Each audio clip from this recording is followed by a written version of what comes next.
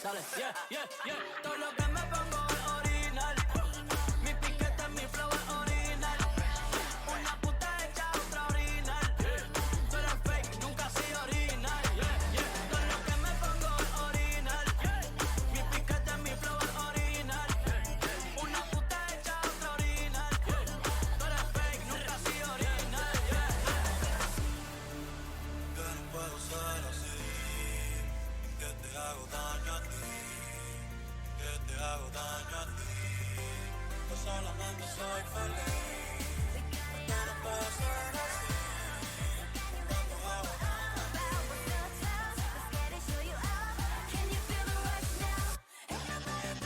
Aquí estamos de que el flow tali, tali. La baby la pali, pali. Arrebatado ya me siento rata gangali, dali. La cartera made in Italy, Italy. Obras de arte como Dali, Dali. Original mi flow, me sobra piquete. Tú eres fake, cabrón, tú eres un copiete. Y yo todo lo que me pongo es original. Mi piquete, mi flow es original. You ready for this? Yeah, y esa camisa tuya la mandaste a hacer. Que fui a la cuchilla en la tienda, no la pude ver. Tu flow es pirateado, medio descontinuado. Joseando como la puta, todo lo tuyo es chopeado. Yo vengo del pasado, presente y sigo duro. La maravilla puede que sea un dios en el futuro. Todo lo que me pongo es original. Mi piquete, mi flow es original. Yo le meto a la grasa y la mano no se me ensucia.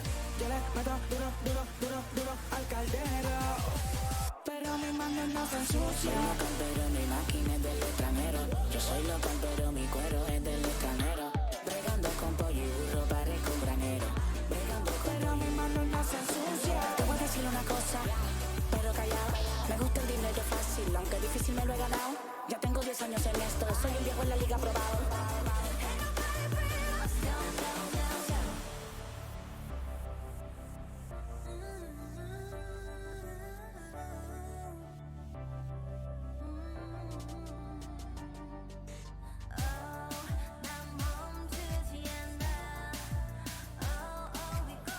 Burros que le meto casi semanal.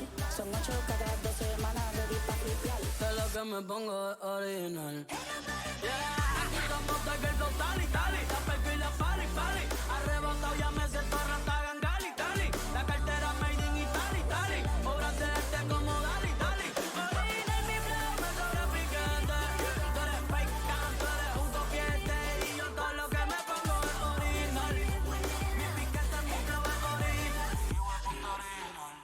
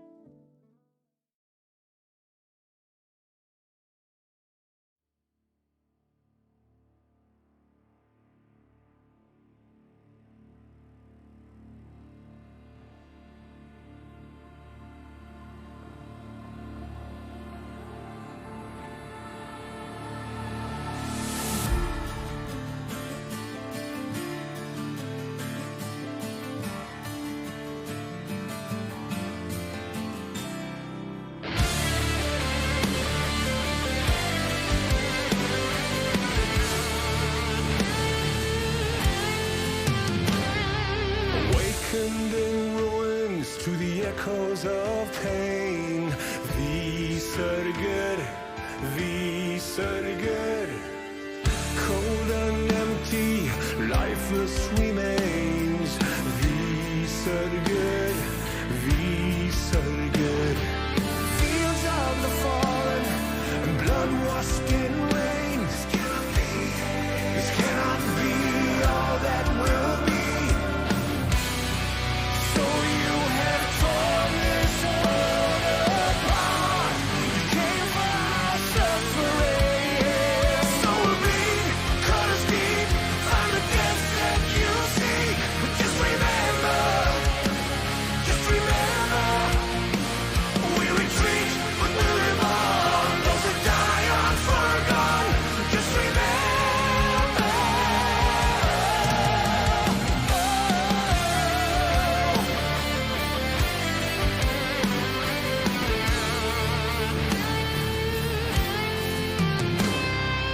Gone is our home now. It's only memories.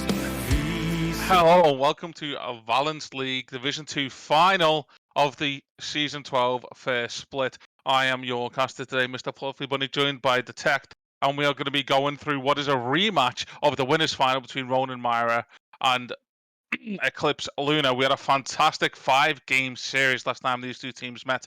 It went 3-2 in favor of Eclipse, and today Detect is going to take us through what we could potentially see, not just from each team, but how the series will progress. Detect, do you have a team favorite going into this one? Do you think either side's got the edge? Just from experience and playing against one team from those two in the league, my own, I would say Eclipse Lunar is definitely the favorite here today. Also taking the win last time over the series. But I'm definitely thinking we're in for a treat today, and I'm hoping it goes to 5 games. Yeah, I hope so too. I think it's also worth noting that playoff experience is a very important thing to have. Yes, And absolutely. by getting to the losers bracket, Ronin and Myra have had more of that. Yeah. Oh, Right? I definitely agree with you. It definitely has been a harder road for Ronin to get here. So but that also could be a negative thing for them because they had to play more. They had more stress in the whole playoffs time. So Yeah. I'm excited to see how that goes. Yeah. Yeah, it's really exciting, and we'll just have to see which team comes out on top. I've got a lot of faith for both of these teams. So do I. I mean, I definitely think we're gonna see some really nice things here today. Yeah. It's definitely also what, in my opinion, gives Eclipse a little bit of this bigger or this little edge on top is the trio of mid and bot lane. Their coordination is very good. I've been like seeing and experiencing that myself. So I think that gives them a little bit of an edge because it seems to me that those guys play together for a longer time. Yeah, and we see the Akali ban coming out. This was something that got banned every single game of the set last time these two teams met as well. And we missed some bans. I think, yeah, we must have an emergency sub in because we're missing bans. I didn't pick up on that actually in the lineup. Not either. Give me a second. Yeah, so let's take a look. Tedjed's there, Typo's there, Icehound's there, Ramco's there, and Panda Cheese are there. Yeah, there's a lineup they had last week as well. Yeah. So I'm surprised. Did they late submit?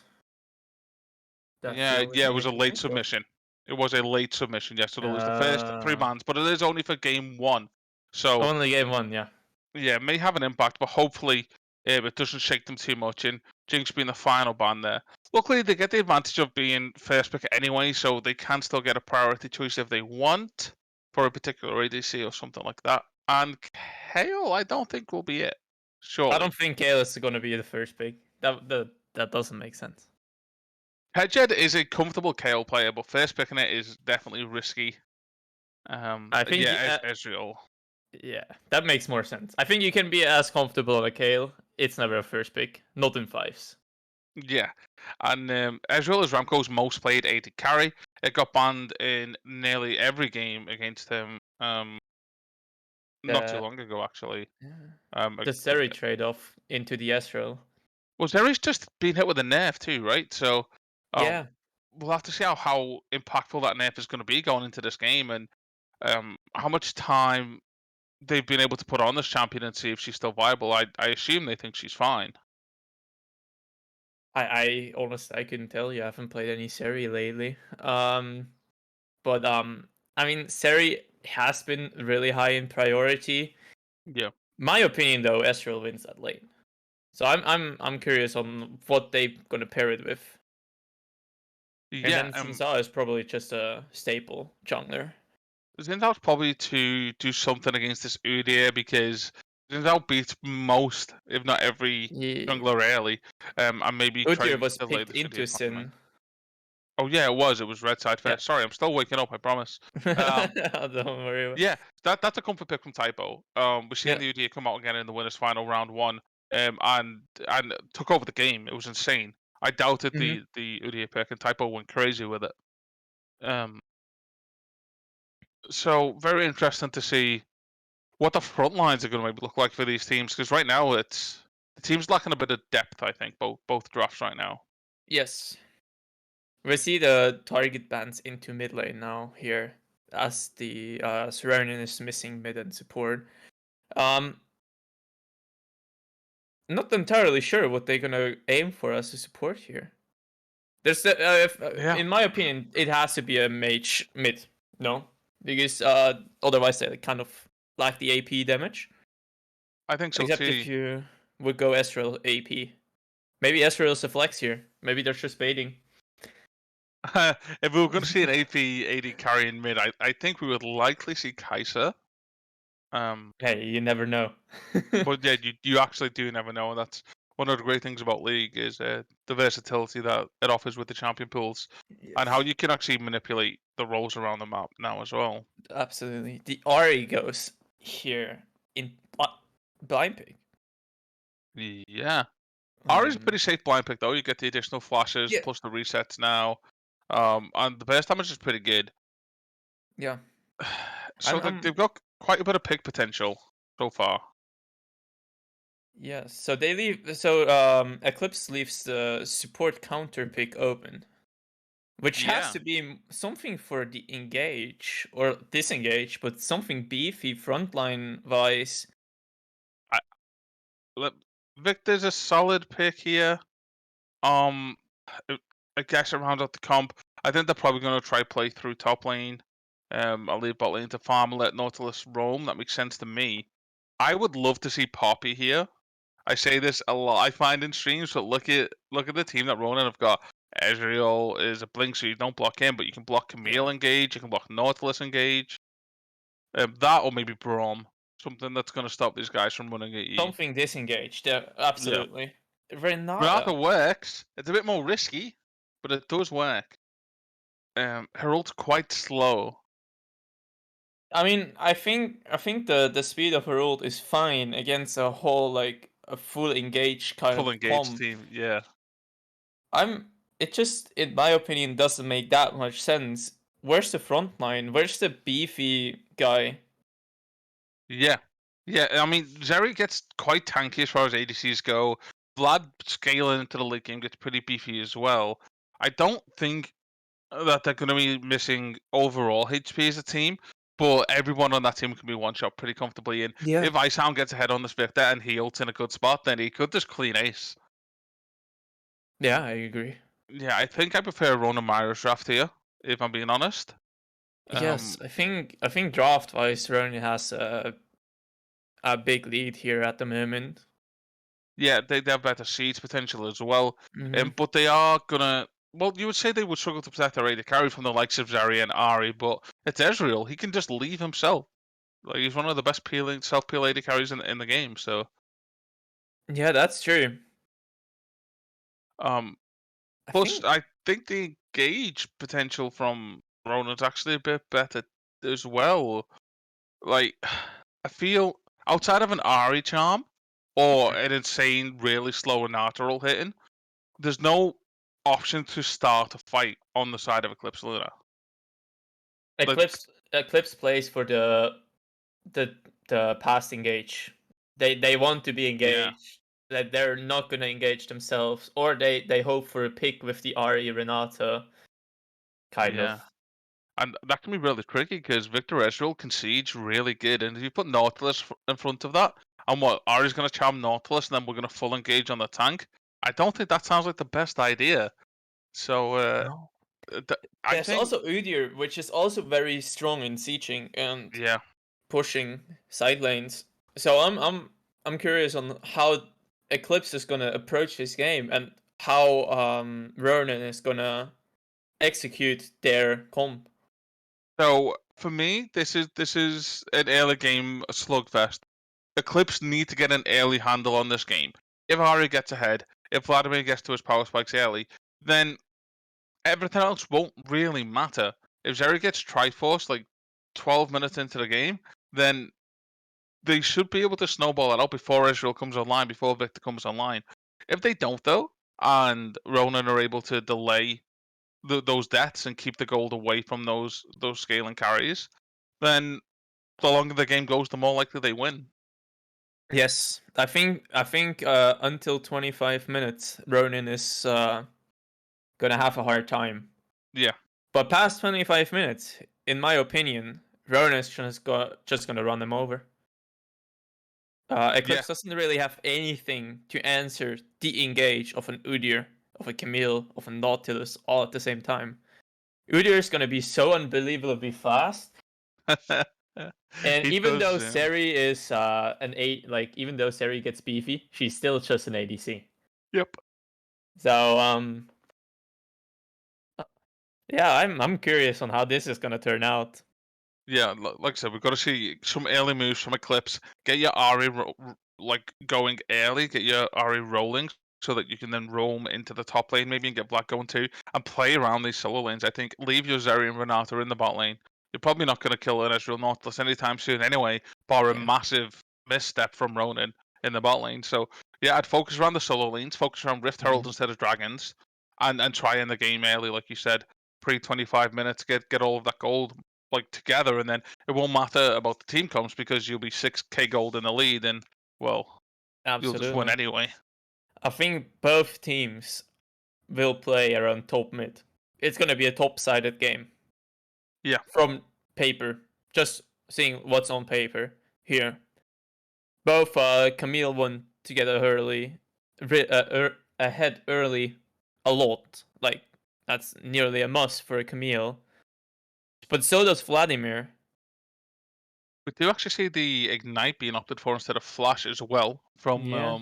from Ted Jed on this Camille, meaning he will have a slightly more kill threat due to that summoner.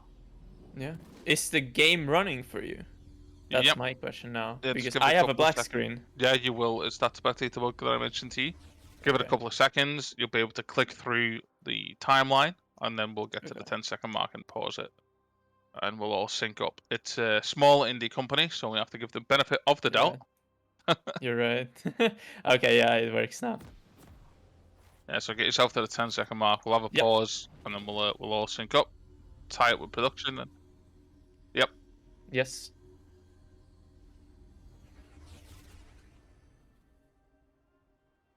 Alright, you might want to realign your scoreboard as well, because obviously not all the players were in the position they normally start. Ted Jed and You're Ramco will right. need to switch them around, just so you don't get confused. I get confused real easily when that's the case, so. Yeah, I'm the same. I always have to do that. Okay. It's a must. Standard 5 point. What we've seen a lot with the Nautilus being taken is everybody 5-manning mid and then flash hook into killing the jungler. We've seen that from a lot of teams throughout the playoffs, but not opting for it this time. Yes, but seeing just like the fact that they have Camille, an Udyr, and an Victor, it's really not a comp you wanna 5-man onto Yeah, someone. I wouldn't walk into that. Yeah, I totally agree. I think the early damage is kind of missing from three of those people. I think Xin Zhao's Crescent Guard is something we're gonna have to watch out for in these team fights. His ultimate, if it timed well, can stop and engage, similar to Yes. what a Poppy W would do, and that could be a saving grace for Eclipse. There's a lot on the hands of the jungler and support here from Eclipse's side. They have to do a lot to negate those engages that will be coming from the Ronin.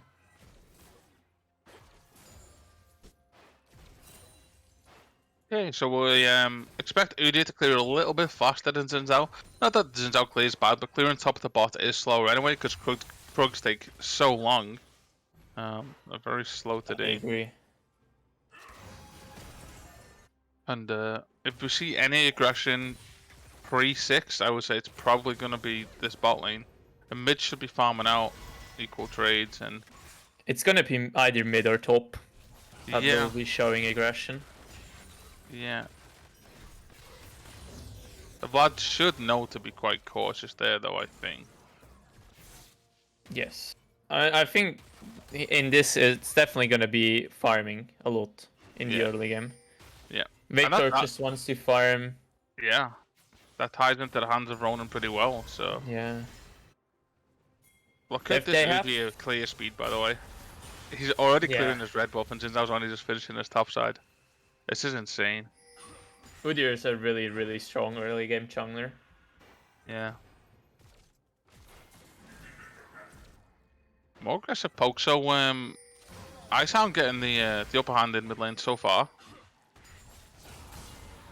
We do see the first trade come in, holds the E, Q will follow. Good trade in top T. Charm lands in the middle low, so Lycon getting some damage back.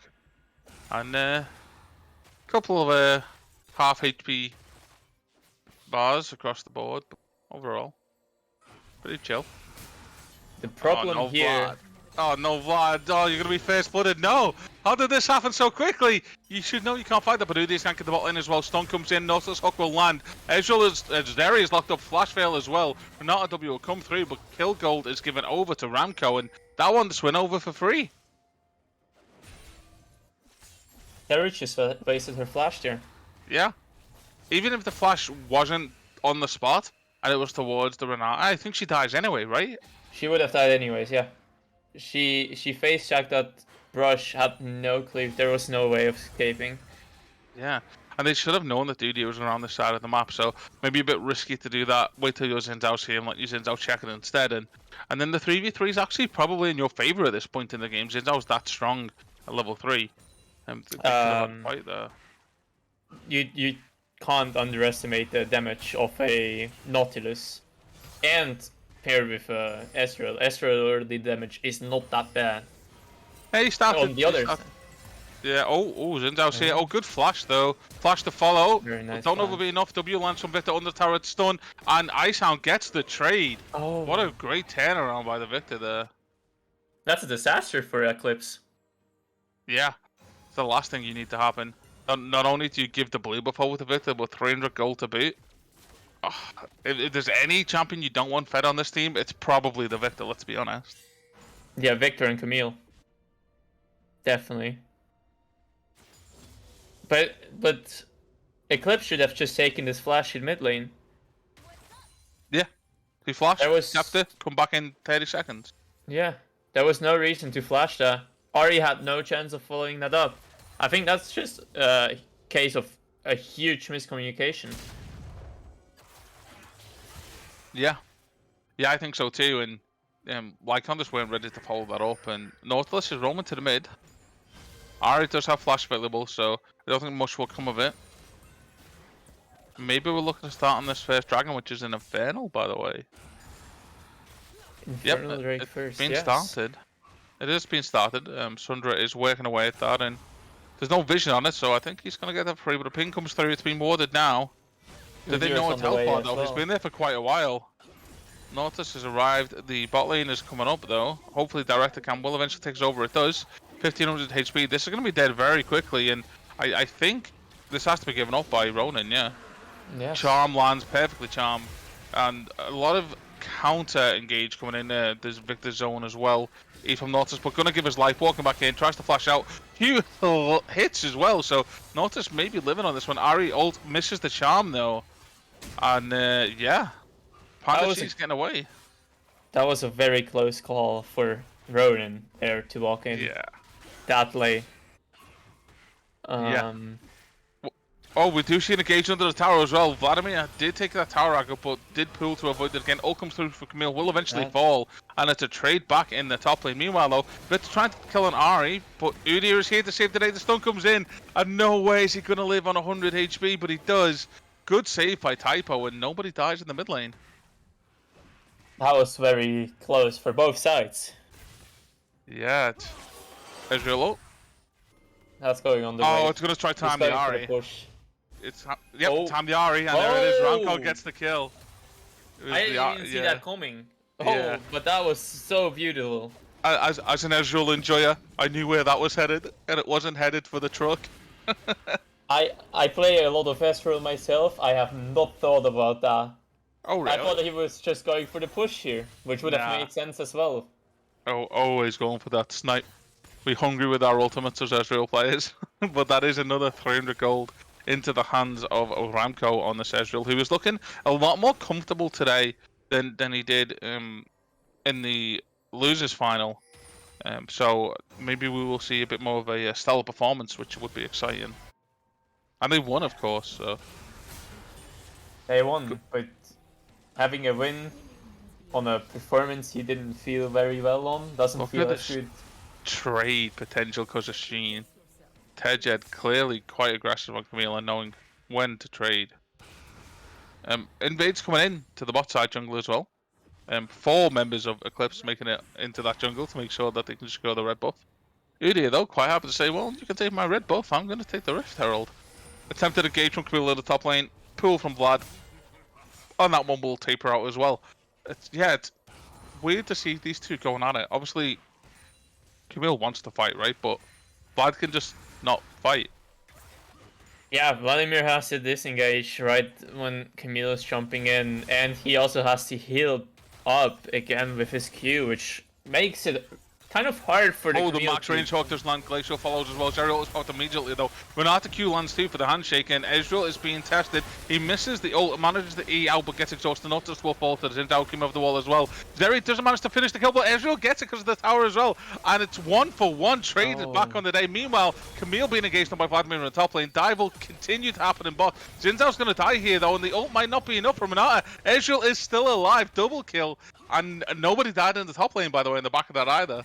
Crazy. Camille's re-engaging though with the EW, and the Q will follow, and the kill is given over. Assist from the smite though for Typo, and wow, that was what, 2-for-1 on the day across the board? It was a 3-for-1. 3-for-1. That's a disaster for Eclipse. It's the opposite of what they wanted. The opposite. It's just all falling apart. And they had the ban advantage. They've got the early game champions. And honestly, I don't. Ronin are just playing really well on an individual level. Ronin is just reading Eclipse by the book. It's insane. It's insane so far. Some of the individual play we've seen is crazy. And man, if Ronin play like this every game, well, Eclipse are gonna struggle. Honestly. Eclipse? I would, but they do try to find the victor once more. The charm doesn't land. The W from Zinzao misses as well. Renata handshake comes in, but Zinzao just gives over another kill to this victor, who is already got that last chapter completed and does not have a lack of damage. Plenty of it there. Eclipse has to find a different approach to this game. It's not working out for them so far. And it feels to me like they're getting desperate, that they don't know what they should do. This Dragon's about to spawn as well, and they just threw a lot into that dive in mid, and now Dragons are going to spawn, and they're going to be late to setting this up, so the one advantage that they maybe still had in this game, which could have been to try force an early Dragon, like maybe push an early Soul, that's not going to happen now either. I think they have to just drop this Drake. They're way too far behind. It's already a 4k gold deficit for the side of Eclipse. Yeah, that's crazy. At 11 minutes in the game. That's a That's quite big. Yeah, it is. It's pretty large. Top tower did fall as well, by the way, to Camille at some point after the kill in the top lane. Dragon goes over as well, so that's Cloud Drake going into the hands of Ronin. The soul for this map will be Mountain, so we will see a Mountain Soul coming about, and I think that Eclipse actually would really favors like Ronin that. as well. It would favor both. Eclipse would like it to give them a little bit more tankiness because they don't really have a true front line, I guess. It's gonna be hard for Eclipse to play against a Mountain Soul if Ronin will be able to pick this one up. Yeah, I mean, at this point, do you abandon the Vladimir and pour all your eggs into the Zeri can carry basket? I think you have to. I think you have to focus. Start formatting the bot lane, right? Yeah, I think you have to start focus. Try to foreman the Vector or the bot lane. Yeah. Get those shutdowns. Get them behind. Somehow try to get your Ari, your Seri. And that was made at the top though, but Camille still has the available and will just slingshot out of there. And fortunately, a bit more wasted time by Sunder, and not too much you can do. This is the issue with that Camille. The escape potential is just so strong. It's really hard to gank a Camille. Oh no, Udyr has found you, Ari, and Lycon is on the run. No, he's opting for the Xin Zhao instead. Victor's not following this. This could be a chance for Eclipse, but look at the damage. Good stopped engage by the Xin Zhao ult. They now have the numbers, but one of them's already fallen. Udyr is focused on Lycon and will get the stun. And look at the damage from Typho on this Udyr. Trying to live in the middle as Vladimir. Doesn't get the kill back though. A double kill over to Udyr now as well. Victor did eventually join that fight. Panda's even made it up this side of the map too. Wow. They're so far behind. 3-4-0 for the side of Ronin. Yeah. Yeah, you've just got to chalk that one down to item difference. I mean, they were actually had the numbers. They rotated first. They were in the right place. But this is a 6,000 gold lead at 13.5 minutes for Ronin. And this is putting a stamp on the game. This is, hey, you beat us just about last time in a 3-2 game. We've practiced, we've been under this pressure before. We played Prime and that went 3-2 as well. We've got plenty of practice in these high pressure situations now, and we're coming out the gate with experience and swinging, and they're showing that in this game 1 here as well. Ronin didn't come to play. Ronin came to win. Yeah, that's how it seems right now, and I think Eclipse may be a little bit relaxed going into game 1, and maybe this has probably woken them up a bit, and they'll go, hang on a minute. We need to do something. Adapt. They have to adapt. They have to change something in their approach of the game. Otherwise, this might be over before they realize. Yeah, and right now, the issue actually lies in the camp of Eclipse, because if I look at the way that this has been played by Ronin, I don't think I have to ban any of these champions or take any away. I don't think anyone's done anything exceptional on the side of Ronin. They've been in the right place at the right time, and there's been a couple of missteps on the side of ECL, and that's been it. Yeah, I definitely agree. I think they've lost the game more than Ronin have won it so far. No, I think the biggest problem or the biggest issue here for Eclipse at the moment, in my opinion, is communication from an outside perspective. They just have not been on the same page throughout this game. Yeah, and a little bit of overreaching at times as well, I think you mentioned. Yes. Which, yeah, I also agree with. Feeling too confident and not respecting their opponents to the point which they have to respect them now. Yeah, and it's really interesting to see, but hopefully, like you said, they can turn it around. And I mean, this game isn't over yet. It's just going to be an uphill battle. Camille still able to just walk away. I don't think actually Teja needed to, but Vlad was due to arrive. So bounty gold is in now, which will help them if they can get some of these objectives. But second rift falls into the hands of Typho as well. The mid lane turret falling just shortly before the dragon is gonna respawn. Which is a huge advantage as well for Ronin here, opening up the map for their side, Yeah, giving them some more room to play. the bot tower being the only tier 1 still left, and this dragon's going to melt quickly. And what I would like to see Eclipse do now is just try to take gold elsewhere on the map. Go secure your bot jungle if you can, push in your waves, and yeah, the bot lane moving back, very respectful. If you're giving up an objective, then give up the objective, and they're quite smart in the way that they've done it here. Eclipse started to play a little more passive, which is the thing to do at the moment. Give up those dragons. Don't risk anything. Give yourself some time to get back into the game, to get back that gold deficit. Yeah, aggressive trade coming up from Camilo. Ult is dodged by the Vladimir pool. Very good timing from the bot there. Very well done. But yeah, you're right. Little bit of patience, stop the bleed, get people's mentals back in check, and hey guys, let's slow this one down a sec. We do have some scaling options in Zeri, in Vladimir. Like, we're Yes. out of the game if it goes late game, right? It's very hard to say. I think if Zeri and Vladimir plays it perfectly, the late game is actually in the favor of Eclipse. But then on the other side, it's gonna be very hard for the side of the Zeri to position well due to the Nautilus ult.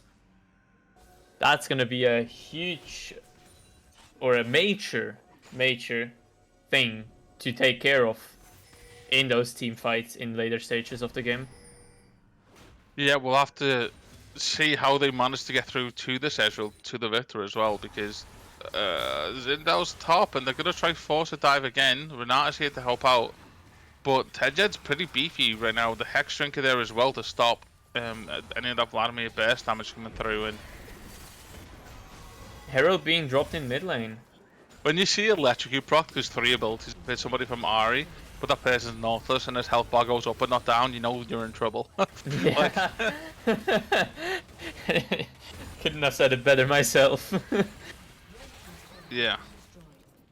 Oh, the charge is stopped, so that's a nice little saving grace there as well. More HP on that inhibitor turret. Anything they can do to kind of delay the game right now. Yeah, they will take every minute they can get out of it. Zeri just wants to farm, just wants to get those items. Yeah, well, we do see the time I picked up, so if we go straight into a Hurricane here for Zeri, 2,700 gold isn't that much to ask for in the grand scheme of things, and suddenly you have a Zeri who can teamfight pretty well. I don't know if Hurricane is going to be the correct thing to go here. I mean, everybody else is so far behind on your team in regards to damage. I feel like you just need it. You need somebody to get through this Udyr, through this Nautilus. But then, wouldn't Lord Doms make more sense for the series side? Nah, because she doesn't really go crit. True, She you're doesn't right. go crit like traditional ADC, so there's some anti-synergy in the item there. Yeah, I forgot about that part. If anything, if you wanted to go down the shredding tank things, I think a Borg would be better, but even then... Yeah, I forgot about that part. Yeah. There is an ADC, but not the traditional one. Yeah, I mean, you could even throw a Cleaver in, actually. I don't think Black Cleaver would be terrible. With the Tiamat on top as well. That could be really helpful, but... I think Cleaver would be a good option here. Yes, Yeah. I agree. Yeah, Zeri has been nerfed, so we've got to see like if she's still able to go with that Bruiser build, or should we go straight crit? And Ignite comes through to stopping the healing from Vlad. The 10 attempt is here, the ult has been popped. Zindo has arrived, the ult is used by Camille as well, Strike Fly, but it's dodged by the full as well. Very good E to get straight over the wall, and just like that, Ted just says, nope, I'm not winning this one, I'll be back later. Man, I thought he was dead to rights there. Yeah, I was just about to say, and that's gonna be it for the Camille. But that very well played from Ted here.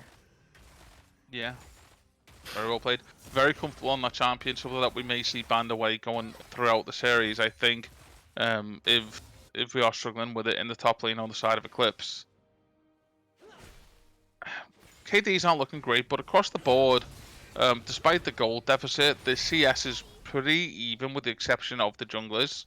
Like the top goes to Vlad's favor, but the mid goes to Victor's favor. Overall, it's not too bad. Yeah, it's really even. I think Mainly those the one kills. thing you can't go on is KDA in fives.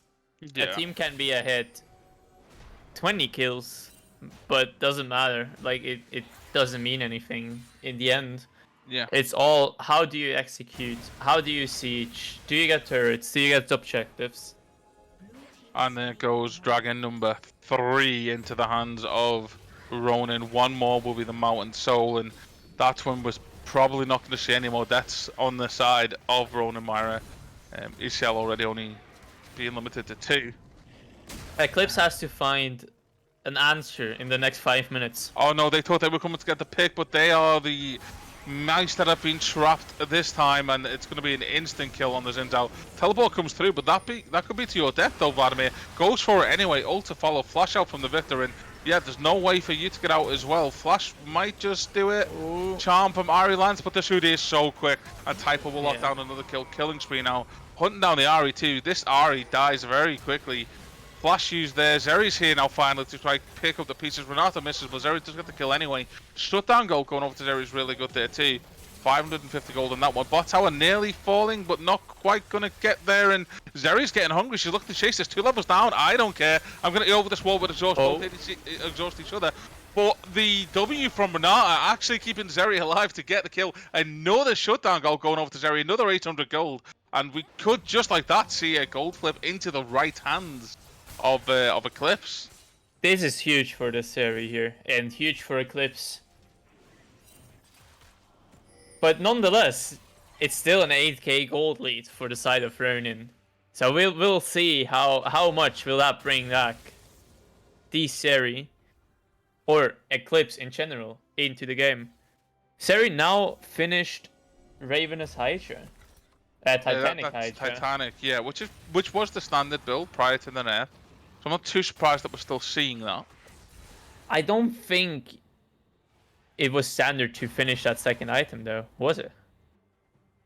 I've seen mixed results depending on what team you're against. I couldn't tell you if there was an actual meta of which one is best.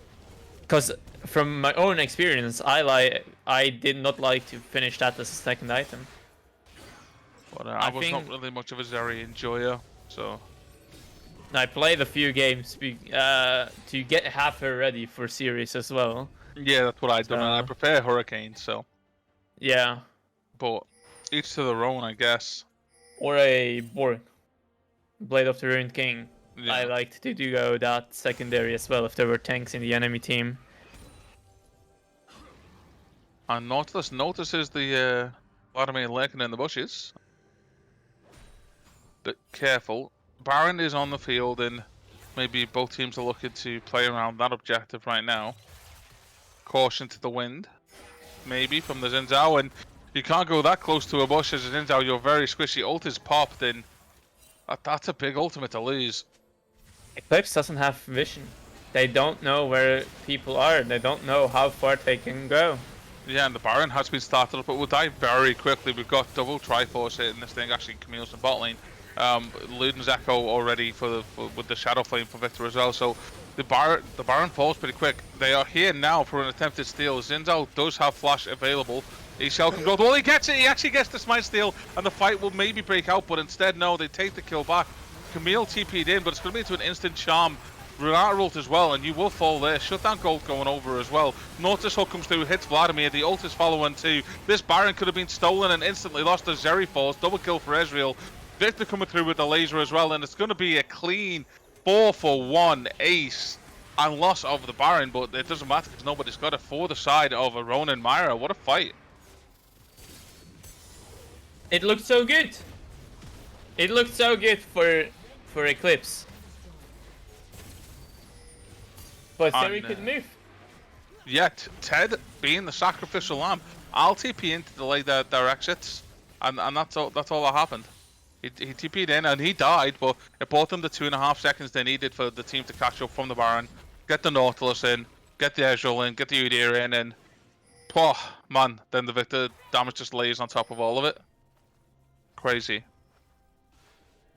They should have just... Eclipse should have just let the Baron go. Or like, let Xin Zhao try to steal it and die. Yeah. But the other 4 shouldn't have been there. Yeah, if he's going for the flash steal attempt, you guys just don't need to be there. I completely agree with that. You can maybe leave your Renata there as an insurance plan. Maybe I can get an ult off and see what happens. But everybody else should be off farming and getting gold and just not hanging around watching. That's the job of us and the 50 lovely people in chat right now, to stand by and watch. You guys should be off farming and getting gold, and Mountain Soul has been started. They're looking for a way in, automatically lock up, and we see a flash forward from the Vlad. Exhaust comes through as well, but the first still going over onto Nautilus. Eventually, Ezreal getting another kill on the Xin Zhao. Mountain does fall onto Udyr, giving Mountain Soul over, and the chase will continue. Look how quick this Udyr is, bare bumping everybody on the nose, and Zeri trying to find a way out. Able to turn this fight a little bit though. Gets the shutdown on Ezreal, but it will eventually die as well. Ari and Zeri both fall, and the game 1 is going to very, very convincingly go over to the hands of Ronin Myra with a 10k gold lead. Mountain Soul 23-7 as we watch the Nexus Towers falls, and man, did it feel like this team was missing 3 bans? No, it did not. It looks like the other side around. To me, rough game 1 for Eclipse. Very strong showing for Ronin. Yeah, very strong for Ronin. I don't want to sully their victory because they punished where they should. They snowballed really well, good objective focus, and they were clearly synergized on the team fight. So I want to give them huge credit for all of those things. However, on the back of that, they were allowed to do that stuff by maybe some nerves, some overconfidence, a little bit of relaxed gameplay from Eclipse that gave them Ronin that early lead. I don't think we're going to see Ronin have a stomp like this again for the rest of the series. I think Eclipse kind of got tripped up by themselves a little bit, and going into game 2, we'll see a very different game, personally. I agree with that. Yeah, Okay, I'm well, definitely looking forward on what they're gonna adjust. Yeah, as is always the case, the players will be taking a quick 2-minute break, thinking about how they're going to adjust their drafts. We will do the same, use the bathroom, refresh our water, and we'll be back to VL Division 2 Grand Finals in just a couple of minutes, guys.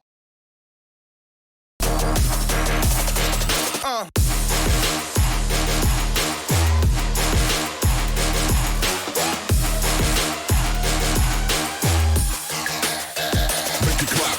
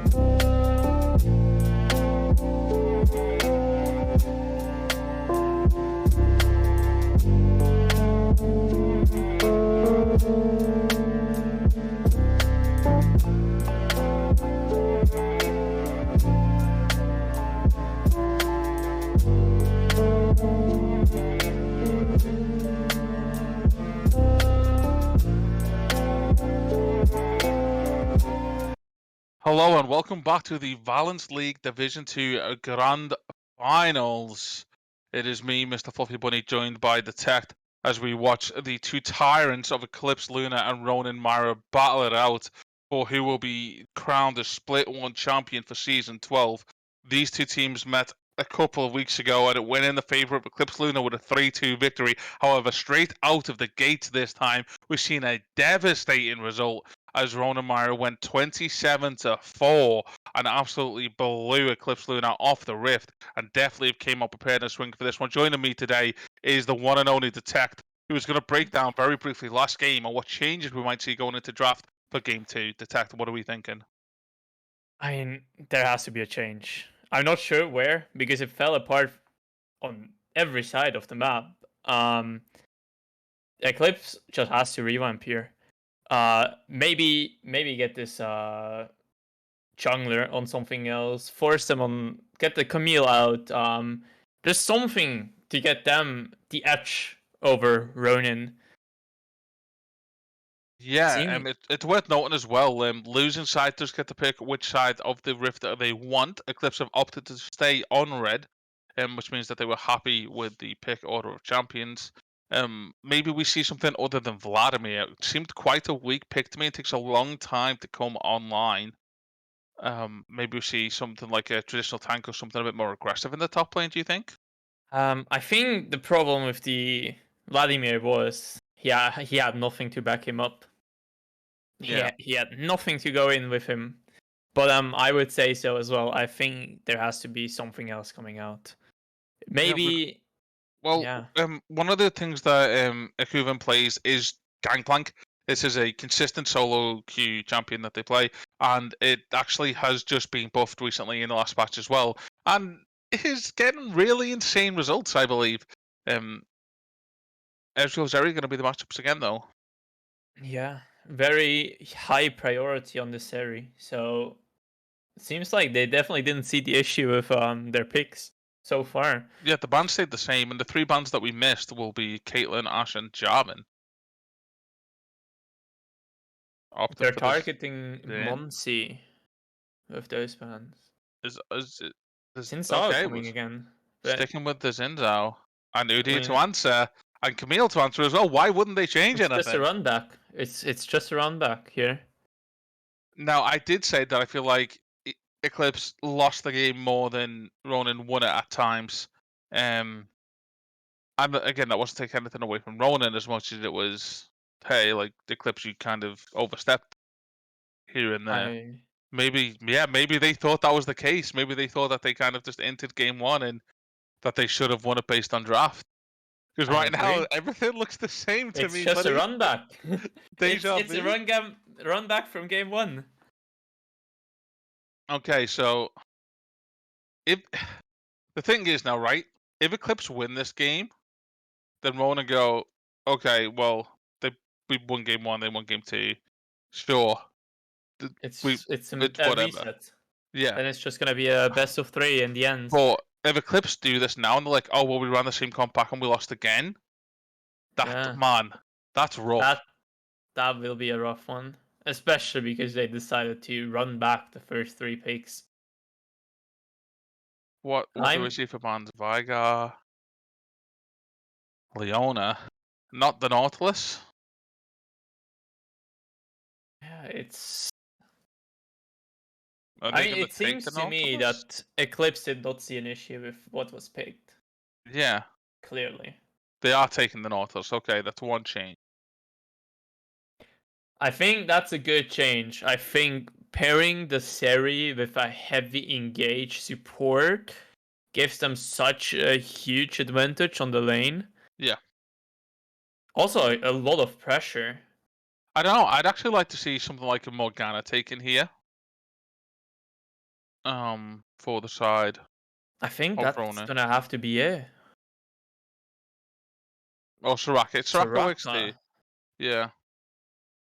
I Oh, think personally, I think Soraka is the riskier pick, I which think can so be too. punished more. Yeah. And now what we So need is we need an engage tool out of the mid lane. Maybe I don't think Victor's really going to be the best choice. What will we see? Icehound pull out. Galio, perfect. That's Galio. perfect. Galio It- Camille synergize so well too. Yeah. No! It's a Why do you twist of tease me fate. like this? Oh, the bait. Oh, Goodness. I was so happy to see Galio. Oh, Camille Galio ult as well. It synergizes so The, well. the twist of fate seems rather odd to me here, though. Oh, Getting countered by the LeBlanc, it what seems. what a bait. What a bait. Oh my goodness. I'm so upset by this. You don't understand how upset I am right now. No, I personally would have liked the Galio more as well. It would have made it much more interesting. I just think it gives them some security to their comp that they were maybe lacking slightly. Yeah. They have so much single target damage now and nothing else really. Oh, well, we have a TF red card, I guess. That's not really going to cut it. And if you want to talk about single target damage, we don't have an Ari anymore. We've got a LeBlanc in the hands of Icon. And LeBlanc hurts. Like, LeBlanc hurts really much and has the better laning phase into TF, definitely as well. It just TF here on the side from Ronin does not make much sense in my opinion. yeah. As they're not playing a pick comp. They're not looking to just pick one person. They're looking to go on to Eclipse. Yeah, I don't like this at all. If they fall behind, and they are likely to fall behind running an Ezreal TF, I man, they're gonna struggle so much. Yeah. I don't know. I don't like this. And also in later stages of the game, this Soraka has to be so careful Yeah, for the LeBlanc. LeBlanc is just gonna one shot her, they and actually get she outscaled really hard. yeah. If this Like game goes past 25 minutes this time, this is gonna be in the of favor of Eclipse, yeah. Eclipse. Yeah, I mean, Zeri Ezreal is kind of trade-offy even, I guess, in regards to scaling. Zeri does technically have more DPS because of her AoE damage, but Ezreal single target's definitely higher. But then I think LeBlanc's this top game, damage is crazy. yeah, I think this game doesn't come down to the ADCs. This Mm. game is coming down to the top mid. Is the TF gonna be able to not die basically, to hold his lane against LeBlanc and Will Yeah, Camille? it's who dies more this game, the TF or the Vladimir? Because Um, Ted had a really good handle on this game last game and was able to snowball through that top side. that's a very good question. I would say, just going off of paper, TF should die more than Yeah, right. Vladimir. And if he does, then suddenly Camille stops Vladimir, can't kill Vladimir anymore because LeBlanc has power and can come up to that lane now. I agree. I think Eclipse will also pay some more attention and some more visits in top lane this third time around. Try to shut down that Camille Yeah, as much as hopefully. possible. I think that's the way to go here because you won't be really getting that much in bot lane with the Ezreal Soraka. It's a really safe lane. Yeah, it's gonna be a top-sided game again, early game in my opinion. From seeing the picks, Yeah, this is going to be an interesting one. And I want to see this. This is the first time I've seen Tybo doing a repeat on the double Udia, and I want to see if the adaptation is there from Eclipse. Like, okay, we know what this Udia is going to do: invade quick gags. Yeah. How we punish it. Maybe they're going to be a bit more defensive with their wards. Have this Nautilus able to roam about now. Maybe deal with this Udia problem that they've got. Yeah. I think it's really weird to me that Eclipse went with the Xin Sao again straight away, knowing that they picked Udyr into that, and obviously Udyr won that as well and seemed much stronger than the Xin Sao. Yeah. Yeah. We're gonna have to see the Commandos ins out coming up. By the way, classic skin. Classic skin. Goes back to the old schools. Frosted Ezreal as well. Also a favourite of Yeah. mine. The saying used to go that Pulsefire Ezreal players are bad and Frosted Ezreal players are good. That's Yeah, the I agree. that's the rumor on the streets. Instant Going into the pause. game. Oh, someone is missing. As of what I see in chat here.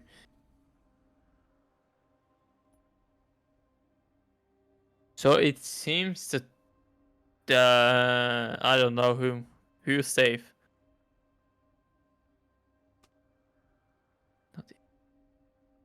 Oh. Okay, so now the ADC is missing as well. Yeah, we should just be able to play through without a need to Alright. sync because of this. Yeah, One thing the 4 pause seconds, does, right? yeah, the pause does actually Yeah, fix that for us. It's quite handy.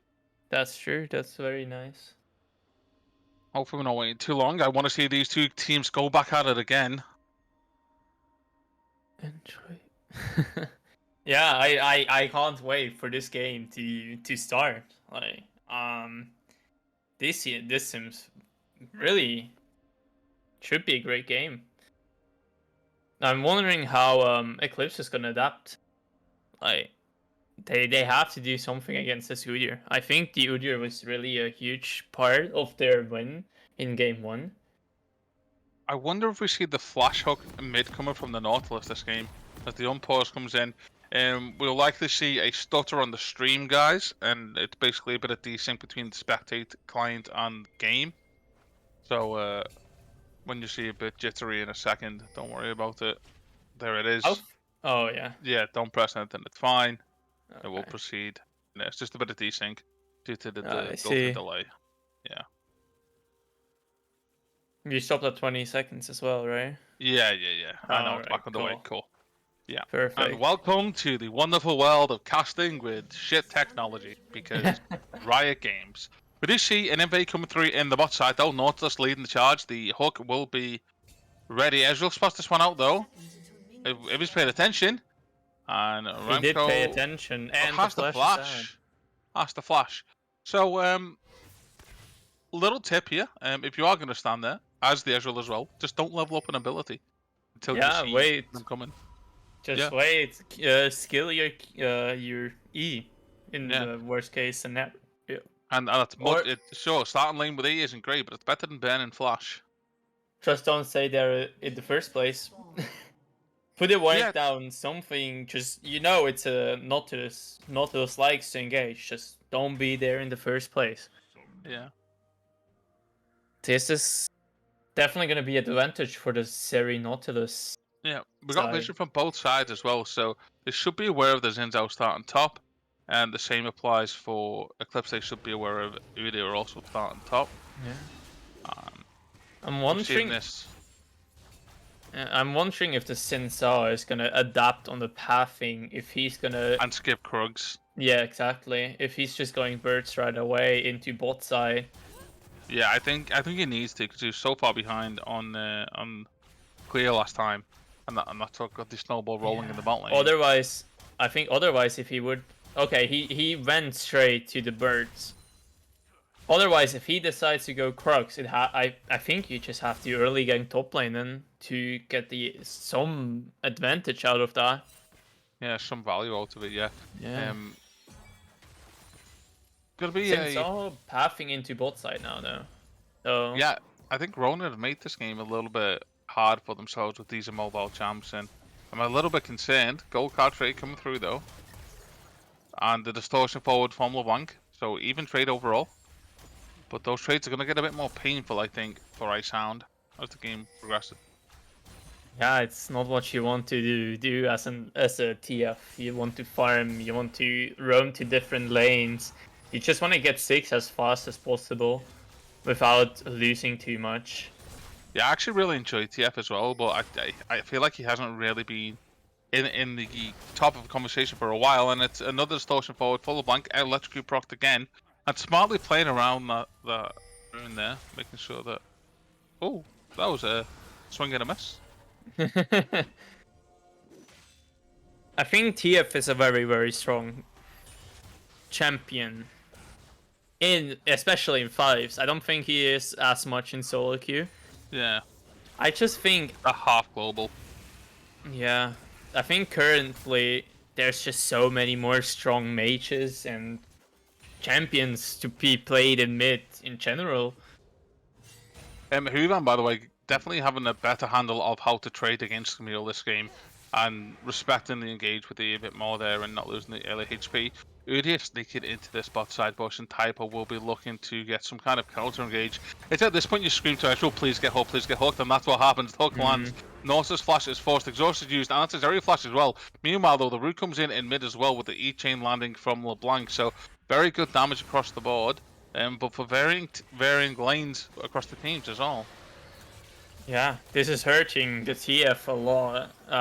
This is definitely, you see the matchup, how this is generally going to play out between LeBlanc and TF. And teleport being used as well. It's also worth noting that the summoner advantage does go into the hands of LeBlanc for kill threat because of Ignite over TP as well. I agree. But then at the same time, Ezreal's flash is going to be up soon again. This advantage will be gone, and the Ronin bot lane will have all sums up very soon again. Yeah, Eclipse don't have any. They only have that Nautilus Ignite, and that's really risky when Udyr has been sprinting around the map in the fashion that they have. Yeah, I would assume that this Udyr is gonna play around Drake bot side for the next few, like 2 to 3 minutes, due to having this summoner advantage in bot lane. It is actually an Inferno Drake first again as well. And man, if it's Cloud Drake second, I'm leaving. Cloud Drake is the mountain spell. The chain misses though. The chain misses. Oh, Nautilus max range hooks the lands. LeBlanc already gave up the chase on this one though. Oh, that could have been a lot worse than it was, but I think again the miscommunication coming in, not being on the same page. Yeah, I think that's right. It almost feels like the LeBlanc isn't in the voice chat with the rest of the team. Yeah, or the Nautilus at this point. Yeah, it's we're gonna have to see if they get that. I think that's an issue they have to fix. Yeah, whatever's going on in your mental, in the VC, whatever, like, it doesn't matter right now. It's grand finals, it's 5 games. You've got to ignore everything, get your head down, and just talk to each other all the time. Keep the comms going. Like, this is your last shot for the split. There's no losers bracket. There's no replay. This is it. You have to win this series. This is the final. That's like, it's either do or die. And I'd rather do it than die. Oh, and then did you make it to finals, by the way, Detect? No? I did in split 2 well. of season of last year, so season 11. Okay, we see an aggressive trade come in. Pretty fancy moves from iSound though, and Nautilus comes in, but could have been a 3v3 there.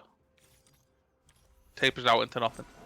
This is gonna be around Drake. They're gonna play for Drake, both sides of the teams.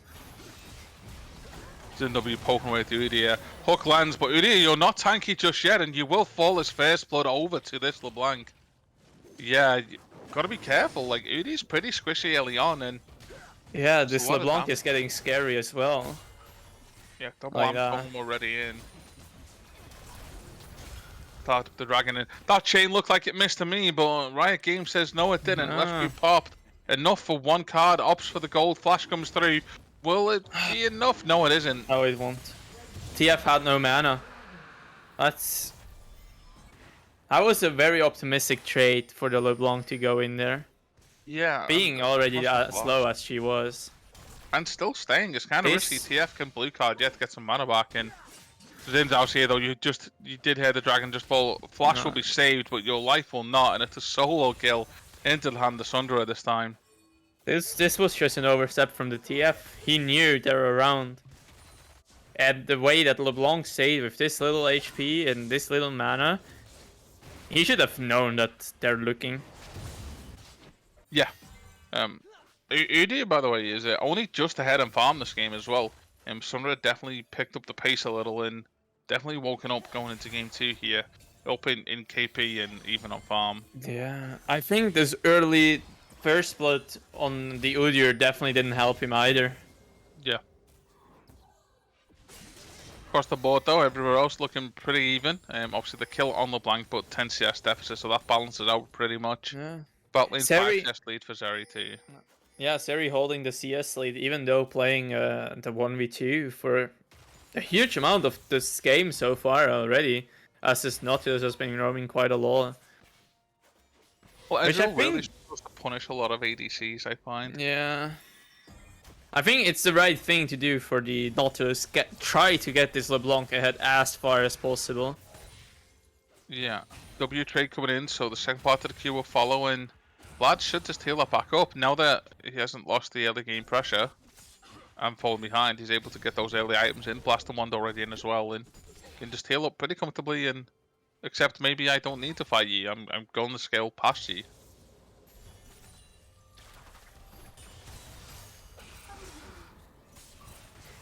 Milo again looking for an engage. E off the wall. Good damage coming through from Ted Jed.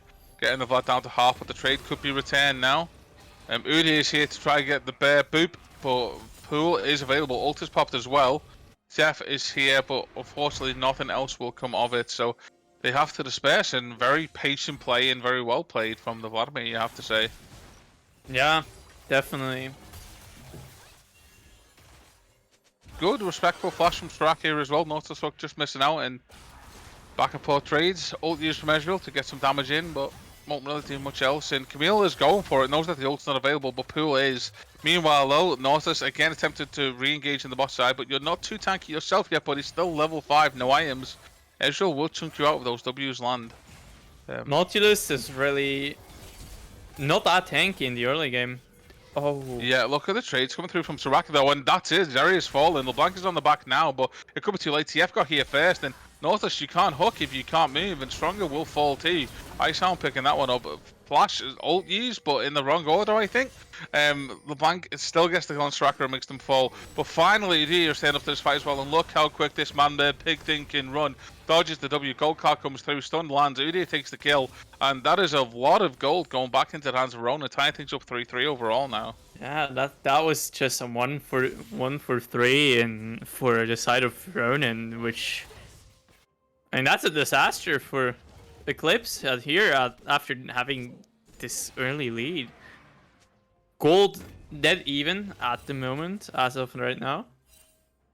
This is much better than definitely game 1. Yeah, much better, and this seems far more even.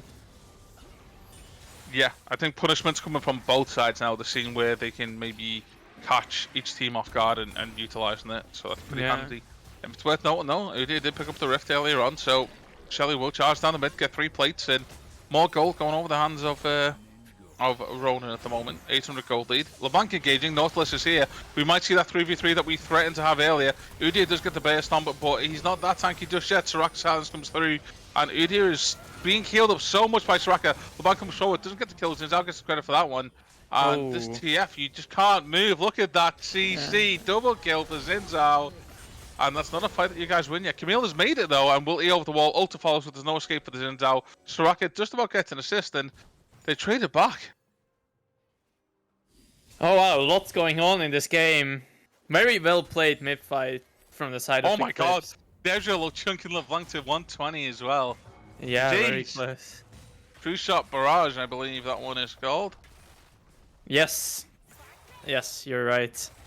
I had to think myself for a moment because I'm really bad with knowing the abilities. Yeah, I know what they all do, but knowing the names of them is that's something Exactly, else, right? exactly. There's a handful, I know. We do see. There's like, what's like 150 by 4? There's 158 champs, I think. So Yeah, we do something see like the that. Hawk come in and the ult to follow, exhaust instantly, and no ult even needed from the Nautilus because it's not available anyway. But does immediately die, and a little bit of an overstep there. The strength of Nautilus as well. When Dragon's up too, though, and yeah, this is a Mountain Drake that is gonna have to go over into the hands of ECL, and they're getting a good grasp of the neutrals. Look at the fancy feet though, just walking in a straight line and everything else misses. Tyvo says, "I'm not scared. I'm idiot. I'm just gonna walk my way." Soraka living very dangerously. Yeah, Zeri has so much chase potential. Look at that HP, and TF has arrived though. Ult gold card, stun comes through, Q follows, Zeri flashes forward to at least get the one kill. Not a bad play.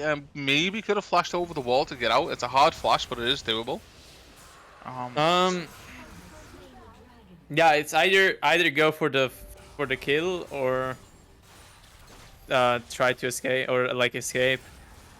I think it's worth for the Seri here though. I'm not sure because she was with shutdown, so it actually gave more gold away than she earned, plus the assist on top as well for the Soraka. So, Vladimir get a pretty straightforward trade here. All popped as well, and yeah, Tejet doesn't really have much of a say in this one. And patient play from the Vladin is now starting to begin that outscale already. Doesn't straight win the fight yet. Starts to play around them tentatively, but the sustain in that lane is starting to become a problem, I think. Yeah. So we are having ourselves. I can't say what soul it's gonna be. It is going to be a Cloud Soul. Cloud soul. So Yeah. they just fought themselves. They changed out the second Drake. Swap it. Yeah. Yeah, this game seems to be much more in the favor of Eclipse at this point of the time. Yeah, like you said, that's kind of the opposite of what Ronin want this time. They want to have advantage early because the later this goes, the harder it gets for them. Definitely. Yeah, yeah. I think Eclipse adjusted very nicely. They seem more on the same page. They seem like they found an answer into Ronin now. Yeah, I think they were caught off with just the amount of aggression that Ronin came out with.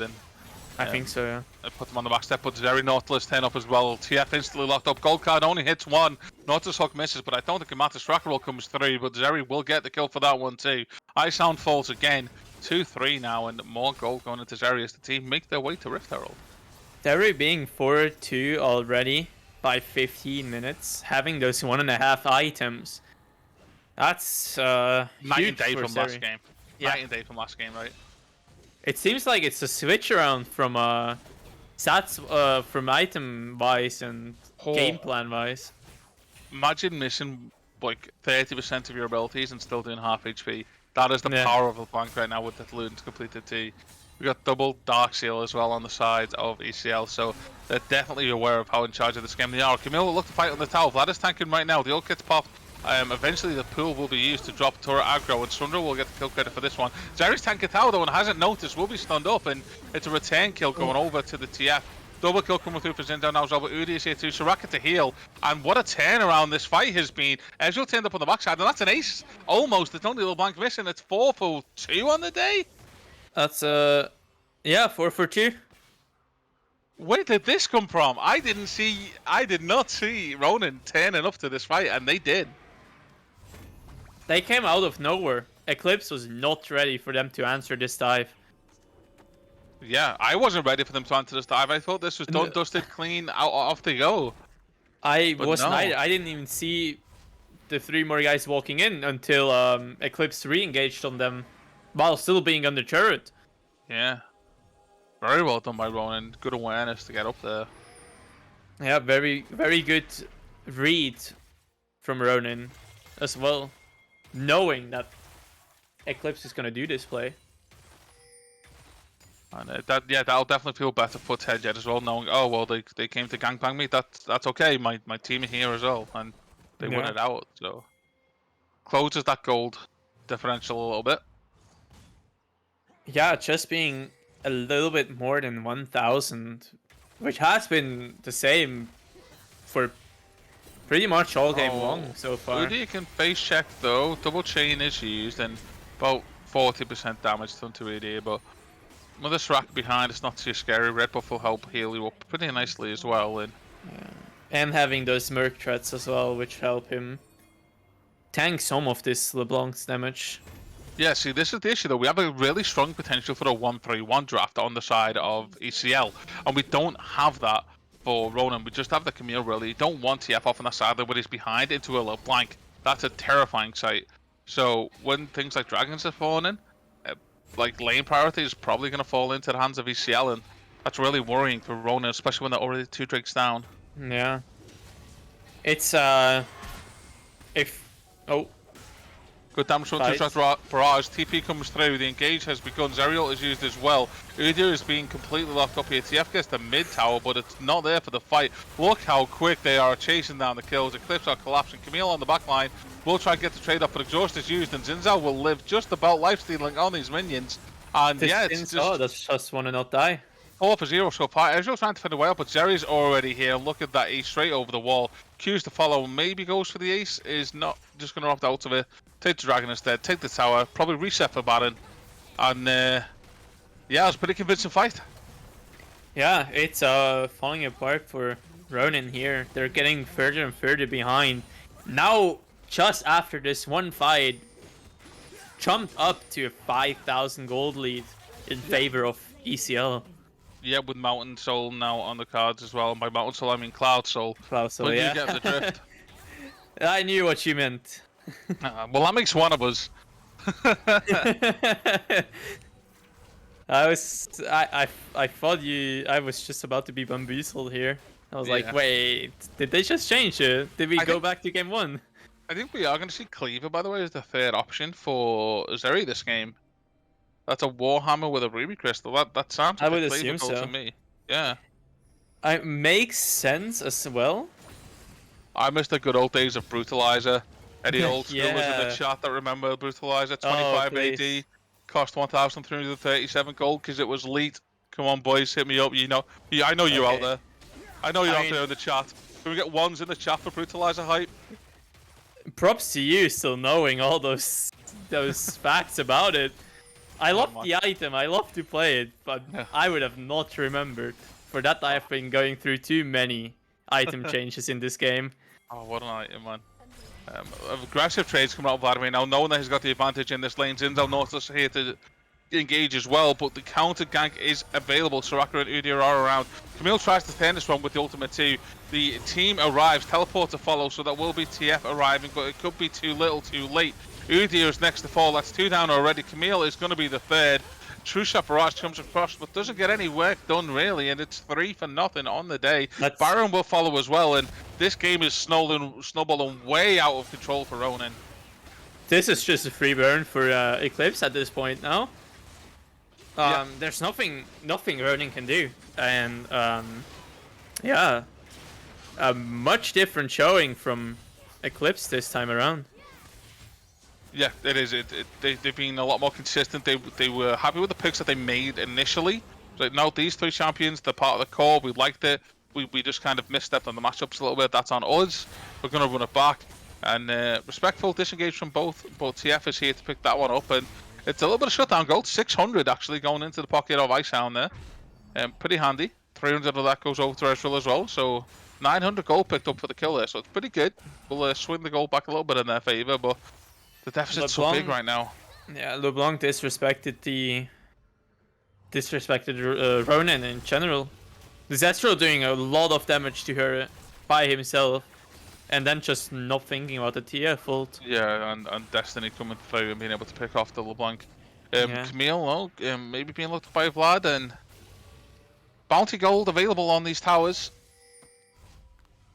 no neutral objectives up for a minute, so the game is stagnating right now until ECL decide to make a decision on where they're going to push.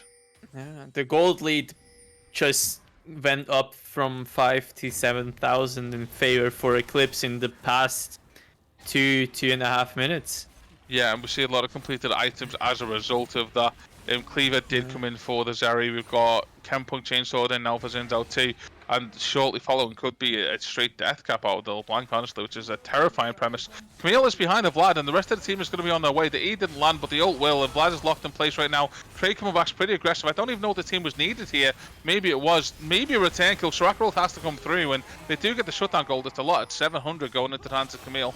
But they could be losing a lot of their base for it. Baron is like on these champions, so they're going to beat down these turrets pretty quick. Mid inhibitor turret falls, bot tower will likely fall as well. And that will give them a lot of time to make sure that they have vision on the bot side, which they do too. So I don't think we're going to see a fight just yet, but they will have numbers if it starts. This is Ronin invested a lot for this one shutdown, gaining way too little. Udi has been hooked. Typo was testing the waters, but you've been found wanting, I'm afraid. Dead on the ground, and it's another bear slain by the team of ECL, waiting for the gold to be delivered to their base, and that is exactly what happened as they continue to pressure this bot lane and keep Ronin on the back foot. Eclipse just picking Ronin up left and right now. Alto is available any second. Probably about 25 of those left, and then we'll see the team move over, and it will die very quickly. And if you're on the side of Ronin, you can't walk into your bot side jungle right now. It's terrifying. Root comes through, but Azerius not going to have too much of an issue with that. Plenty of poke, gold card lands, but it's on Vlad. I don't want to engage him in either. I don't blame any of you. You have no front line, you have no wave clear. This is kind of looking dicey from the draft pick. And we will see the option for Dragon up now. Will we see... Is he'll move over? No. Camille looks for a pick straight in on the Zinzao. Ults in as well, but gets disengaged by the ultimate. Zinzao keeping on to the TF, but TF just dies. Camille dies as well. But Blanket and Vladimir taking those two up. Udi next to fall to Zinzao as well. Another E from Zinzao charging forward. Only Shiraka left, and the GOAT. You cannot do this alone. It's a clean ace. We don't even need the Dragon. Going to take the towers. You have Supers in mid. Probably just going to end the game and tie this one up 1-0. Yeah, it's just over. Why did they not all just commit to killing bot? This is very weird. I think it still ends, but yeah, they could have all just played that wave immediately. Yeah, I think they just went for more minions. I don't know. Okay. Maybe they were a little scared. And 25 to 11, not quite 27 to 4, but not too far off either. 11k gold lead at the end. Hey, we got ourselves a series on our hands here. Yeah. Eclipse tying it out 1-1. And again, in almost an equally convincing fashion. Yeah. It's been quite a 180 turn from last game. Now, there was so much action for the first 15 minutes of this game that my bottle is empty. My mouth is dry. I feel like I've been walking around a desert for 40 days. I definitely need to go get some refreshments. Whilst I'm doing that, and the players themselves are taking 2 minutes to realise what's just happened, because we're already 2 games down and we've only been going for an hour. Absolutely insane. Absolutely insane. Detect and I are going to step away, but we'll be back in a couple of minutes, guys. Don't go anywhere. And we'll be carrying on with the series, which is now turned into a best of 3 between Eclipse, Lunar, and Ronin Myra. See you guys in a bit.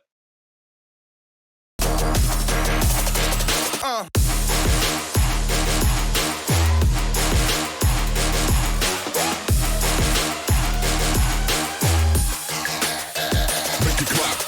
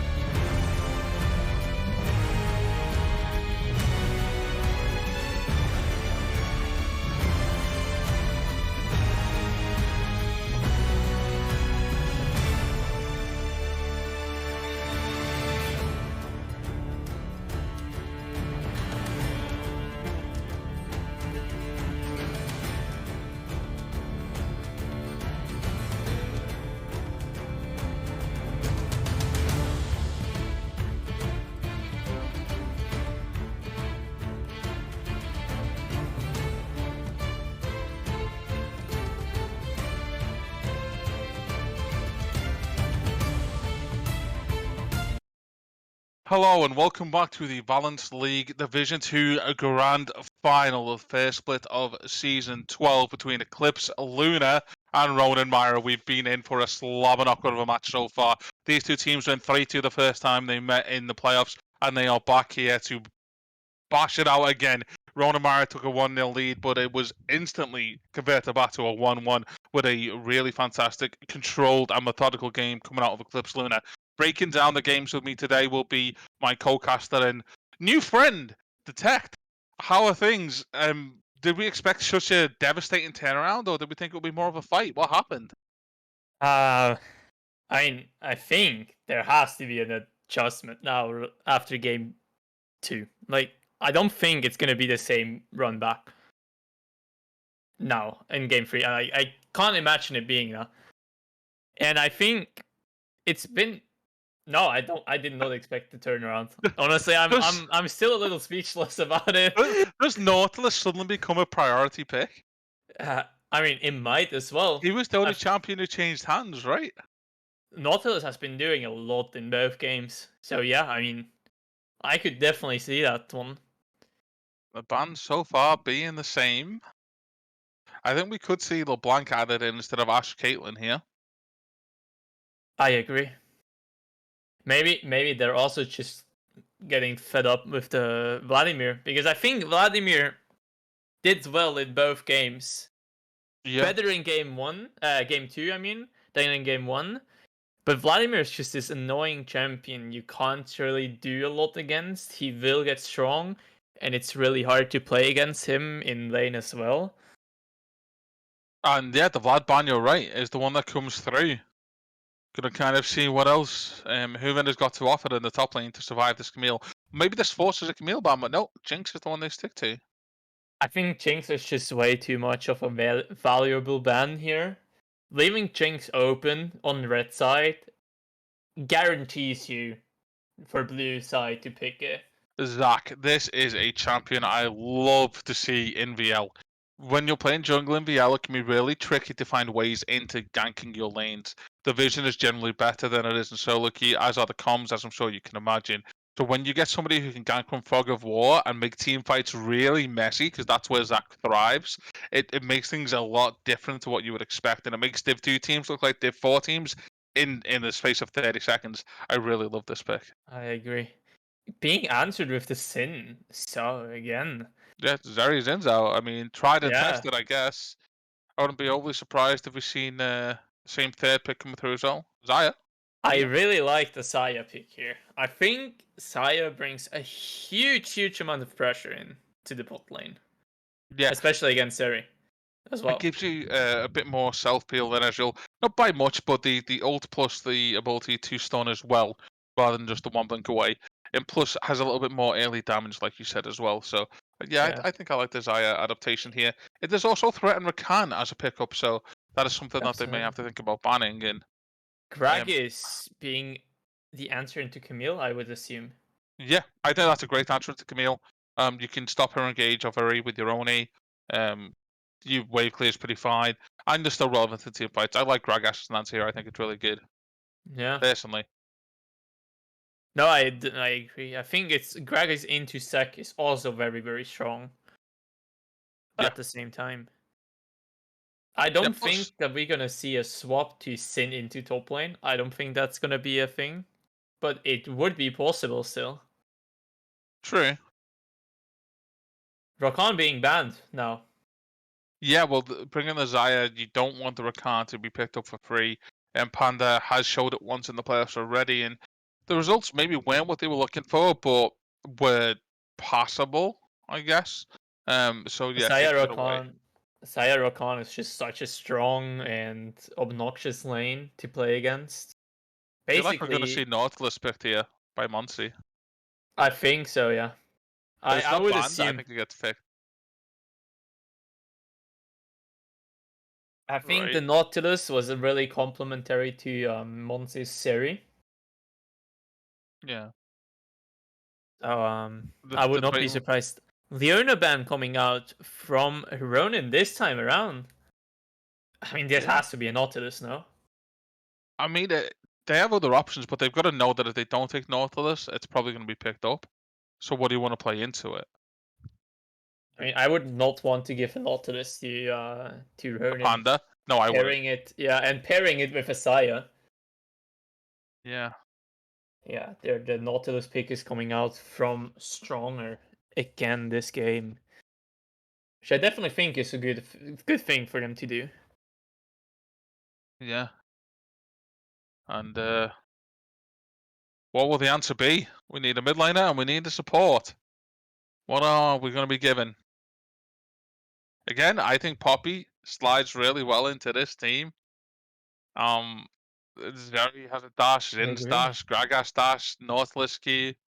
But no, we're going to go with the Renata. And Vigar. This was typically a round 4 ban, but it was left open in favor of banning the Rakan Karma, and instead has been picked up by Icehound for this game. The Pretty Vagar, safe. which has been banned the past 2 games, now being picked. Yeah. And Victor, the answer, yeah, this works perfectly. Victor has no issue with Vigar. I'm just going to stand over here, you stand over there. You throw your purple things and pretend you're evil, and I'll just farm until I'm level 18 and then one-shot your entire team. I agree. Yeah, I'm heavily favouring Eclipse's draft of this one. Sure, you can argue infinite scaling of the Vigar. Camille game's pretty strong, and Gragas will fall off a little bit, but he will still just be a tank. As far as straight up team fights go, we need Zac to make things chaotic, and Camille to really be able to take advantage of that chaos, get through to this area somehow, get through to the Victor. And the way Ted's been playing, that is definitely something we could see in Renato to follow as well. So, I agree. there's options on both teams. There's options on both teams. I'm excited. Absolutely. I think this is going to be decided again in the early stages. Either team who gets the early lead, I think, will be taking this game. Drake 3, I think. Drake 3 decides it. Yeah. Whether that's at the 15-minute mark or the 26-minute mark, whoever gets the third Drake, I think, wins this game. I would agree with you, yeah. Yeah. I think the early game could go either way, but as long as it doesn't snowball for one team, then whatever happens for that mid round fight, that's who's going to take the lead and momentum going into this one. I agree. On your screen right now, guys, you can see ProComps, which is one of the sponsors of VO for this split. I don't know it's for the entire season. I'm not sure. I'll have to forgive me on that one. That's showing you what they analyze as being the peaks and slopes for when these team comps come online. It's a pretty handy tool. It's free to use with premium options as well. So make sure you go over and use ProComps if you're an aspiring player and or coach that has to do draft and wants to figure out what team synergize when and why and what your team comps may be missing. So thank you for your sponsor, ProComps. Sorry, we don't mention them enough to Tech, and I'm always told to do so. There we go. You're right. I honestly, I totally forgot. I didn't even realize it was on the screen until now when you started talking about it. I actually stumbled across ProComps of my own accord, and then was showing it to the guys. I was like, guys, I've got something that's going to help us, like, fill in a couple of questions. Yeah. And then literally like 4 days later, VL were like, hey, we're announcing our sponsors for this split, by the way. Hey, this is ProComps. I'm like, God damn it. I mean, it's great. I haven't personally used it yet. I'm still stuck on Blitz. Oh God. Yeah, I mean, I'm kind of just using it to see stats for a different game. But that being on the side, we're gonna focus on game 3 between Ronin and Eclipse. Here, starting soon.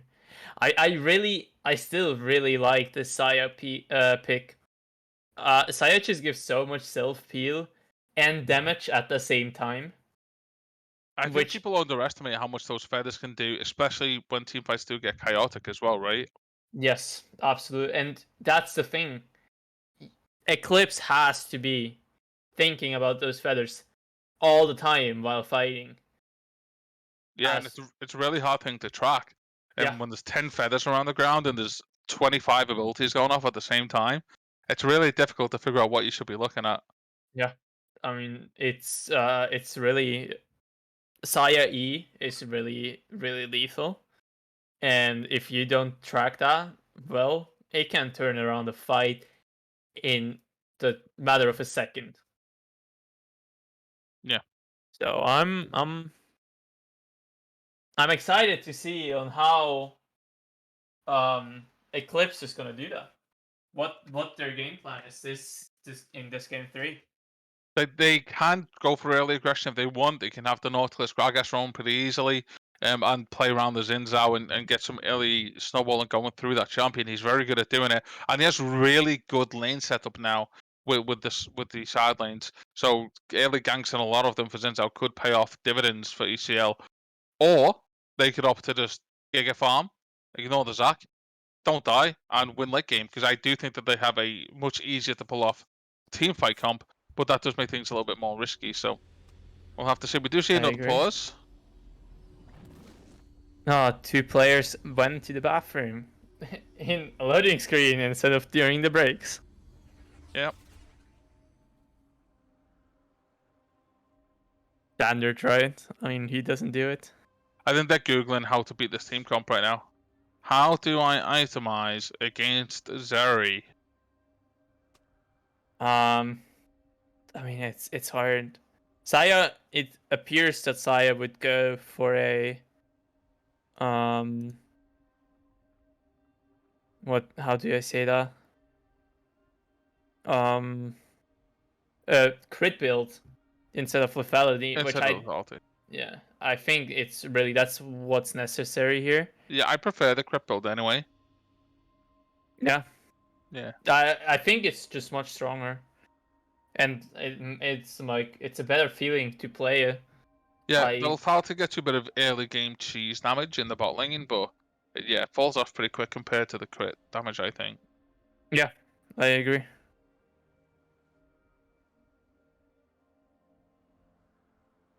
Hopefully we're not waiting too long to get into this. Yeah, I hope so too. I mean, but I mean, healing is always a big thing, right? Will we see an invade from either of these teams? Not from the side of Ronin, that's for sure. You could see it from ECL though. They have the Nautilus. Zinzao level 1's pretty good too. Zeri level 1's not bad actually. I think. Yeah. I mean, Eclipse has to invade here. There's not like with Gragas, Nautilus, and I think the invade has to come through. Okay, game is starting up. We are probably not going to pause this time around again, right? Correct.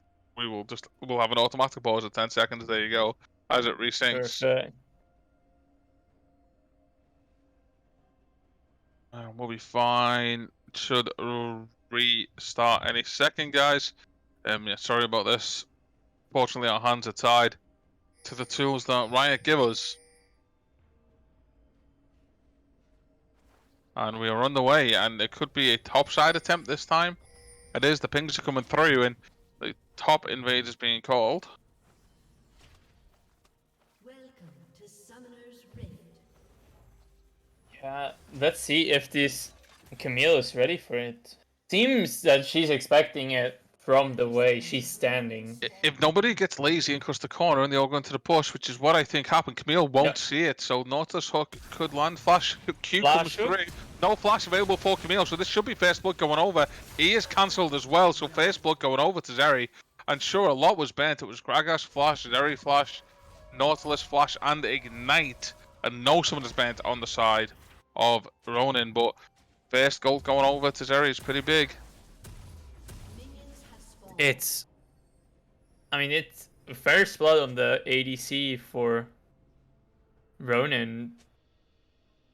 For Eclipse, of course, but also three flashes used. Yeah. From the side of. Yeah, so a lot invested for this early first blood. A lot invested, and it pays back a Ruby Crystal, so maybe some more aggressive trades coming out in the bot lane. I would assume so. Red buff start though. for the Zac this time. I'm sure production appreciate that the teams are quite happy playing on the respective sides of blue and red, regardless of the result of the game, and therefore don't have to change things around. That's a good point. I didn't even think of that. Yeah. Yeah, I mean, I guess that just do everything that the production has it easier now. I mean, it's all about production and not about the teams. Come on, like. Yeah. Oh, we do see an aggressive trade back though. Vigo, you're not level 2 yet. You're not level 2 yet, and advantage going to the Victor here. Victor definitely having the better early levels against the Veigar here, which will be changing fast once coming level 6. Yeah, I wonder if we're going to see the tank Vigo build. Max range Q does land. Good trade coming through. Half HP Renata, but Handshake doesn't return the follow-up, so no trade back for the Zyra, unfortunately. And Victor pushing in quite comfortably in the mid lane. Yeah. Knowing that Zac most likely be top lane, I assume he knows.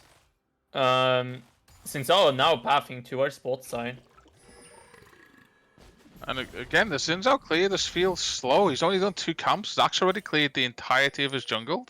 What happened? Did Sundra disconnect at some point? We didn't notice. I don't know. No, wait. Did he steal the enemy blade? He's done 12 camps. He did. He did. He stole the Zac's blade. Oh, that explains it. Directed cam shows us nothing. Thank Yeah. you for that. But yeah, he did indeed. Did indeed invade. Yeah, I did not realize that, but that being really great. Like that's just. I was like, there's no way Zin clears that slow and Zac clears that fast.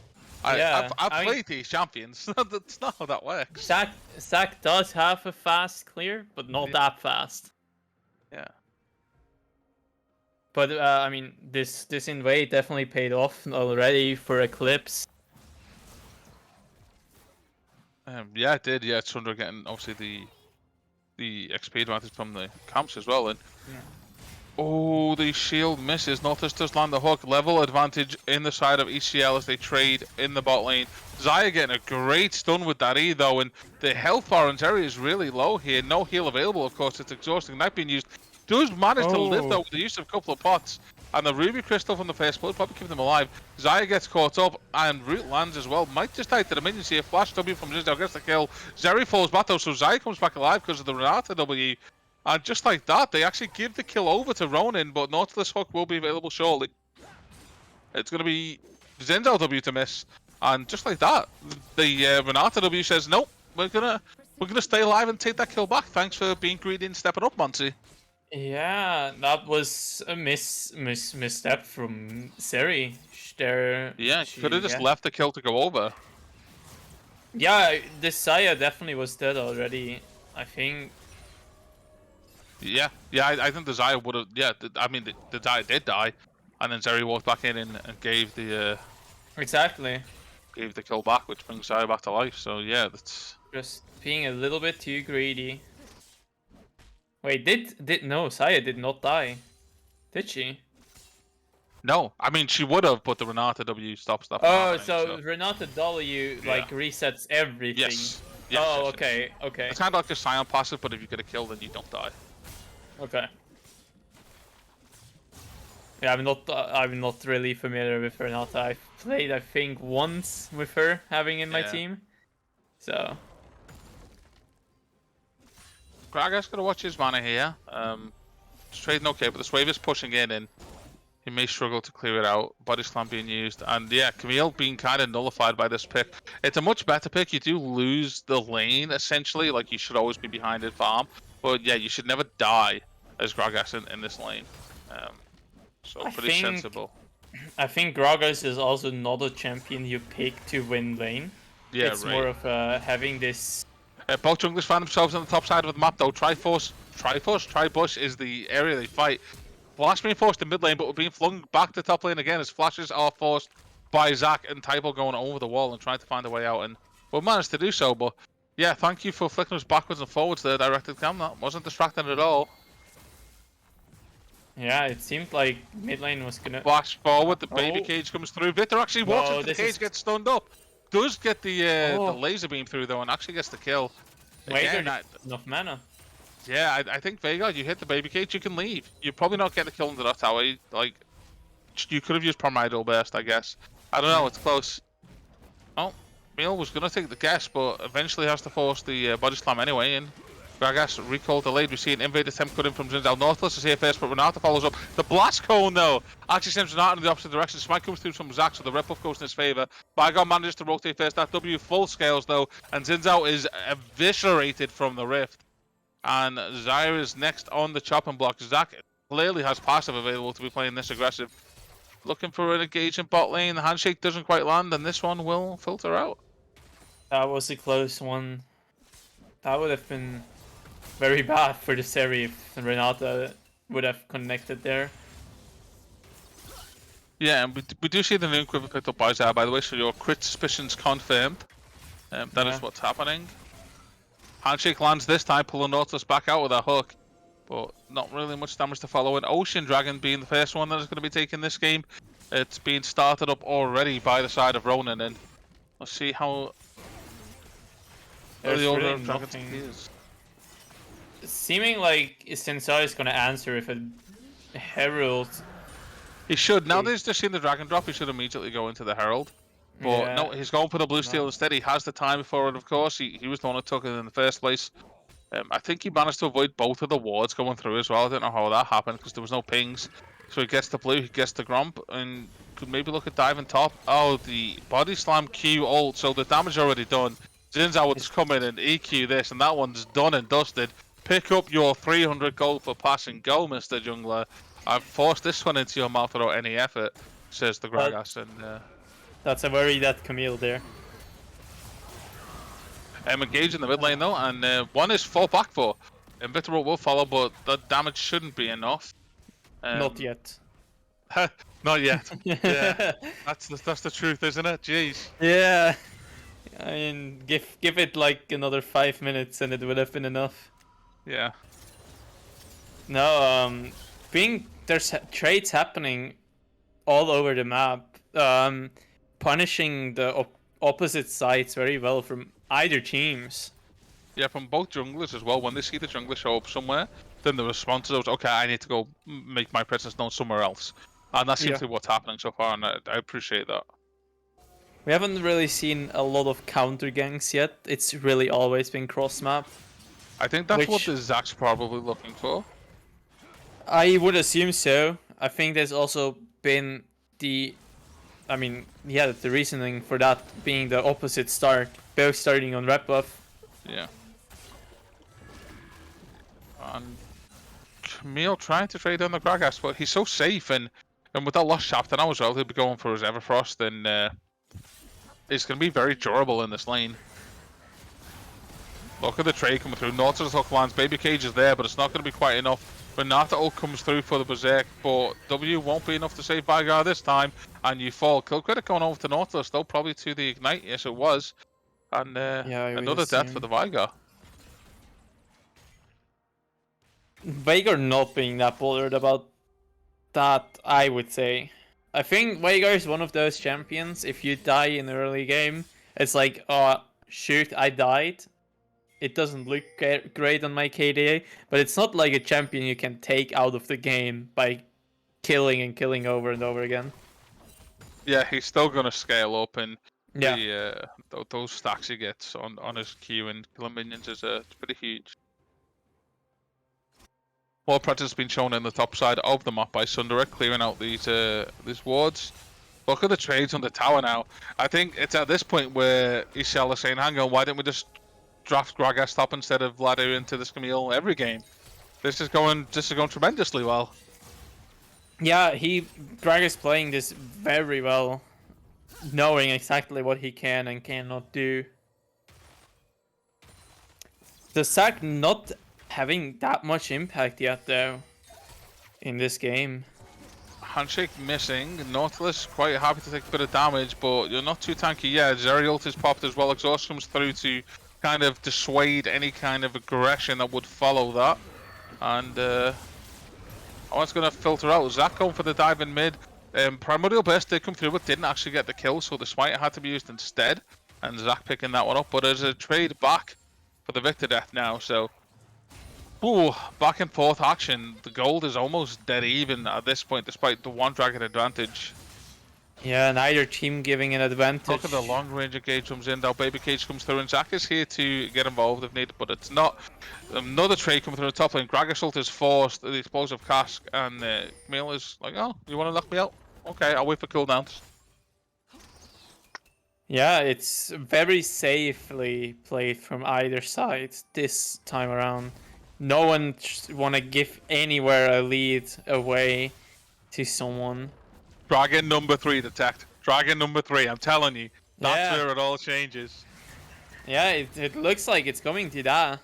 The Baby Dragon- Cage is out, but Victor's quite happy to stand in it. Speaking about Dragon being up soon as well, in about probably like 20 seconds around that. Camille looking for a way out. Zinzao on the top side of the map, so sure, they can pressure the Rift Tower, they can pressure the top tower, but like you said, that Dragon is about to come up on the Rift, and that is something that they need to be conscious of if they want to be in for this Dragon race. The first one's already gone over. Stronger base as well, Ronin. right before the Drake is coming up. Zinzao now starting the Herald, so it looks to me like they are just giving this one up. Oh, aggressive trade from Gragas as well. Camille hugging the wall, not doing the second part of the though. I think Gragas may have just got out of range and trying to fight on the tower. Look at this, using that one level advantage as well. Mythic completed. I can poke you down plenty. Renata's the one to be caught out though. Good flash. Handshake comes through as well to stop more Victor damage following. Zach has already started this dragon, but his team is struggling to get to him. And Zinzao is doing the Rift Herald. Zeri is not in sight, so this should be the Mountain Dragon going over to the hands of Ronin, and we will see what the Dragon's Soul is going to be for this game. Zinzao, though, here to gank the top lane. Flash E coming through, Body Slam lands, E to follow up from Zinzao, and that's all she wrote for Camille again. Not having a good time this game, Ted Jed. You are being camped by a Zinzao, my friend. Oh, but the return, though, the Q from Zach pulling Victor into the Baby Cage and Primordial Burst finishing off. Zyra attempted Flash E to get the stun off, but Zeri goes right behind and says, I can Flash T, and gets the kill on that one. So, kills across the board again. This is crazy. It's a 2-for-1 in the end, though. Plus Dragon. Yeah. But Herald and Blue Buff going to the side of Eclipse. We are going to get a Hex Soul, by the way, for this game. So, the new Dragon on the Rift for this season. I really dislike this Dragon. You're not a fan of Hex? No. Especially not to play against it. I think they're going to be kicking themselves a little bit if they don't get a grab on some of these Hex Souls, as these Hex Dragons on the side of ECL. Because that Dragon on Zeri is insane. Like, it does so much damage. It's basically a free volley bear passive, right? Like, you just static shiv through the fucking nuts. And things are relaxing a little bit on Summoner's Rift. This is a Take much moment. slower game to like compare to the other two games. Yeah, yeah, kind of. It's a bit more measured, I think. That he definitely missed, but unfortunately, that was... I think Teja thought the same thing, and the end side of it hit. Ulta dodged the body slam was really good. Ignite follows as well, but doesn't want to continue the fight. Meanwhile, though, Zach getting another engage on the Victory mid lane, locked up. Kill comes over to Vigor. No Primordial Burst used this time. Update, by the way, Camille did get away from the Gragas on the top side of the map, but Vigor is being force-fed kills right now, and this is a good answer. This is a good answer by Ronin. Yeah, Zach this Vigor... Zinzao W lands, not fully committed to engage though, because he knows the bot lane priority is here, and re-engage coming through now. Teleporter will follow from the Gragas. Zach falls, Renata W is used, but his passive will be popped. Gragas is here, the body slam doesn't land over the wall. Nautilus Hook does though.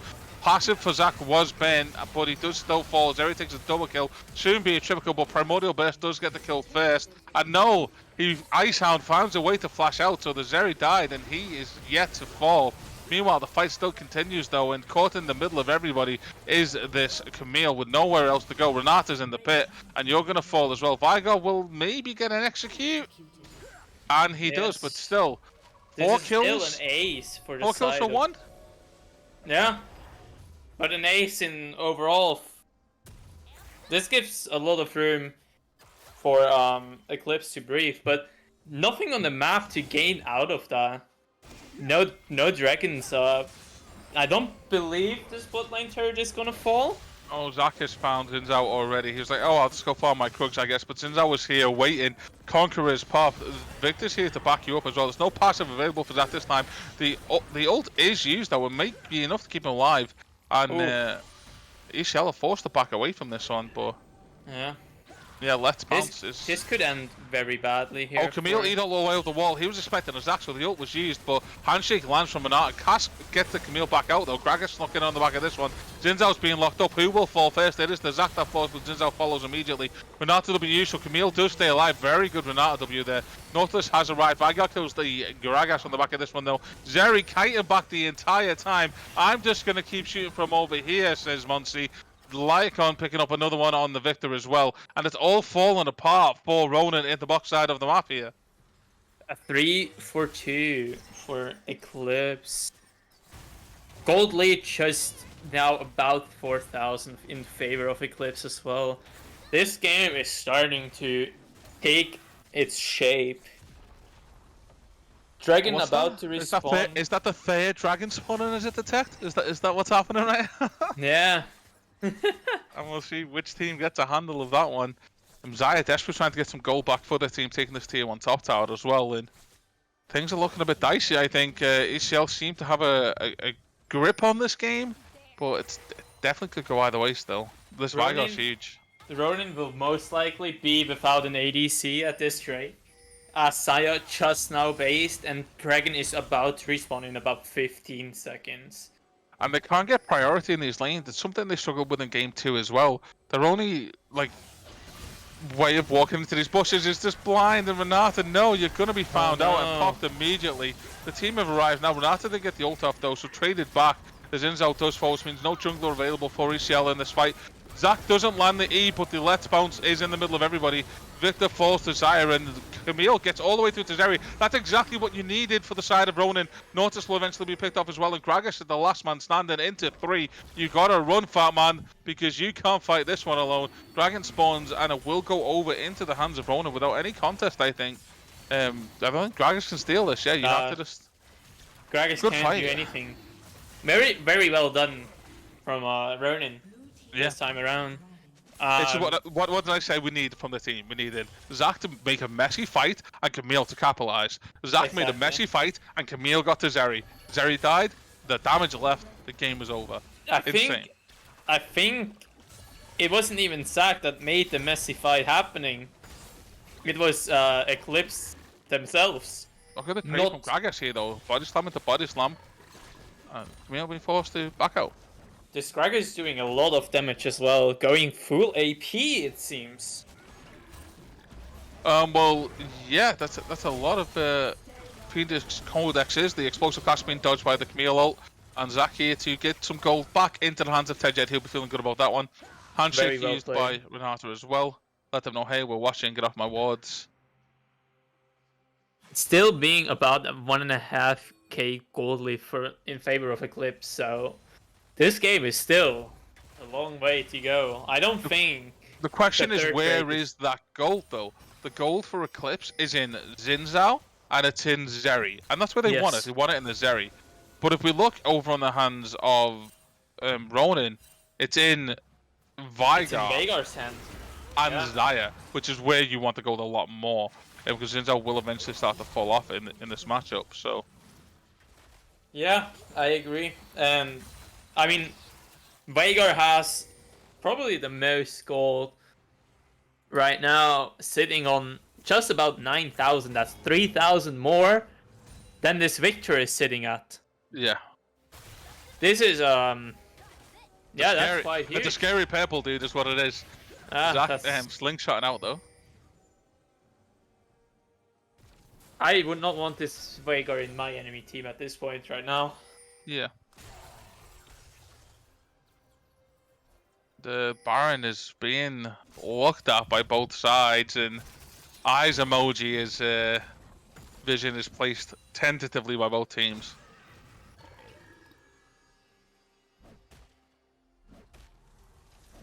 Yeah, it's gonna be a farm fest for both teams. I don't think Baron is yet to be taken into account from either team. I think Ronin is just gonna play for this soul here. So I'm looking forward to like seeing how is Eclipse gonna answer this aggression, this soul point. They have to find a Basically. pick, but it's so hard. Like, the only person they can feasibly pick, like, is gonna be the Renata. Like, everybody else is really hard to just kill before the rest of the team can collapse. They need to somehow pick the Veigar out to have a chance, in my opinion. I think Yeah. the Veigar cage is just giving Ronin such a big advantage. Yeah, the zone control from the E is really strong, so... Yeah.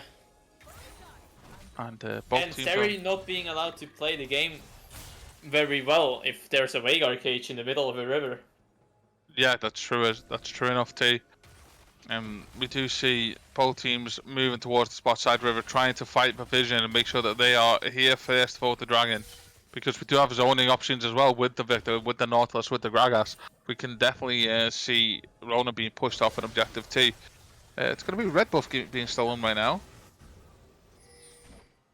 Blue team's turret has been Bot tower falls. That's more priority going over into the hands of ECL, so that's going to feel good for them as well. Question mark picking the Baron, but it is warded, so... Yep, the blue ward coming in from Zeri. Eclipse Lunar is just playing the vision game right now around this Drake. They don't want to it's get over the this wall, up. but slingshot from Zach immediately, and out I go.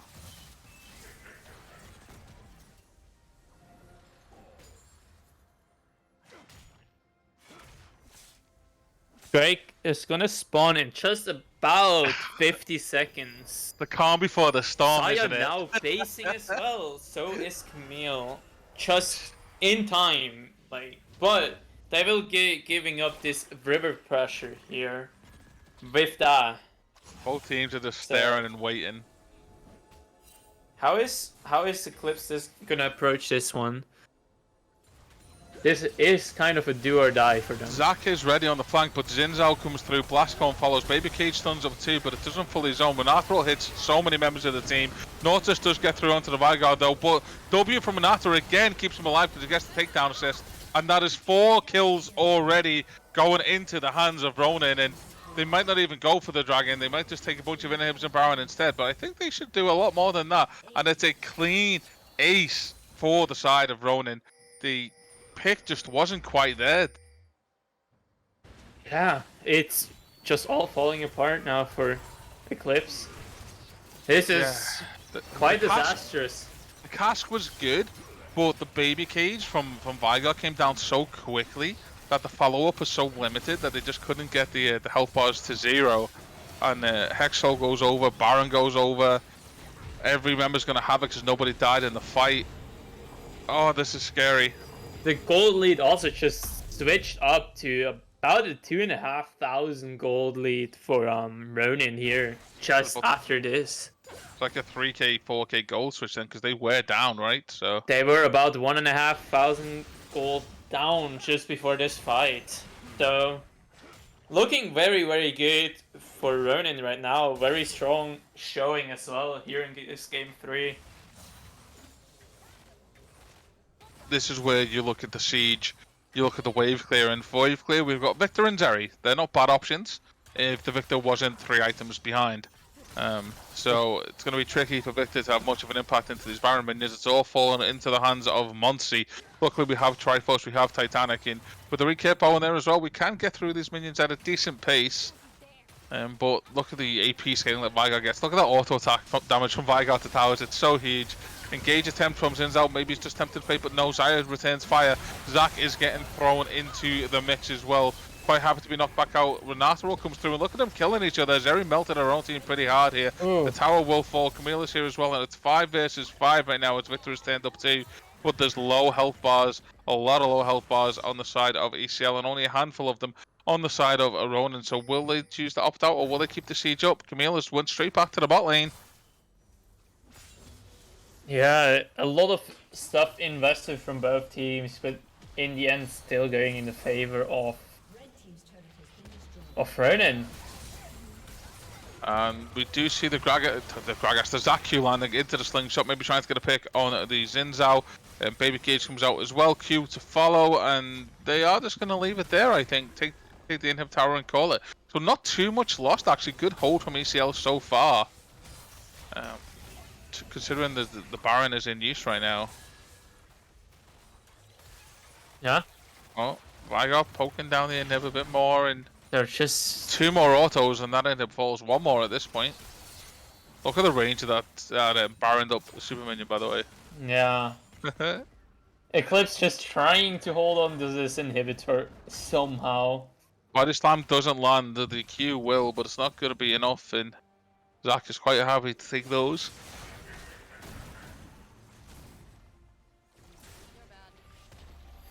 Resource management is pretty good from ECL, but I guess Ronin don't want to overcommit as well, so caution being used by both teams. Body slam to retain the trade from the Camille. Explosive cash used to get Camille in the tower. Body slam stands under the tower as well. Oh, from Camille, you are going to fall here though.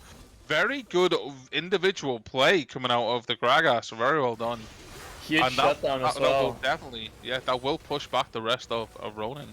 Well done. Giving Eclipse a little bit to room to breathe here now as well. Yeah, I think I agree with that.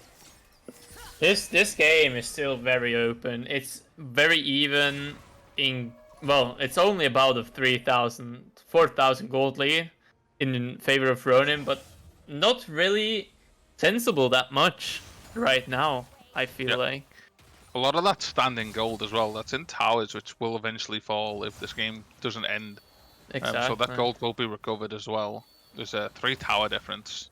Veigar definitely getting stronger and stronger though. Sitting at 814 AP. Yeah, it's 320 right now. stacks on the Veigar right now. It's pretty disgusting. The fact that you can build a tank item like that and just go have that much AP is just insane to me. Yeah. Greg is still holding on to this full AP way of building. I mean, it's Everfrost Cosmic, so it's still pretty off tank, and then you obviously have the zombies in there too. Like, he's hitting around 2,500 HP. It's decent. No, I mean, and the damage is coming through as well, which I think they don't really need, but it's a nice addition. Exactly. Thank you. Okay, handshake coming through from Renata, but the tower will fall anyway. An objective penalty has been claimed. That an extra 250 gold split for the team on top of the fact that the tower falls as well. And they are clawing back some of that gold very slowly, but they are clawing it back. With a gold deficit for Eclipse just went back to 3,000. A little bit. No, exactly 3,000 pretty much. Also, the gold lead will not matter as much anymore soon, as people are looking to complete their power spikes and getting further and further in items. Yeah, I mean the triple item AD carries for both. However, crit for one and it's kind of like team DPS for the other. I do like the Infinity Edge third item on Zaya. It's gonna put out so much damage. Saya is quite literally at her full build right now, and every other item is just accessory. And nice to have. Saya will hurt a lot going forward. Oh, Veigar is going to be finally picked off though, and Baby Cage comes through, but will it be enough? Xin Zhao does get sniped off first, and Northless will follow. Renata's ult was so big in this fight. Camille keeps the chase up. Victor ult would be used to kind of push the Ronin members from chasing any more, and they will turn their sights on Dragon Soul instead. And by Dragon Soul, I mean Elder. And if they get that, I don't know what ECL are able to do to stop it, because the damage coming through, as we've seen from Ronin, is so explosive already. This is Elder and Baron for Ronin, right here. Yeah, I think you could be right. I think the right call is to push in here and just try and delay that Baron put pressure, and that's what they've done. They but just no, they are not allowed to stay too long. Otherwise, it's gonna be over right here, right now. yeah, you definitely can't fight this 3v5 unless this Victor gets some kind of insane damage that I don't know about. Oh my god, No. look at the power of the Elder. And Victor has already fallen. Gragas is on the run now. Slingshot into the pit for Zac, so they will secure Baron number 2, reset, and then probably make a look at ending the game from there. Yeah, I think with Baron and Oh, Zeri, Elder why are buff- you that pushed up even with exhaust? You know that Elder's available. You know there's a Camille on the other team. Yeah, this is just about to be game now. They don't even think- need to do the reset now. They're probably sitting No. on so much gold, but yeah, they can just end. You just lost your AD carry and your mid laner. Look at Zac, like, I don't have a care in the world. Nobody in your team can come up and kill me right now. Q lands, Slingshot lands, Explosive Cast isn't enough. Ramco takes that one for free. Start padding my stats, guys. This one's gonna go to 2-1, I think, in the hands of Ronin. Another Slingshot. Zac can go into these towers now. There's nothing stopping you, buddy. Even if Gragas interrupts it, I think you just kill him. The Sinsaw being behind, I think.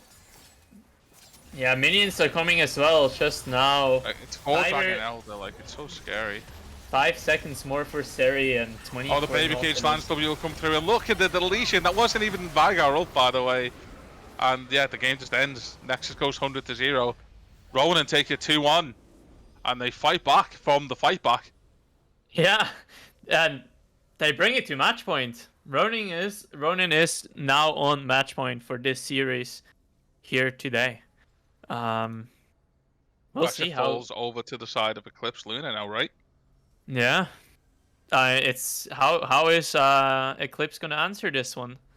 Because there definitely has to be a different answer, different aspect. Gragas was great. The Gragas was phenomenal. Keep the Gragas. Not only Yes. did it work as a counter pick, he played it ridiculously well. Keep the Gragas. The Xin Zhao's doing okay. I think the change has to be happening in jungle and ADC here in game 3. You want to get rid of the Xin Zhao? Yes, I want to get rid of Sinsaw and the Seri. Okay. I think While we can keep the Zeri, but I think we get more of a playmaker jungler. yeah, that could be also an option. Sure. Yeah, like set up your lanes a little bit more. This Gragas had so many opportunities where we could have killed that Camille, but Camille was able to just slip out. Either we need to ban the Camille, or we need something that's going to help us kill it quicker. And Zinda was unable to do that in an efficient fashion, in my opinion. I agree. That's definitely also a point where you have to look at. But hey, we're just casters, what do we know? We'll go argue about it to Exactly. ourselves off stream for a couple of minutes, while everybody in the chat no doubt argues with each other as well. And welcome to the League of Legends community, guys. I'm sure we're all wholesome and lovely out there, but for now we are going to take a couple of minute break, and we'll be back to see if Ronin can close this one out, or if Eclipse will force the Silver Scrapes. See you guys in a couple of minutes.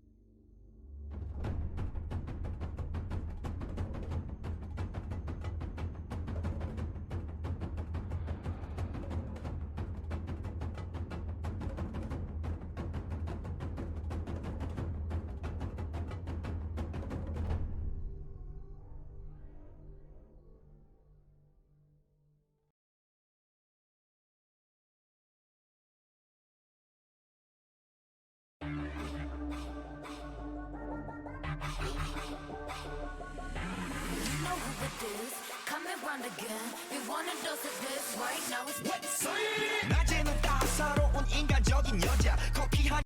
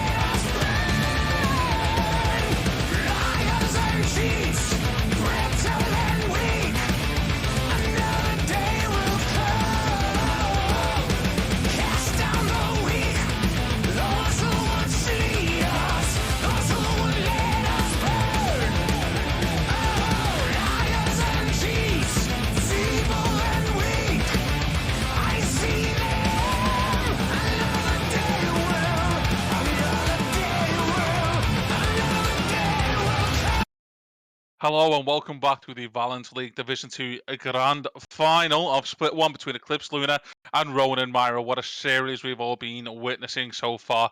Ronin and Myra have just managed to squeeze out a 2-1 lead in this best of 5. It's been back and forth so far. Ronin decimated game 1. Eclipse came back and slapped them down in game 2. And in game 3, both teams were pretty tentative until the midway point. And then Ronin said, okay, well, I guess we're going to put our foot on the gas. And they took it to the dub. With me today is the tech who's been joining us in this epic journey, and we're going to see if we get a Silver Scrapes with a side change coming in for the first time this series, and Eclipse finally opting into the blue side of the map. What do you think they're hoping to achieve by switching up which team they are, Detect? I think they just want to get the chinks here. You think they're all trying to get the Jinx? I think so. Yeah. I think Jinx is so strong currently, and I mean, I know Monsi is very good on Jinx, likes to play that as well. So I believe a big thing behind that side switch is to get a Jinx, but at the same time also to maybe set off Ronin that just came out of 3 games playing blue and taking the momentum out of the feeling from the sides. Yeah, I think So- that could be true as well. Yeah, to try shake things up a little bit. Yeah. As one of the players just said, we're in the finals. Let's live a little, I guess, right? Let's see what life's like on the other side of the rift for once. Absolutely. You don't wanna just have it a one-sided thing, you know? In Yeah. anything.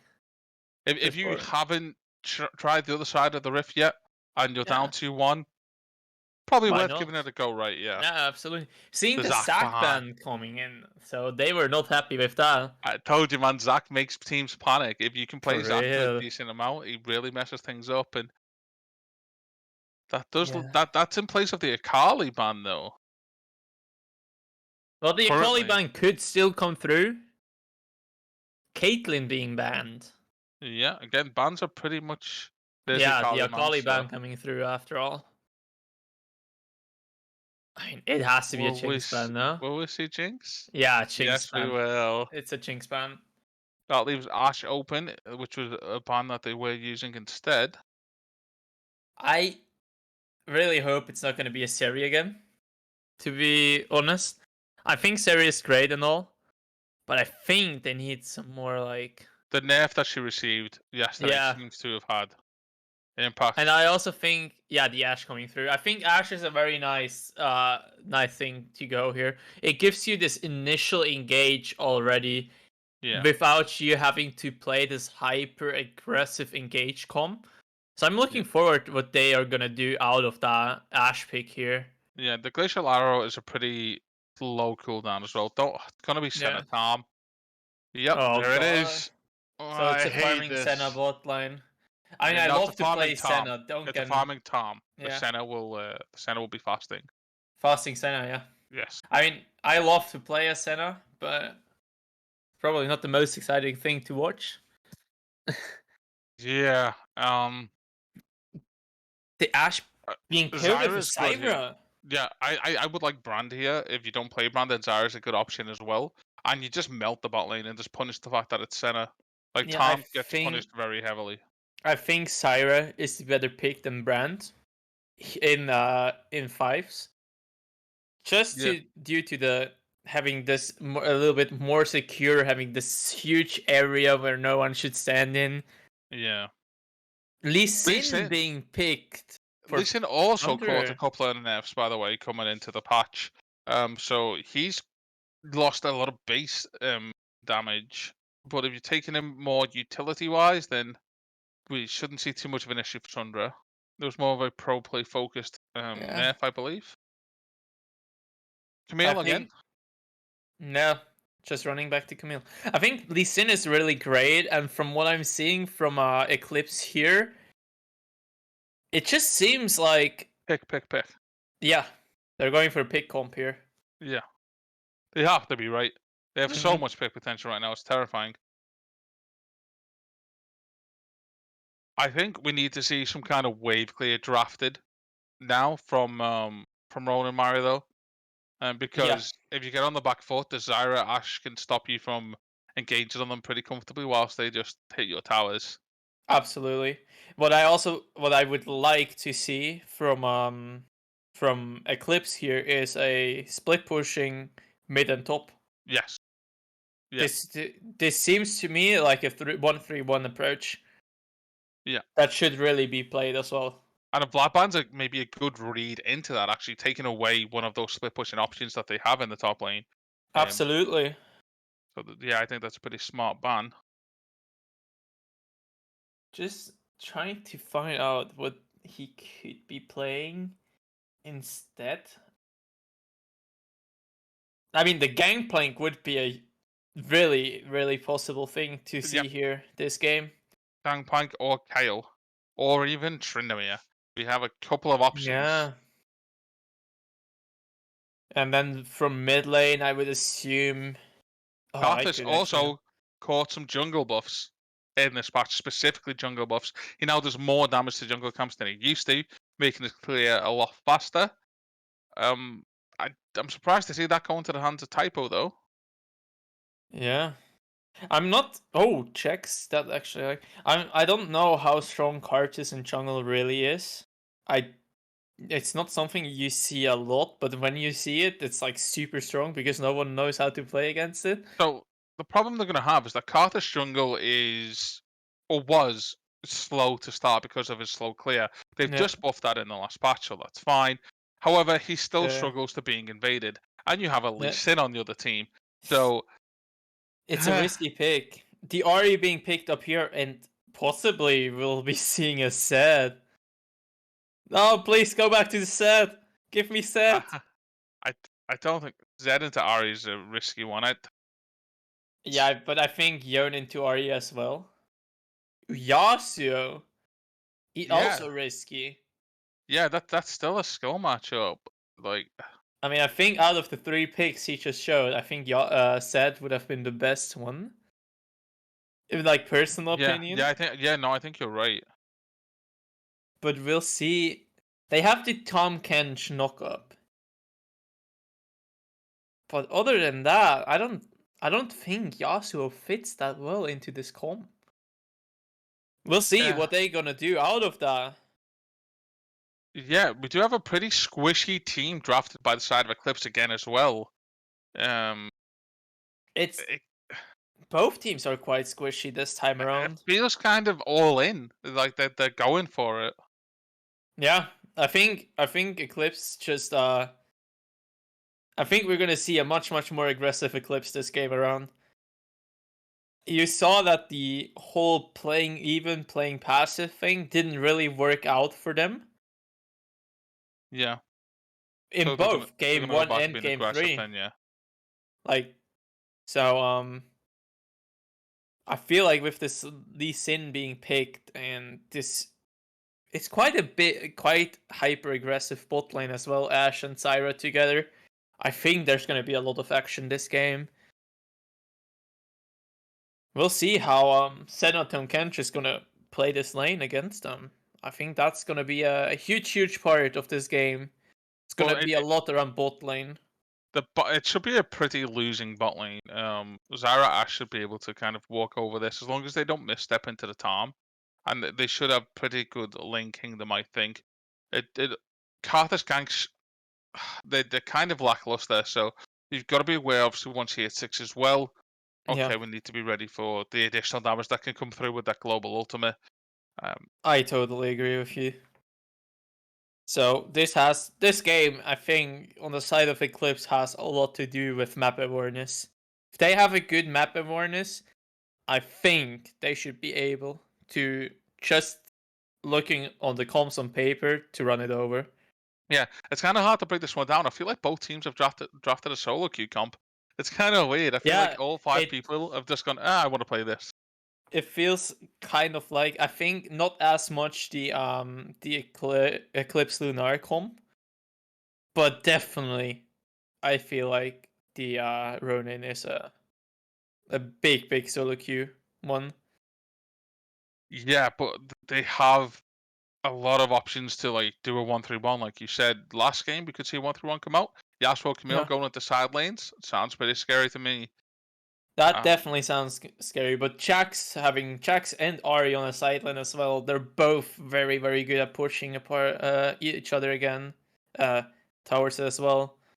And I think it's just gonna have to be the Jax answering the Yasuo later on. Yeah, it has to be. And Jax should do fine in that matchup. It all depends how the rest of the team manage to fare with the squishy health bars they've got. Karthus alone can actually start doing reasonable damage if this game does start getting late. I think we could see a couple of hex Absolutely. drinkers being bought.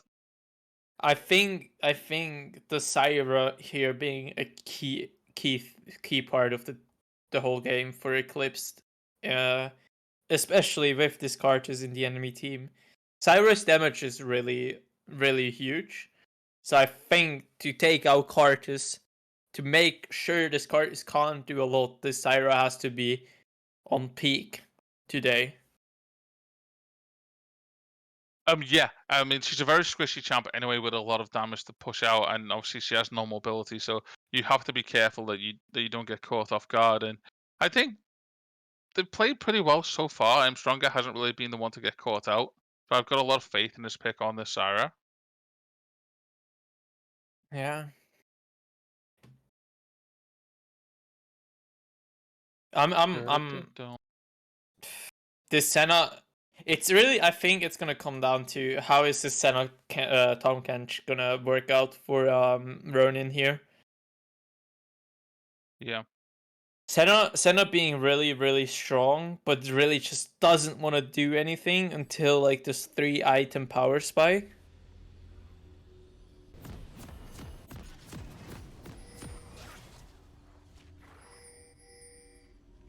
Ba-da-da-dum. All right. Yep. 1 second. Not yet. Yeah, now I am.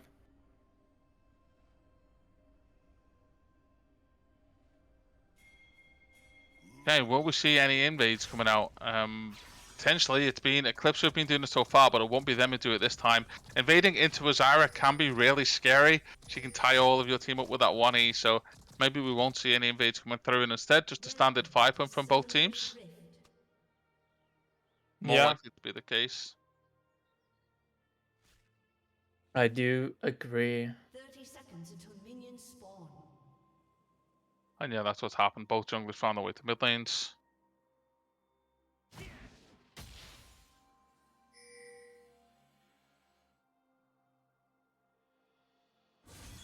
Mastery 7 being flashed. Kind of relax and start. Idea where the junglers are going to begin. Carter's going to the top side and Leeson to the bot side, so we'll be opposing the start maybe for these junglers. Jackson and Ari walking in together to try to get some vision down. And they do, they get it over the wall, and they'll see that Carter's has actually opted to start on the blue, which is less surprising to me than the Carter's starting on red. Yeah, no, that's true.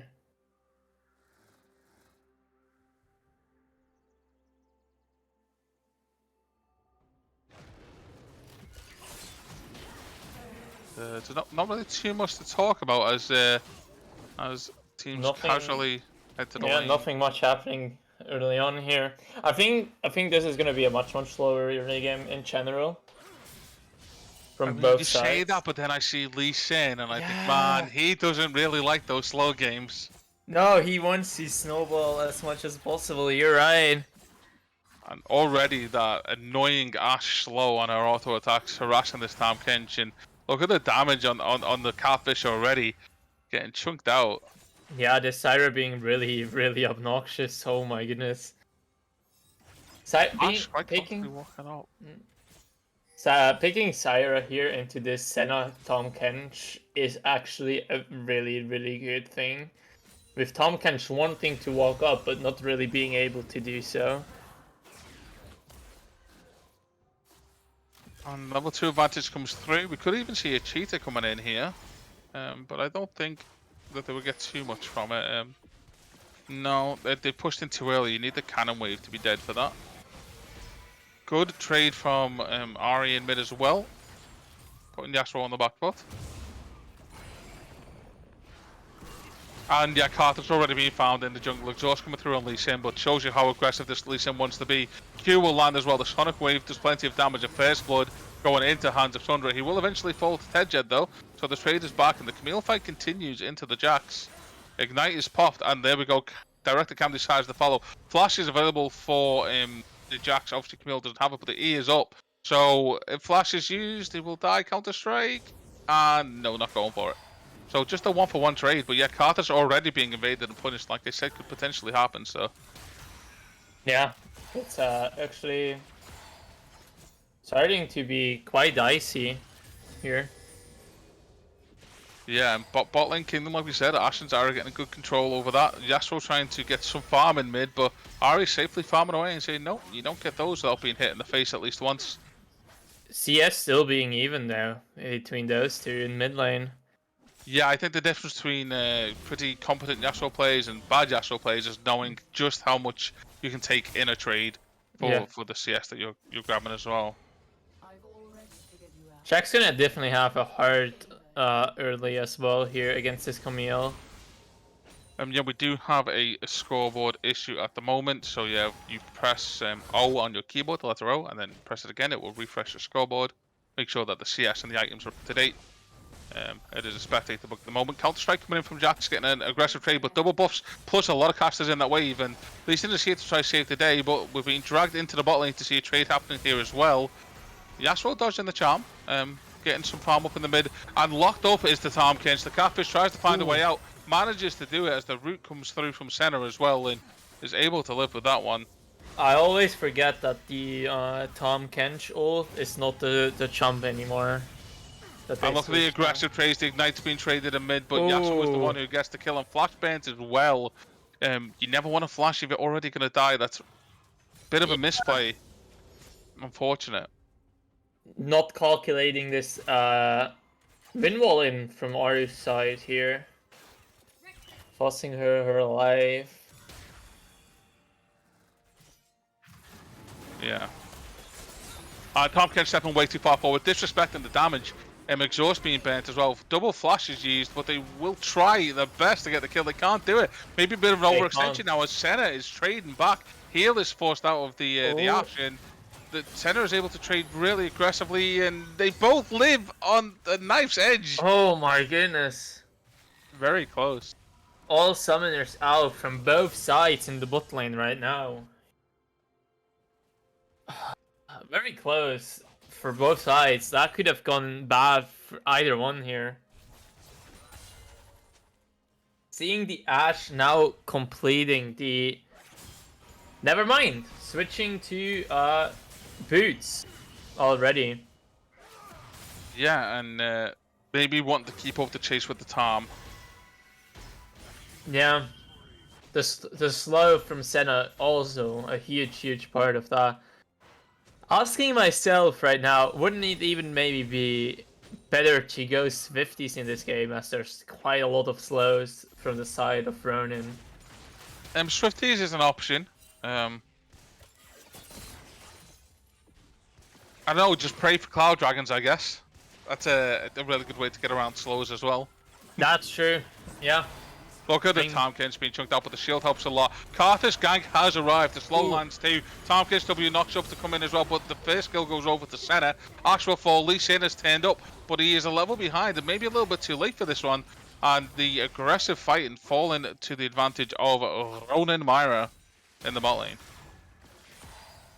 Eclipse not having warded it out while pushing so far up is basically what just cost them Ashe's life.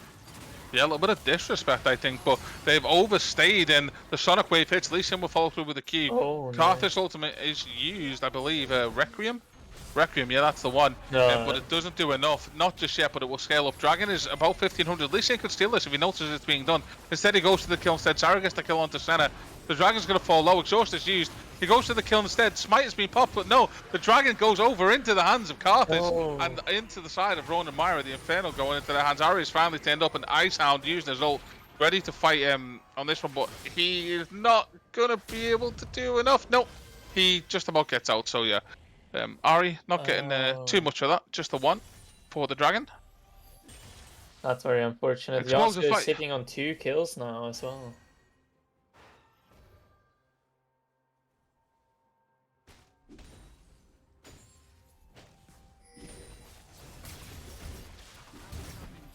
Yeah, you've got to watch these Yasuo scalings as well, because if he gets up to 2 items, maybe even throws a Wit's End on the back of that, it's going to be really difficult for Ari to match him.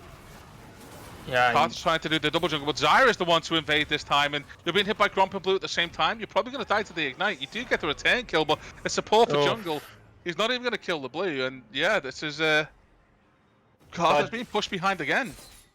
Yeah, but not worth in the end, I would say, for the Zyra here. Dying after all as well. Yeah, Sonic Wave from Lee Sin, no hesitation going in on this one. Knows the Ashes there to back him up. The ult comes through, but it's not going to connect the center. Tom's hitbox must be smaller than I thought it was, but it's a re-engage coming in, and Yasuo is on the way down. Senna is happy to trade this, but the W misses. Q will land, and Senna does get a kill. Meanwhile, the trade's in the top lane. Very volatile lane up here with the Camille, and Jack's going to be careful for both of those to get a kill immediately, but bot lane fight will dissipate, and it'll just be the 1 kill into a pause. Oh! So, how are you finding it? How are you finding it? Explosive start to game 4? I mean, it's really hard to say where this one will go as of right now. Seeing a lot of... Honestly, this feels kind of like a solo queue game now as well. Yeah. Just stuff happening all over the map. Eclipse definitely going on the aggressive part. And it's worth looking at the gold spread as well. A lot of the gold right now, the 700 gold advantage they've got is going into that mid lane directly. Yasuo is just over 700 gold ahead of the Ari, so pretty scary when you think about how that matchup's going to proceed going the farm forward. lead also going in favor of Yasuo. Yeah, this could be really intimidating to look at. Yeah, this Yasuo definitely will be something you have to care of. And meanwhile, like, Ashe is no like slump when it comes to late game scaling. She's just decent enough damage, but it's going to be pretty close between her and Senna. The trade-off is whether Zyra is able to put out the same impact of a team fight as Tahm Kench can, and I'm not too sure about that. Being that he's the only real chunker boy in this game, he's going to be able to take a lot of damage, and buy enough time for the Yasuo, the Camille, the Karthus, the Senna. It's going to be pretty close. They have to be careful how they address this one.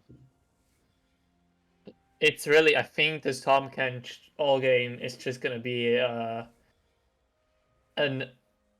basically the thing you throw in to get the Yasuo ult off.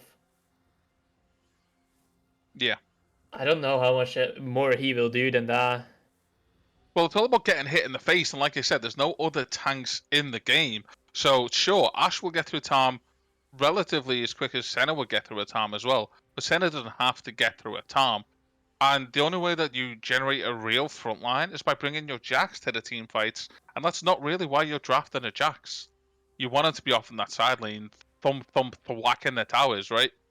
Yeah, I think what you want from the Jax is if you pull him into the team fights, that he comes off a flank, that he gets the Senna out before anyone else realizes that he is on the Senna. Otherwise, it just doesn't make sense to have Jax around. Yeah, and you kind of need to kill this Karthus pretty early too, because no matter what happens, he's going to set up that death zone. He's going to use the Requiem. You kind of want him dead as soon as possible, so that he's not putting out DPS on top of his DPS. Yeah, if he gets to that point of scary. There's a lot of damage touch from both teams, the tech. That's all I can say. There's damage everywhere. Yeah, absolutely. I mean, this is just... Doesn't matter who you look at, except maybe the Tahm Kench. Everyone has damage. Yeah, as the Kench, I probably feel like the safest person on either team here. Yeah, I would not really know what to do as the Kench. I'm like, hey, I'm just standing around here and waiting for everyone else to do that stuff. Kind of, It makes sense to pair the Tahm Kench with the Senna. There would be definitely better options, in my opinion. Yeah. I mean, pair it with a Scion, pair it with a Wukong. You have the damage, you have the engage, but at the same time you have this like kind of passive thing where you can also disengage again, and yeah. I think Tom Kench not being the best support to pair Senna with anymore. We are unpaused and underway again, guys. Just a quick note to all of our spectators: there will be a slight game Pause delay, again. but it's a repause anyway. This is a genuine pause. But yeah, when the unpause has happened, there's a bit of a desync moment. Stream will look like it's frozen, and I show you it hasn't. But here we go again. 5 minutes pause so far. Yeah. A summoner has disconnected. There's the Oh. disconnect to my sound. Wonder if it's a lag issue, and he's just going to disconnect and come back in and make sure. Okay. Possibly, maybe internet went just boom and was like, no, you're not playing anymore, my friend. I think Let's hope right. I've not. actually gone round to his house. Gone, hang on a minute. You're not 0-9 on Yasuo. You're on a positive KDA. What are you doing? Yeah. That's not how So- Yasuo's supposed to work in this video game. Something's wrong. Something's wrong. Police. Yeah. FBI opened the door, right? Okay, game has been unpaused. We're back on the way. And hopefully the stutter won't be for too long.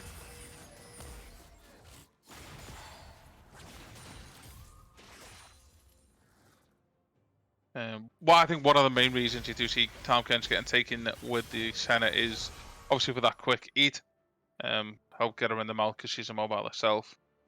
I also think Thresh is a good option, the same way you pair Thresh with Kalista. They kind of synergize really well. Oh, Yasuo gets killed on the tower, and look at that insta-kill.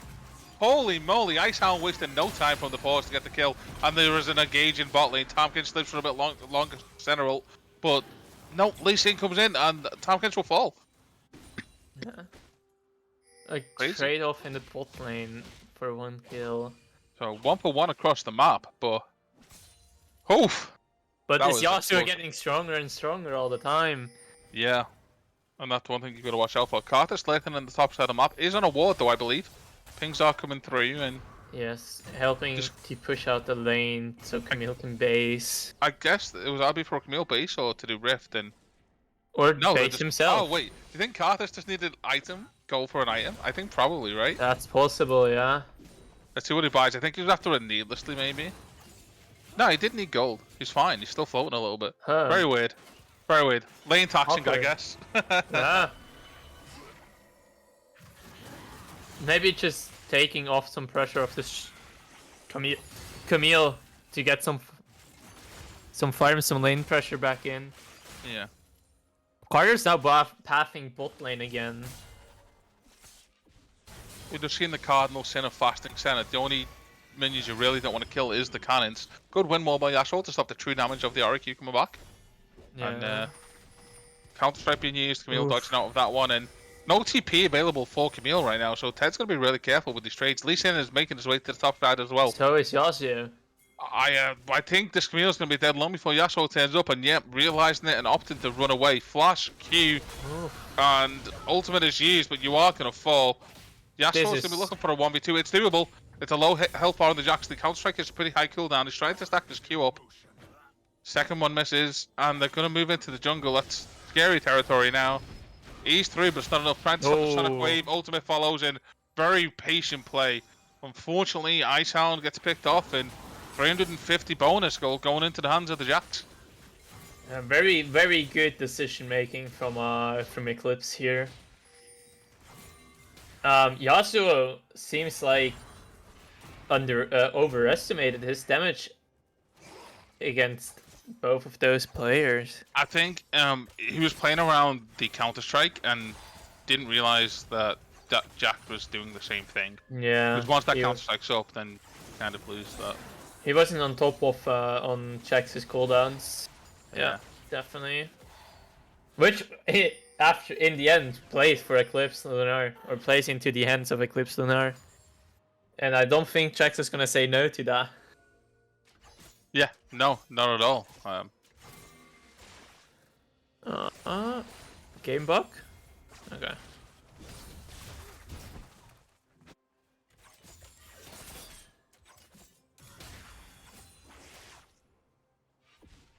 Okay. Relaxing bot lane. CS is pretty even down here. Rift Herald getting used to the top. That tower's gonna fall actually because Camille's on a recall right now. Yeah, Tejed has to step away. I just got so bamboozled when you said bot lane farm is even. I'm like, wait, no, it's 74-7. What are you talking about? Yeah. Karthus in the bot lane, maybe looking to get some priority and then go into the dragon, I guess. First tower, top lane down. The Solo lead. down for Jax. This Jax is getting really, really strong and Yeah, the lead scary. for this Jax now is scary. Camille can't really just like stay in the fight anymore. Dragon does fall into... No, it's stolen by Zyra. Oh my god, Stronger, what are you doing? Oh my goodness. Hex gates have activated, so we will see a Hex Soul coming on the cards once more. Very, very well done by Stronger. What a thief. Stealing that dragon. For real. Oh no, Jackson Yasuo, you mid may lane? feel strong, but Jackson just press E and half trade. Oh my Like goodness. he traded evenly on the tower with Ignite used. The charm lands and the ult comes through, but is it going to be enough? No, Jackson's back to No. take the kill credit. 300 gold in his back pocket, and Yasuo is now suffering the wrath of that fed top laner. Lee Sin goes for it though, exhausts used immediately, trying to get around to make the ult land, but unfortunately the flash ult isn't enough from Sunderer, and Lee Sin won't just fall on a failed dive. So it's actually closer than it looks across the board. It's much. The gold is pretty much dead even. And Yeah. I think diving at Tom Kench, it's a bit of a troll. Yeah, There's especially so when they much- have exhaust available too. Yeah, I mean, especially also if it's a Tom Kench Senna bot lane. They have so much to lock you down, to slow you, to heal themselves. That just doesn't make sense. If you plan on diving that, it has to be a 4-man dive at least. Yeah. Yeah, I think you're right. Or you've got to have some kind of hard CC to layer on so that the Kench dies immediately, but... Yes. But then I also think you should definitely focus the Senna. Camille being bot lane now, right now, facing though. After waiting a while, just falling further back. Oh, Yasuo is aggressive trading in the mid as well. Look at that, straight into the tower. Good flash from Ari, but it's not enough flash to follow in. Onto the Lee Sin, not scared to fight him either. Half HP's avoids the Sonic Wave and will just walk out into the jungle to his Karthus. I sound not shaken by this Jax, and yeah, you may gotta kill me, but everybody else is still behind, and I'll take those fights. This Yasuo is being just so strong. There's really, I think it's now the time where they have to swap Ari into top lane and put the checks against the Yasuo. Yeah, Jax will crush this Yasuo, I think. Just the champion matchup is so hard to play. And we've seen it earlier in the top side, even though we were so far ahead. I sound struggling to get away from the counter-strike. Yeah. The glacial arrow hit him from downtown, and Yasuo gets locked up. Sentinel comes through, but to no avail. Perma More kill CC goal. coming. Going over Jax. Jeez. Yeah, this Jax is really, really scary. So is this Zyra though, sitting on 3-1. Oh, we'll just look for a Slowly. straight dive on the Karthus. Counter-strike being used. Camille is here to try and get some return damage. Ult is used on Jax as well. 1 for 1 on the day for a dive. Not too bad. Nah, that's just not worth. That's And a no huge gold shutdown stays. going to Camille. Yeah, the gold across the team stays even. 17 minutes in, pretty much dead even. Yeah. If that isn't a testament to the series, I don't know what is. I mean, this just shows that both of those teams are definitely a big contender for this, and they're both not being apart from each other by a lot. Yeah, I mean, even- as we see the last time these two teams met to win 3-2, we could very much have a 3-2 here, and Yeah. result notwithstanding, either of these teams could definitely take the W, I think. Back and forth in individual plays and macro plays across the board, we've seen glimpses of perfection and glimpses of villainous from both teams, I think. Yeah, I mean, just as of right now, how this game is going, I would favor Eclipse Lunar to take this one. Just out of this 18 minutes of gameplay. Oh, the Astro's trying to go in, but the Everfrost stops the ult from coming through, so Carter's will take it instead, and Requiem puts the gold in the back of Carter's pocket. Yeah.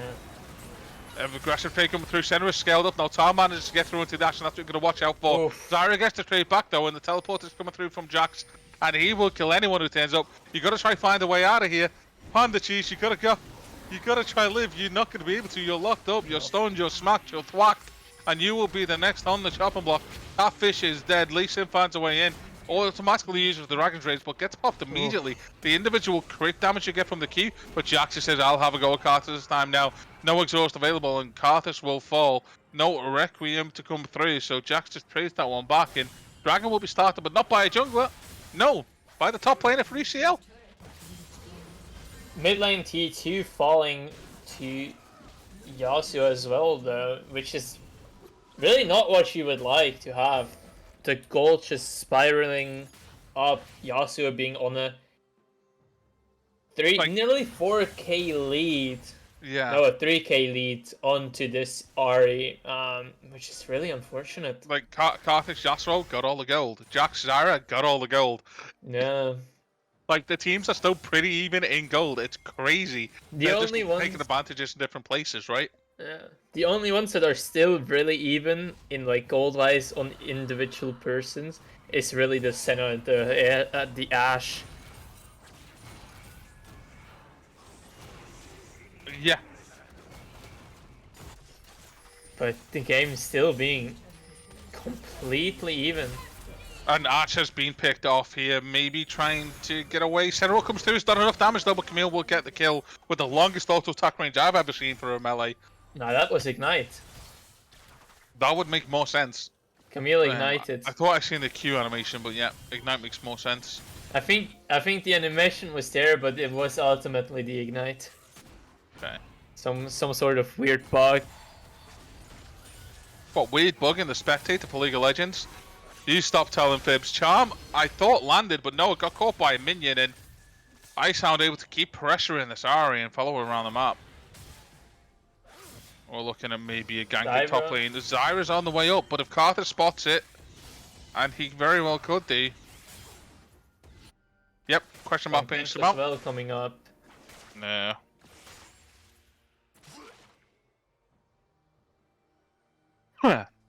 Excuse me, sorry. Getting awfully warm, getting heated in this 14 vs 14. Game 4 right now.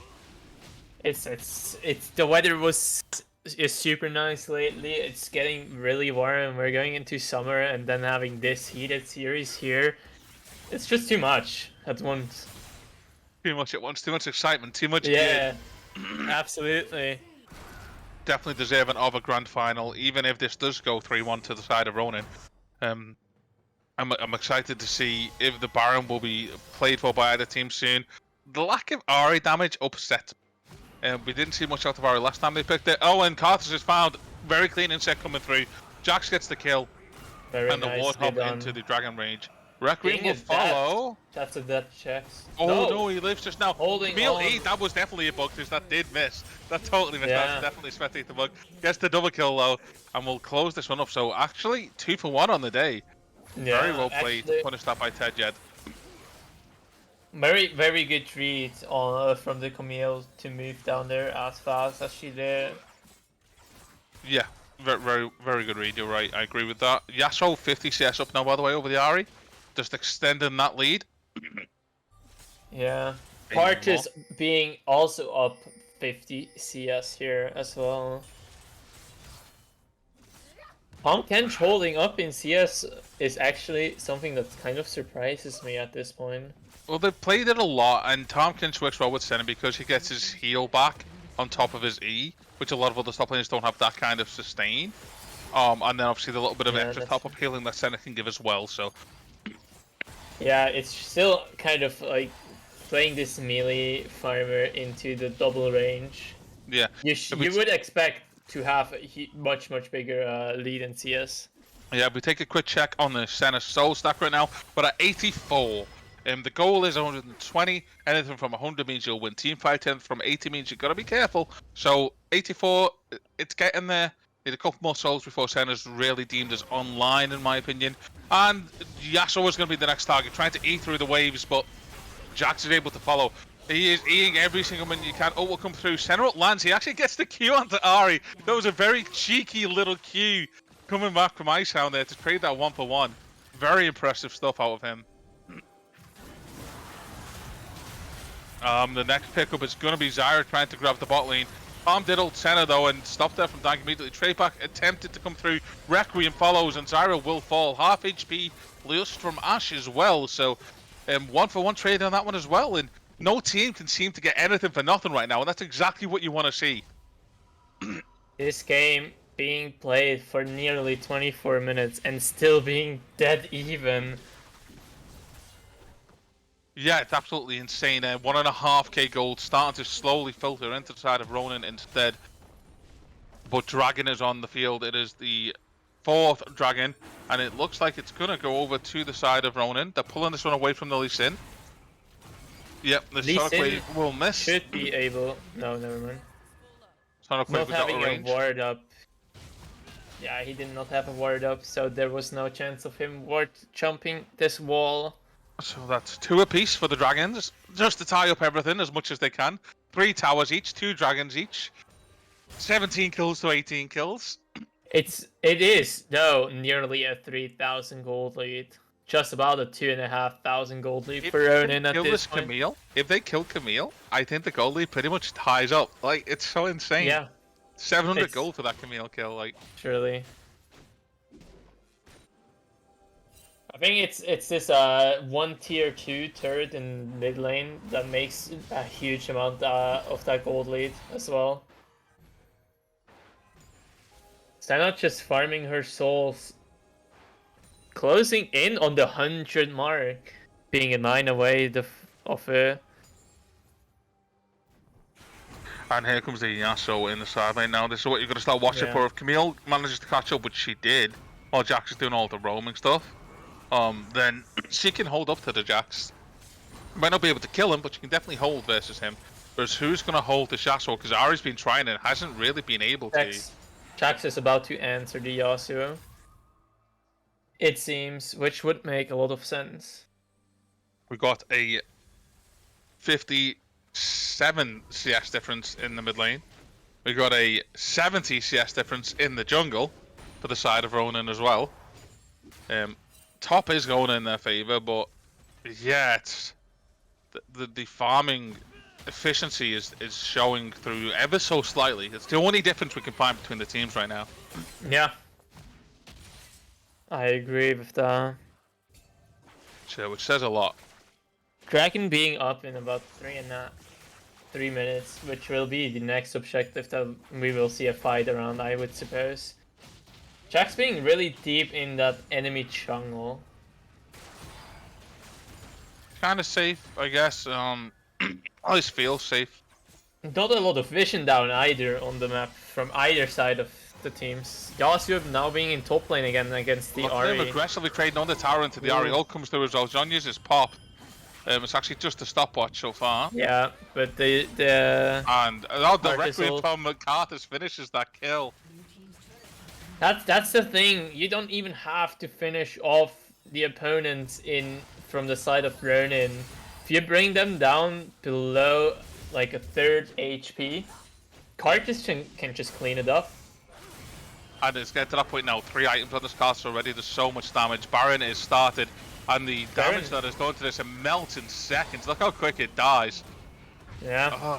Already over into the hands of Ronin as they start to get a stranglehold on this game now. 6k gold lead has just slowly been getting worked up to. Lee Sin trying to get a pick. He follows over with the blast gun. 3 item advantage. He is eaten by the Tom now. And I don't know where you're running. I would have spat him out the other direction, mate.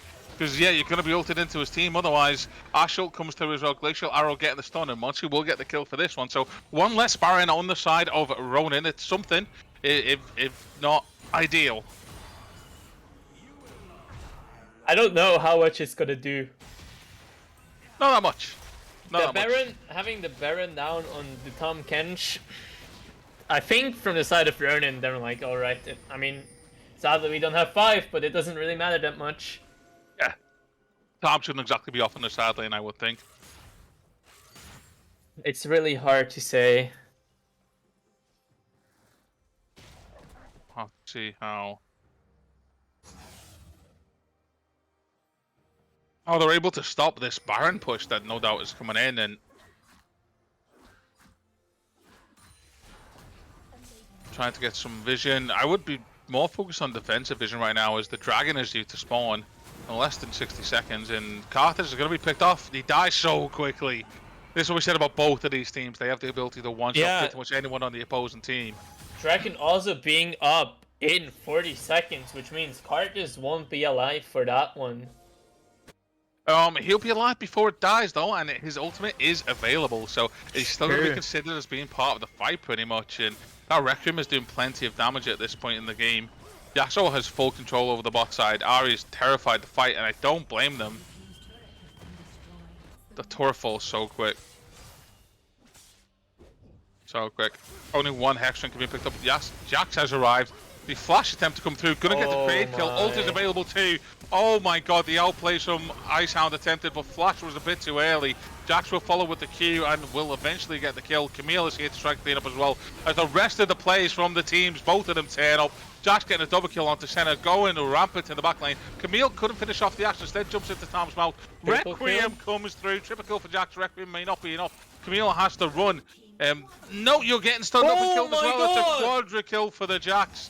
And they will be looking at going towards the dragon next. Carthage may come and attempt to steal this one with exhaust, with smite available, but no Requiem. You got to be careful. The Jax will kill you very quickly. And yep, you don't get there. Will the pentakill be given? Lee Sin makes it in. Is being chased back out. Jax will go for it. Q to follow. Stun comes through. Ace over to Lee Sin. Flash was maybe a little too much. The Q might have killed you. I'm not sure. That's fair. I respect it. 5 kills on the dragon. Yeah, this is setting the statement from Eclipse Lunar that they're not done yet. Yeah, definitely not. Definitely not done with it yet. And just being reminded how much of a menace this Jax is.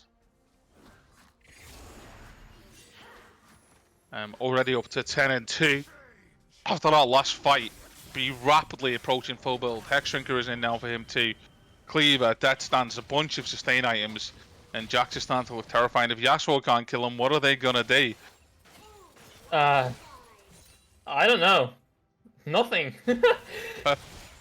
Avoid is the best plan of action. When exactly. When you look across the rift and you see only one scary enemy, avoid him and kill everybody else. That's generally the way to do it. And that is what Yasuo was trying to do. Ahri's in that bush waiting though. Charm is point blank, so it definitely lands every frost to follow on the Q2, but with every ability by the ultimate used, you've done about 300 damage. Carthage found again in his jungle. Zyra, he will follow. Glacial arrow misses from Axe, but it doesn't really matter. Carthage will fall anyway, and Lee Sin. Please go for this one. Getting a bit pulled apart in different directions right now, and ECL is starting to dictate the speed of the game, which could force Ronin into more unforced errors. Force them into unforced errors. Good English there, Fluffy. But could definitely force them into uncomfortable zones where they are making errors that maybe they wouldn't have made otherwise. So yeah, this just being a really like. Look at this! I'm happy to just kill Tom on the tower right now. The confidence when Carthage isn't on the map. Retain kill though. Yeah, Senna gets it. Jax tried to kill Camille on the tower. Ult will buy a lot of time, but not enough. Senna will fall under the tower as well, and it's fallen apart for Ronin. Sure, ECL looking to finish the game here. Yeah, ECL have said, you know what, everybody get behind the Jax. Climb aboard, he's carrying this one. And we are going to see a Silver Scrapes. Carthage is up now, but is it enough? Requiem will not kill the Lee Sin. Stopwatch used. I hope it was Zhonya's. It was Zhonya's from the Zyra. And they're going to pull out for now and maybe play around this Baron that's here to spawn.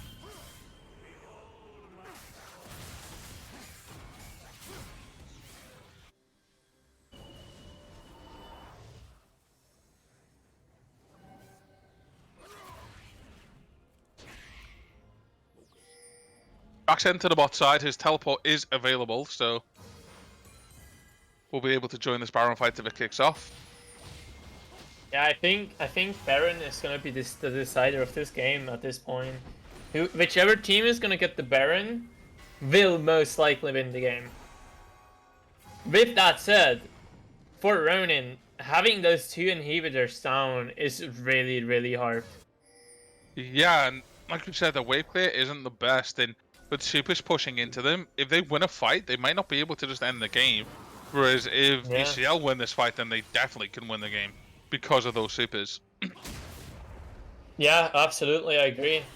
ECL looking to start the Baron now as well. Ronin having to go back, defend their base. The one saving grace of that Jax isn't here yet, but the teleport comes through. And yeah, they're just going to give the Baron, I think, and it's a smart choice. But if you're giving it, then give it, remember, guys. Glacial Arrow comes through. Wind Wall is late, but still manages to block that projectile. Welcome to Yasuo W, guys. I don't think it would have mattered if it hit or not. From that range, you're probably looking about 2.5 seconds stun. Yeah, they would have caught up to him by then. But I think Ronin would have been around by that as well. Do you not think they just lose the fight, though? I mean, it's really hard to say because Jax wasn't there. Yeah, he was. Oh, he was? He TP'd in, yeah. Oh, okay, I didn't see the TP, okay. That's my bad then. Nah, it's okay, it's okay, it's okay. We miss things sometimes, bro. It's getting late as well. Yeah, we are moving into the evening. Fatigue is going to be a thing for the players as well. It's something to watch out for. As Karthus is again going to be picked off late CC. This is soul for ECL. I think this is soul and game for ECL now. Yeah, very well. Could be taking every objective on the map. They definitely have swung the momentum in their favour. The gold has switched over to their side quite convincingly. It's just a 1,000 advantage, but considering they were 4,000 behind, it's a big switch. Ken's trying to be here, and they're going to do everything they can to shut down Jax, but he's just going to ward hop away. Show the Rammus okay. 4 people chasing after this Jax. Yeah, he's buying as much time as he can so his team can end the game. The Astro Q misses, so they still can't engage, and he will have a little poke down, so you don't have your ultimate for this one. Tom's trying to back really away. Just has Abandon Jax. Well, he's going to do this while he's ending the game. Look, his team are here. The Nexus is falling. It's 2-2, and we're going to see a Silver Scrapes. Best of 5, game 5. Let's go. We're going into game 5, and both teams shown a very, very strong showing. And oh my goodness, I think you can't predict who's going to win this. I'll be honest, ECL had me worried this game. I thought we weren't going to see a game 5. Same. That was all going to be it. And then Lars on this Jax was like, you know what, guys? This Jax was a huge problem. Don't worry. He was like, yeah. I've been sleeping this entire series. Don't you worry. This is my game. He freaking put on that backpack and carried everyone in it. And not just like at the end of the game, oh, I'm a fed Jax now. From like early on, he was roaming to mid to get those trades and get those kills back. Like he was doing pretty good. He played that very well.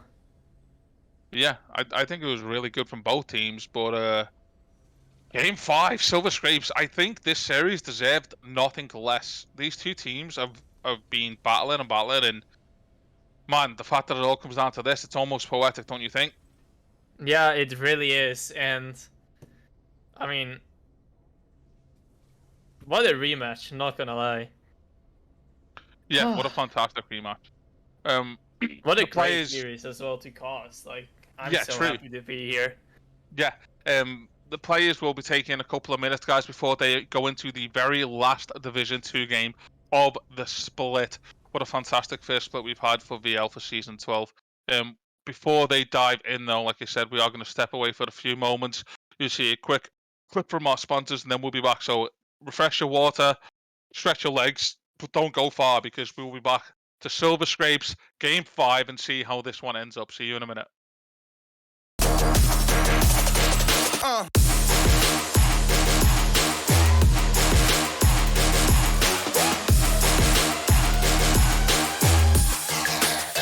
Make it clap.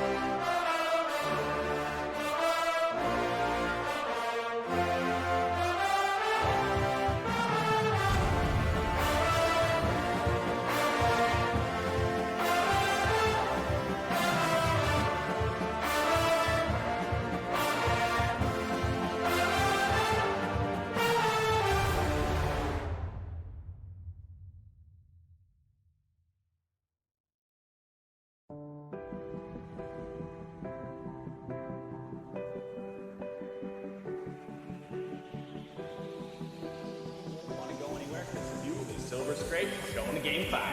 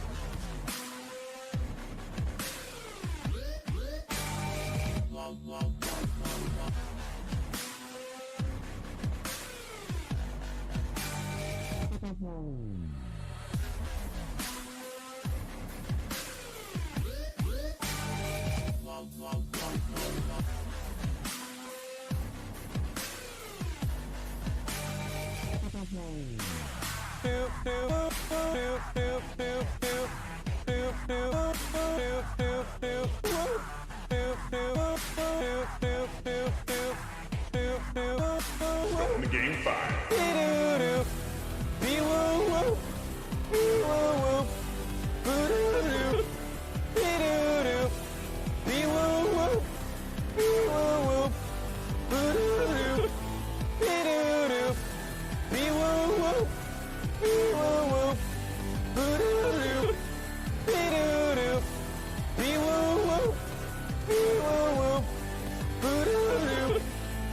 Hello and welcome back to the Valorant League Division 2 Playoffs Grand Final of Season 12, Split 1 between Eclipse, Lunar and Ronin. Myra, you see in the scoreboard in front of you right now, guys, it is 2-2 with back and forth wins for each team, starting off with Ronin, then Eclipse, then Ronin, then Eclipse. We don't know which way this one's going to go. I'm Fluffy Bunny. I'm joined today by Detect, who's been taking us through this amazing series, and a little bit of tiredness coming in from maybe the casters, definitely from the players' fatigue, but they have not been showing it. They have not been letting up, and both teams have been going at it all out throughout the entire series so far. Close games. And honestly, I'm so excited going into Game 5. Detect, are you just happy we're here? What do you want to see coming into the last game? I want to see something like last game. A back and forth. No one's giving anyone anything. I want both teams to just be on top of everything and clashing and banging their heads against each other. So and you say you don't want me to be able to talk by the end of this game. Exactly.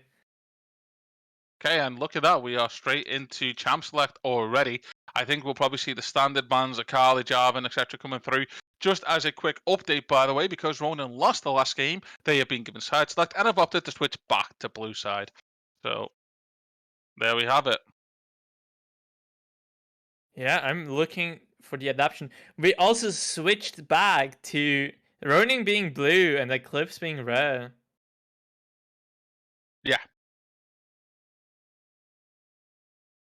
Like I said, the losing team get the choice, of course. So, after losing the last game, Ronin said, no, we felt more comfortable over there. So, let's get back over to the blue side. And, yep, bans are looking pretty standard so far as per the rest of the series.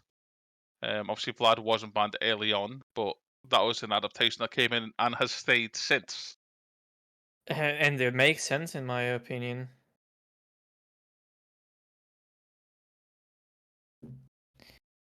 Zac being banned again. They still won't know it. Yeah, they didn't like that. Jinx is left open right now, so I assume we'll see that banned by Eclipse. Yeah.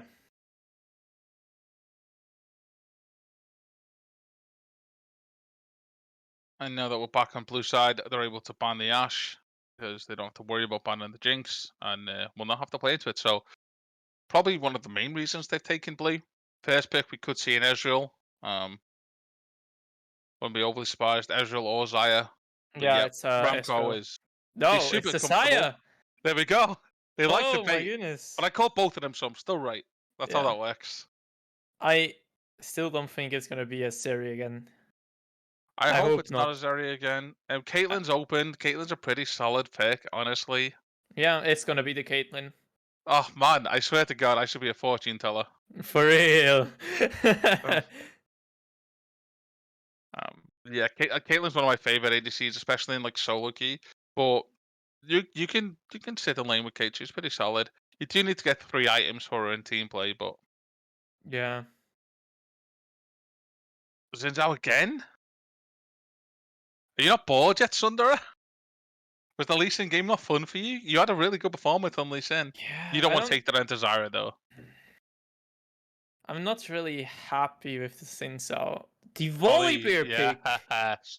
Let's Oh go. my goodness, From no. downtown, we see 2 new champions that have not yet been played in this But- series.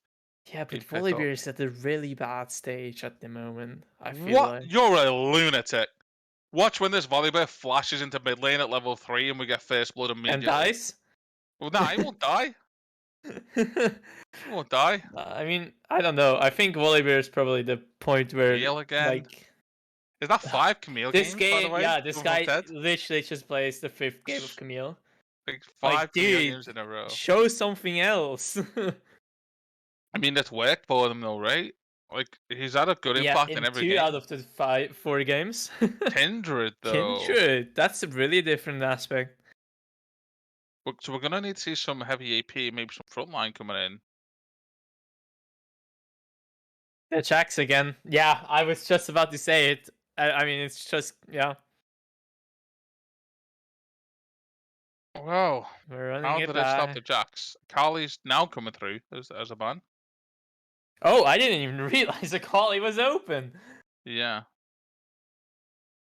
But I mean, it makes sense to be fair. Even though I think even if the AP would pick the Akali, it wouldn't really make a big difference here. Probably just more to get him out, like not giving him a comfort pick. Yeah, I think so too. And the Veigar again, which is No. understandable. You know what I would actually love to see be picked up here What? by Ronin? Tell me. Show me Alistair. Give me the cow. And then when this Jax comes in, you just kick him You straight back just out again. bonk him out. Yeah, that's actually that's a good point. That could I've seen work Panda very Seeds well. play Alistair. It's a pretty comfort champ for them. It gives them the ability to roam still, which they like to do in the Nautilus and stuff anyway. Yeah. I think Alistair would be a great pickup here as an answer to that Jack. Yeah, I absolutely agree. And we'll have to see. Leona's the choice. Again, Alistair to Leona, I don't mind that as a matchup either. You can just choose to stay and pulverize and then headbutt afterwards, and Leona can never really go in. Yes and no. I think laning phase wise, Leona is definitely weaker, but later on, team fight wise, Leona is stronger. I like the Thresh here. I really like the pairing of Saya and Thresh into the Leona.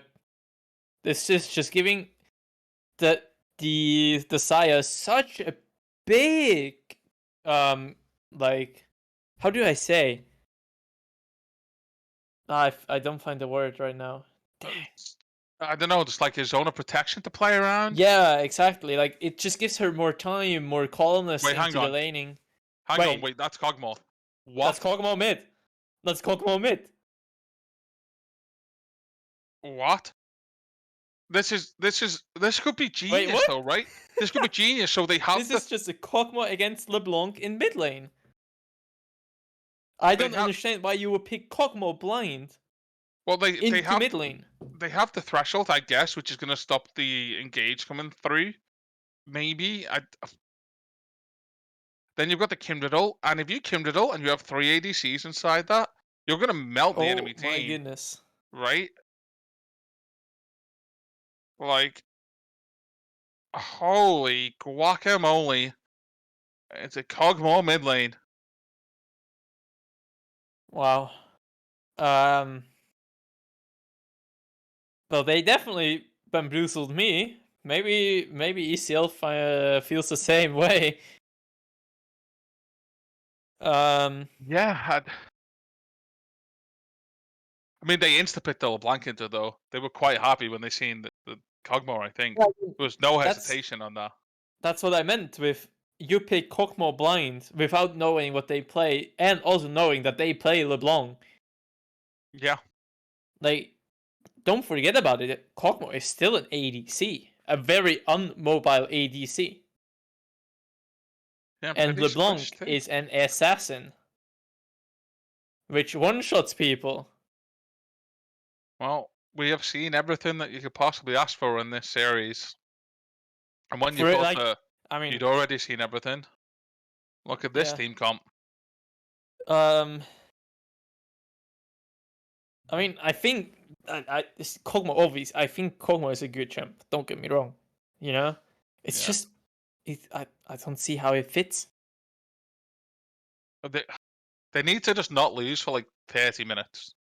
Like, No, even if I think they have to get a huge lead in the early game, and just make sure that Eclipse can't play the game. I'm not sure about that. Like, honestly, this Kog'Maw late game is going to be scary, especially if it's going AP. Like, it does quite a bit of damage, and I think Eclipse could struggle to get onto them if they don't close this game up Yeah. too early. But at the same time, they have the Chucks, they have the Volibear, they have a LeBlanc, and they have a Leona. They just jump into them, no mercy. Radio carries, though. Nothing to shy away from. It's a lot of damage coming through. That's also true. No, I mean, we'll see how this is gonna play out. But on paper, I would say draft is on ECL's side. Well, ECL have a much more traditional draft. Yeah, I But think. they do. Okay, let me put this different. Execution wise, ECL's comp is on paper better. Like from the hardness of execution. Yeah, I agree with that. It's much harder to execute Ronin's comp well. Which is what kind of concerns me at the moment the most for Ronin. Having this hard to execute comp. Hey, what if they fall behind though, and then we see Siege coming through from Kog'Maw, Zaya, and then what are you going to do? Engage into a Kindred, into a Thresh?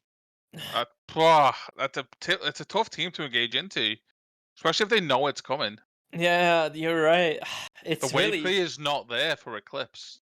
at one point I feel like Eclipse can just run into them and be fine, but then at the other side I'm like, oh, but well, wait, no, somehow still not, because they have actually quite a lot. Like, it's such a back and forth in my mind. I'm not really sure what to make of it. I guess we just have to see how it's gonna turn out. Yeah, they've obviously got something in mind. Arcane Comet being selected for the Kog'Maw. I'm not overly surprised. We will likely see an AP build coming out of I've there. seen something in the chat. I don't know if it's true or not about the Kog'Maw pick being because of time No, running he had loads out. of time. He had loads of time. Yeah, exactly. Okay, He so had loads. oh, and the pause coming in. And the pause coming in. So, I mean, good for us. We don't have to do the pausing thing. there's only so much stuff we can talk about, though. Yeah. Anybody played Tetris? Yeah, let's play some. Let's play some. What is it? Google thingy, or how it's called? I forgot. Oh, Yeah. GeoGuessr. Oh, GeoGuessr, yeah. Where you look at the location. Yeah, they're ready coming out from ECL side, so should be starting soon here. Hopefully so. We are Yeah. pretty long into this series now. It's getting long into the night. Here in the UK, it's just after 9:30, but a lot of these guys are from Europe, and it starts getting a Here bit late, right? here in Switzerland it's 10:42 p.m. Yeah, you're an hour ahead. Yeah, Of us even, yeah. it is getting late. It's been almost 5 hours this series is going on. I assume the players are getting quite tired as well, because those by no means have been easy games. Yeah, no, So they've all been far. close games. Wait, do you speak like 4 languages then? No. I speak two languages fluent. I speak Swiss German, Swiss and I German mean and normal English. German and English. Okay, so you got the two half Germans in there. Yeah, Swiss it's German and High German or whatever it's called. yeah, exactly. The country is divided into like 4 parts, Yeah, 'cause you and got it depends Italian on and which part. Romanian as well, Yeah, right? Yeah, see, and the biggest I'm cultured. the biggest part is German though. So Yeah, I know my yeah, stuff about some stuff. yeah. I wish I mean, anywhere knew as much about League as I did. Well, the languages spoken in Switzerland. For real though, I felt that. Yeah. So it does still seem that not everyone is ready. Maybe the Camille just rage quitted it because it was a checks again. Possibly. So for any of our German viewers at home, then can you explain what Cogmore mid's gonna do in mid, rather than being an ADC, but in German? I mean, I wish I could tell you. I've not watched a single LEC game this I haven't either, but year. you don't need to. It's gonna be AP. It's And gonna wave clear, and it's yeah, gonna be pretty much just sit in lane and farm and not move. And then when team fights happen, it's gonna eat ult and melt people. yeah, That's gonna be how AP Cogmore works. just looking at Kokma putting down ults. Oh, and we're going into the game. Game 5 now finally actually starting. This should be a good one. Could see an invade, actually, from either team. I don't think we'll get one from Ronin, but we definitely could see a posted up invade coming It out of doesn't seem ECL. like it's gonna be an invade.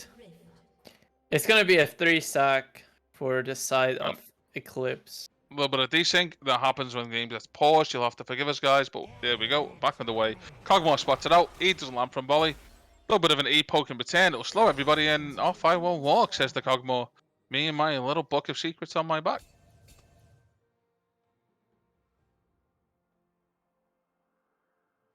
Yeah, I'm excited how this is going to turn out.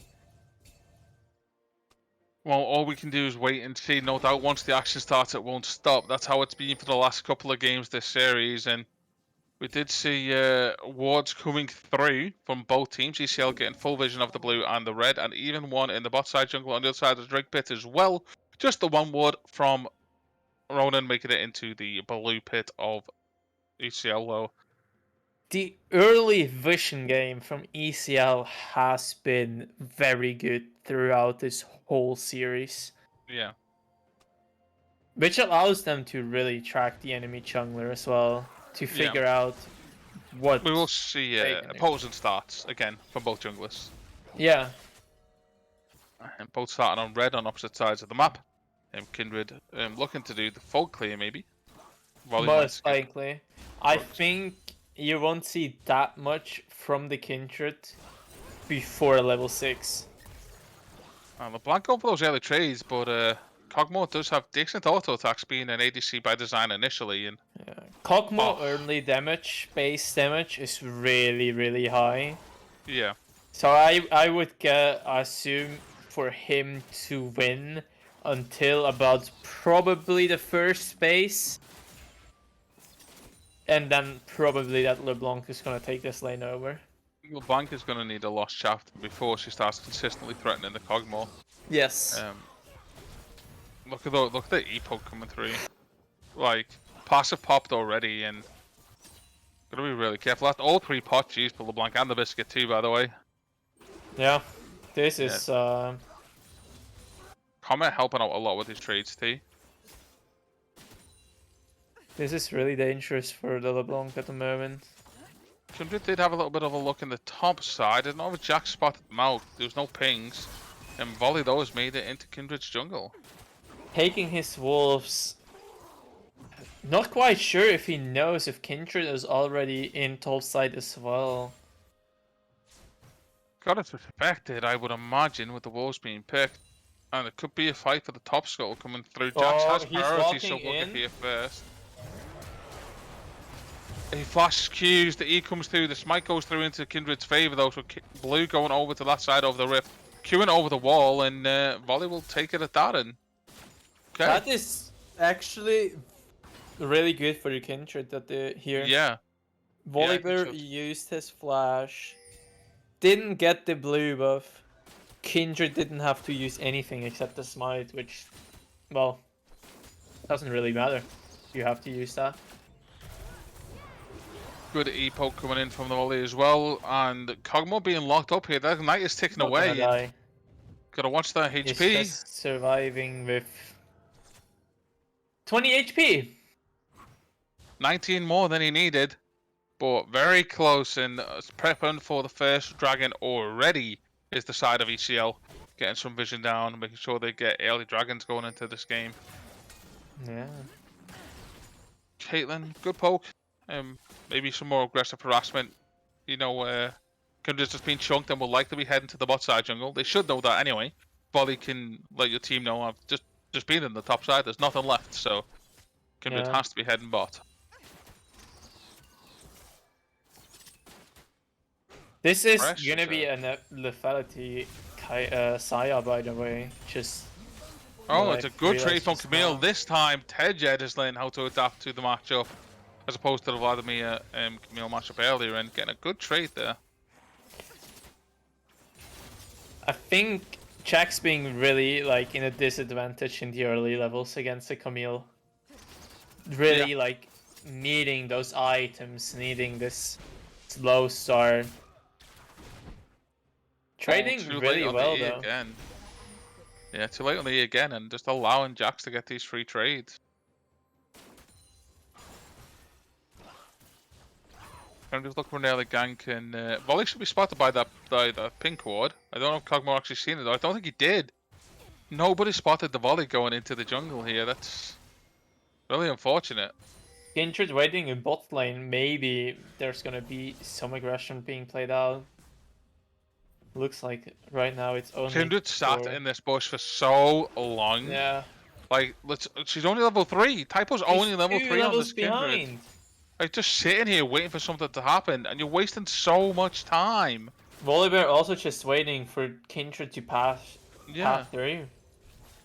Only And level 3 he Kindred now. gonna catch her as well. No, he's going So it mid. He's seems going like mid. it's He's got gonna be- eyes on the Kog'Maw. He Yeah, lands, but nothing else will come of it. And Kindred looking to fight, saying, "Hey, stop taking my jungle camps, you nasty bear."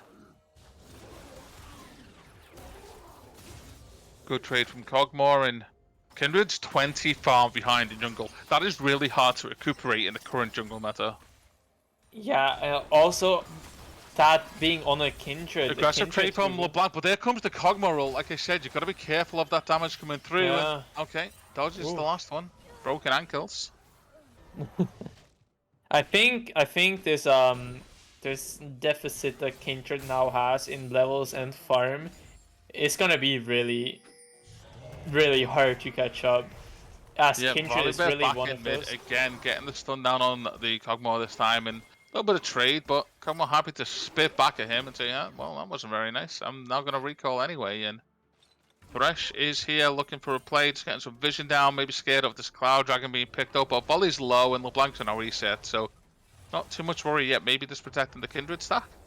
What do we think? Yeah. Out of the side from Eclipse, they can kind of just ignore this first trade, as Cloud doesn't really bring them a lot with just this one. Oh my god, did Caitlyn just flash the lag. steal? Holy, it worked, and you But- stole it, but a little bit of disrespect, and you're But gonna give your life over for it potentially. Yeah, the net isn't enough, and 400 gold.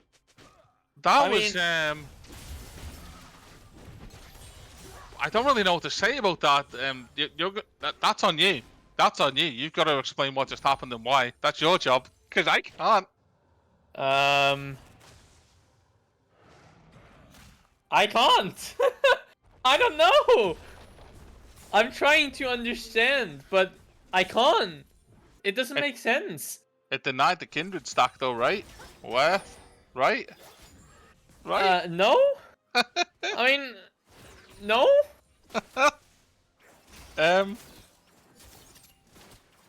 I mean, well, let's what move on the- because otherwise Yeah. we're gonna start losing brain cells. I mean, I think I already lost them.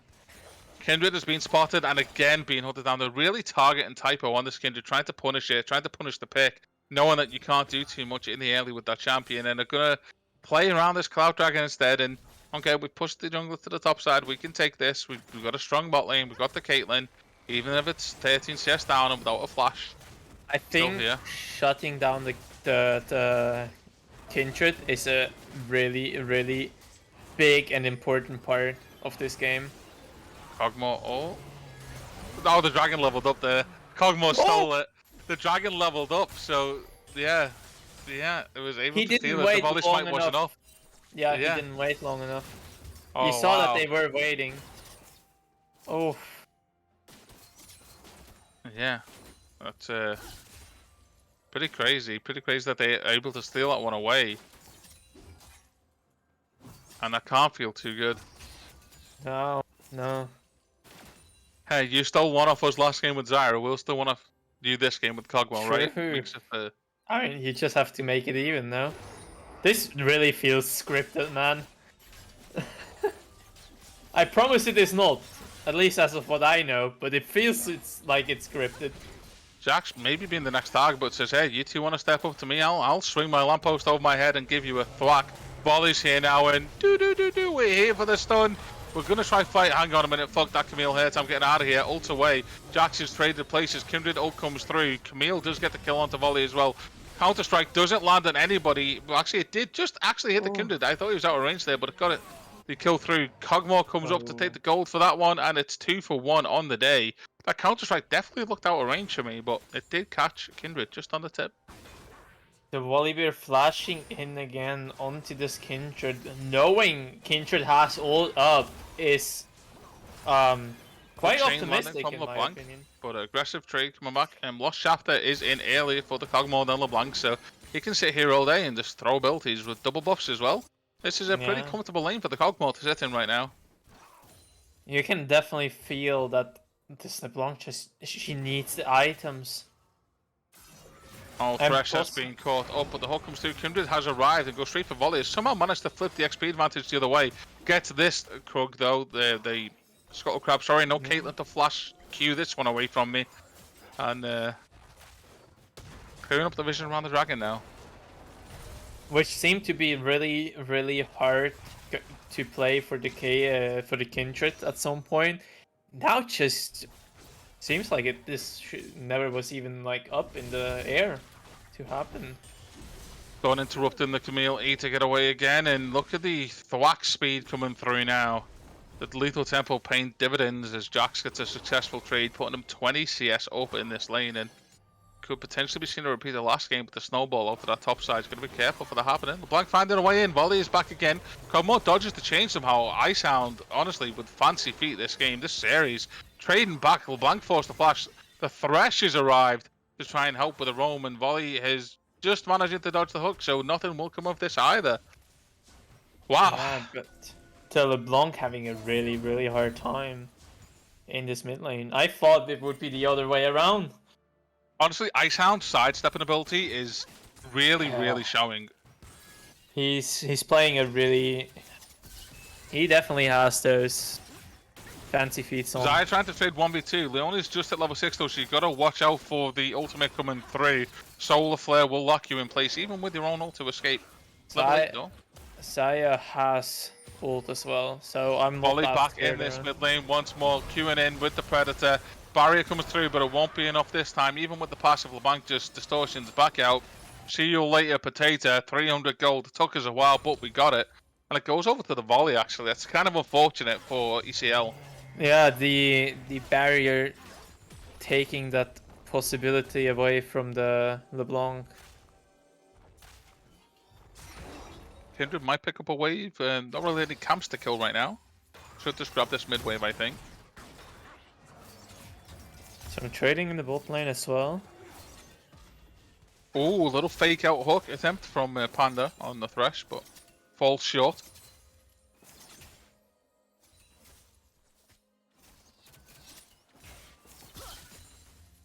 Yeah. LeBlanc now picked up that lost chapter. Now I would assume it's gonna Oh, we see the change. 3-man dive. The Zenith Blade hits. The Soulfire will follow, but Caitlyn has already died. We do have Kindred ult available if it's needed, but nope. They're gonna transfer the tanking and just let the Leona live. LeBlanc has made it to the bot side as well, so Kindred could be caught out here. 30 CS lead going over to Xayah. That's not how this lane should go. No, not at all. Also, Jax, aggressive trade in the top. It's a stun. I think we could see Camille down here. Shield comes through though from the passive, but yeah, it's a Rammus okay. And there goes the Jax getting the solo kill on the Camille. there it goes again. Jack's Yeah. getting this lead, starting to get scary. Has finished his work already. Second Dragon goes over to the side of Ronin as well, though. It will be Ocean. We're going to get another Hex tick, so that's 3 in a row, by the Again? way. 3 in a row. Riot really losing their ideas, man. LeBlanc trying to get a trade in. The chain lands, but it's a pretty free trade back. Oh, Thresh is here with the land. Oh, what a fantastic play, too. Leona? It's not going to be enough. Leona's here, too. The hook even hits. Zenith Blade lands, and this kill credit does go over to LeBlanc, but Camille has turned up. Kindred has finally turned up, and Ronin are here to fight now. A little bit too late. Kog'Maw's already fallen, but Leona does die. Volibear doesn't really have anywhere to go. Let's call that one a zoning hook, shall we, Panda? No harm there. Good flash over the wall. He Good die, does not- and yeah, Panda oh. Cheese flashes forward for the auto to get the kill, so big credit to that one. Definitely going in the favor of Ronin here, even though Jack's got this top lane turret already. Yeah, it already happened. And the gold only being apart by 1,000, so really nothing big. Yeah, it's actually a pretty close game, and it does tie into the close series that we've had all throughout. The fact that it came down to this game 5 is insane. Yeah. The way Absolutely. those two teams have been playing, this could have as well just been a 3-0 at some point. Yeah, it definitely could have been. Oh, the LeBlanc chain does land again on Camille this time. Rooted in place. Thresh is again here. I feel like Panda's not been bot lane very much this game, and has changed to be a mid laner. Like, But now I I'm going to think- support up in the mid lane instead. That's exactly what you pick Xayah for. Yeah, I That's- think so. Yeah, just let So, you like- support roam. Yeah. And Thresh being such a strong roamer as well, with having this Kog'Maw in mid as well. Yeah, I think you're right. It's scary as the game does get further into it, though. Yeah.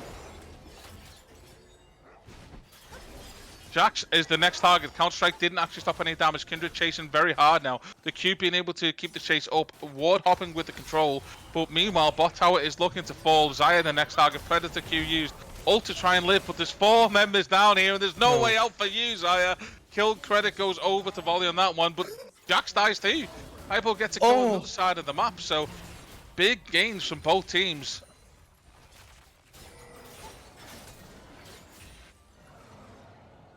Big gains for both teams as we see cross-map play coming through once more.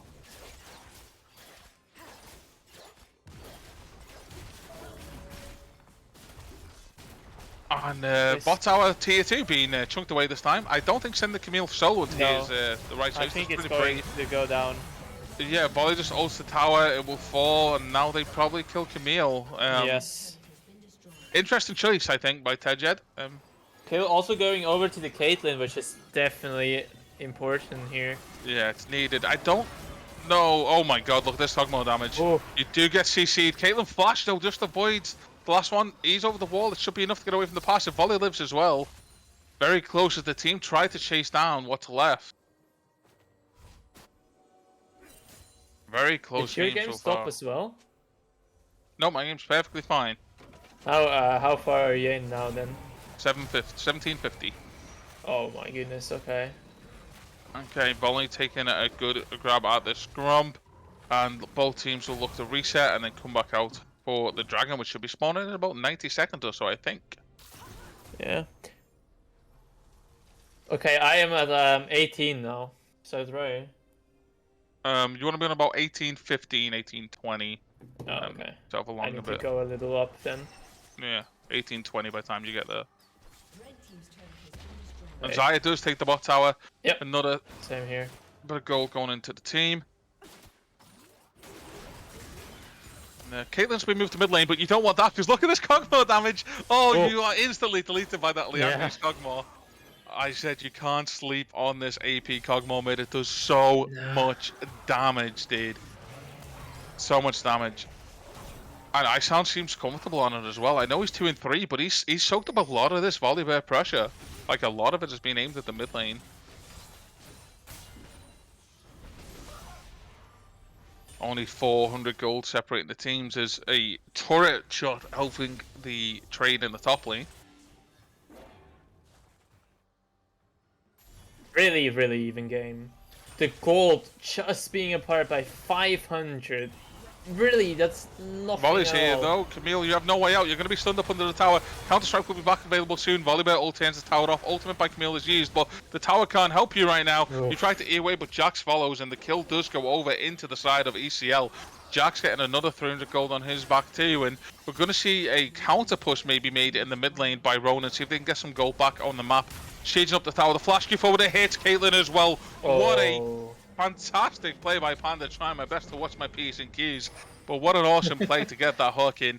Caitlyn does fall as the return kill is made in somewhere else on the map. Solar Flare lands in. Leona's going for this really aggressively, but Thresh Lantern will pull them out, and Jax is here, Volibear's here. They try to chase them down. This play isn't over yet. Zyril comes through. The Feathers root up 2, but not quite 3. Jax has been CC'd to death, and literally to death as Kindred picks up a kill on this one. Cogmore poke is here as well. TP to follow from Camille. I'm coming back to this fight, says Terjed. You guys got me, but it's not over yet. Volibear is next on the chopper block, and we will turn our eyes to Baron, I think, as Ronin eventually make themselves into the enemy topside jungle, and we'll maybe start this one up pretty quickly.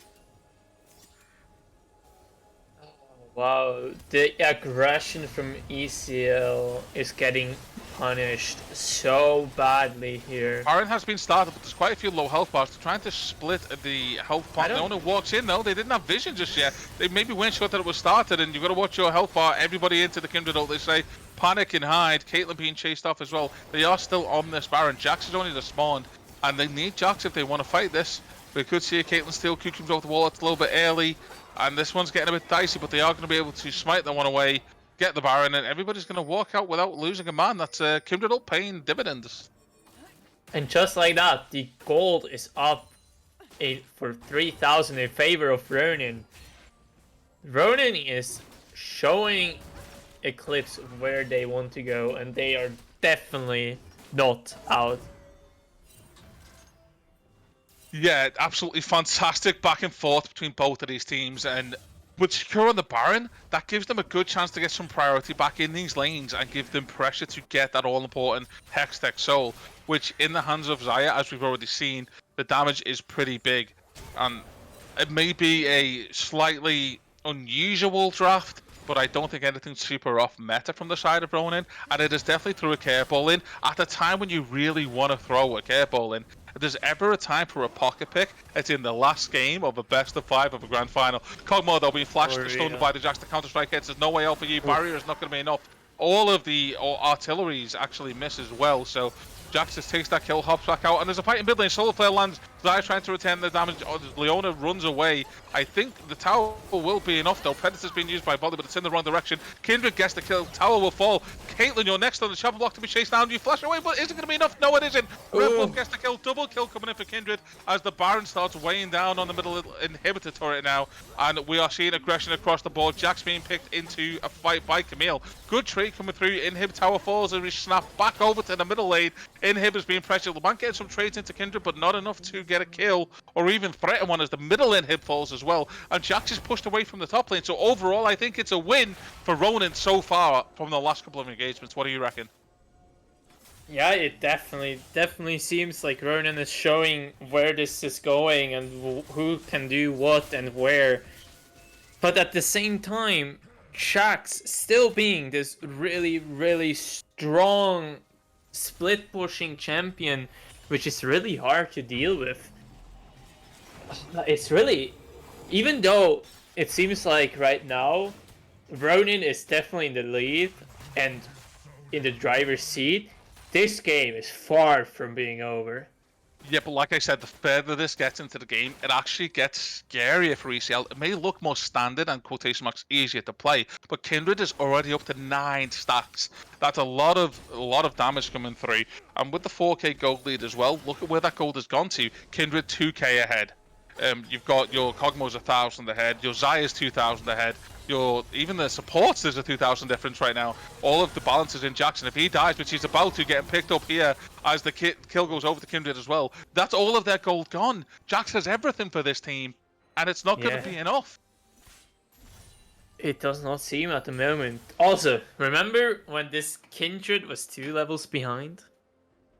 Yeah, back when she was level 3 and Volley was level 5, and then that switched over. But Solar Flare lands, and we're going to see a return attempt, but you are outnumbered on this one, guys. I don't think this is the fight you were looking for. Leona goes in, but dies. The fresh hook from downtown. LeBlanc gets caught up again, and Kindred is on the chase. Predator used. Volibear's trying to run another flash hook. What is Panda Cheese doing right now? Honestly, this Thresh was quiet in lane, and ever since the lane phase ended, the game has just exploded. And look at this, it's 18-9.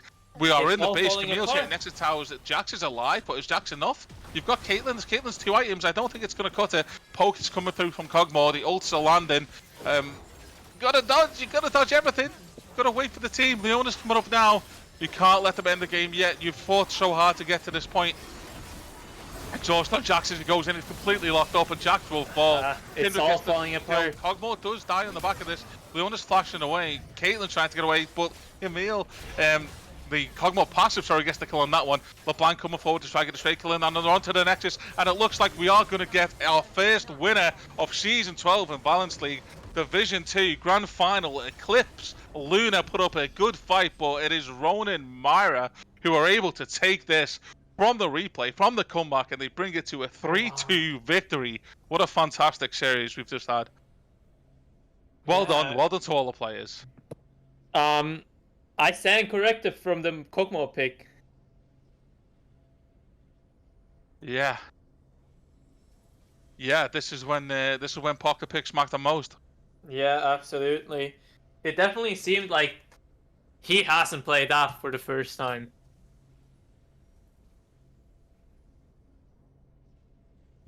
Obviously he looked very comfortable. Just the way he moved around the lane as well, you could see he was prepared to the kind of style he would have to play into. Maybe expecting the LeBlanc to come out and thinking, I can dodge a LeBlanc chain. I'll be fine. Yeah, it really seems like he definitely thought of this LeBlanc pick and was like, I don't care. And it obviously didn't care. Like, it didn't matter at all.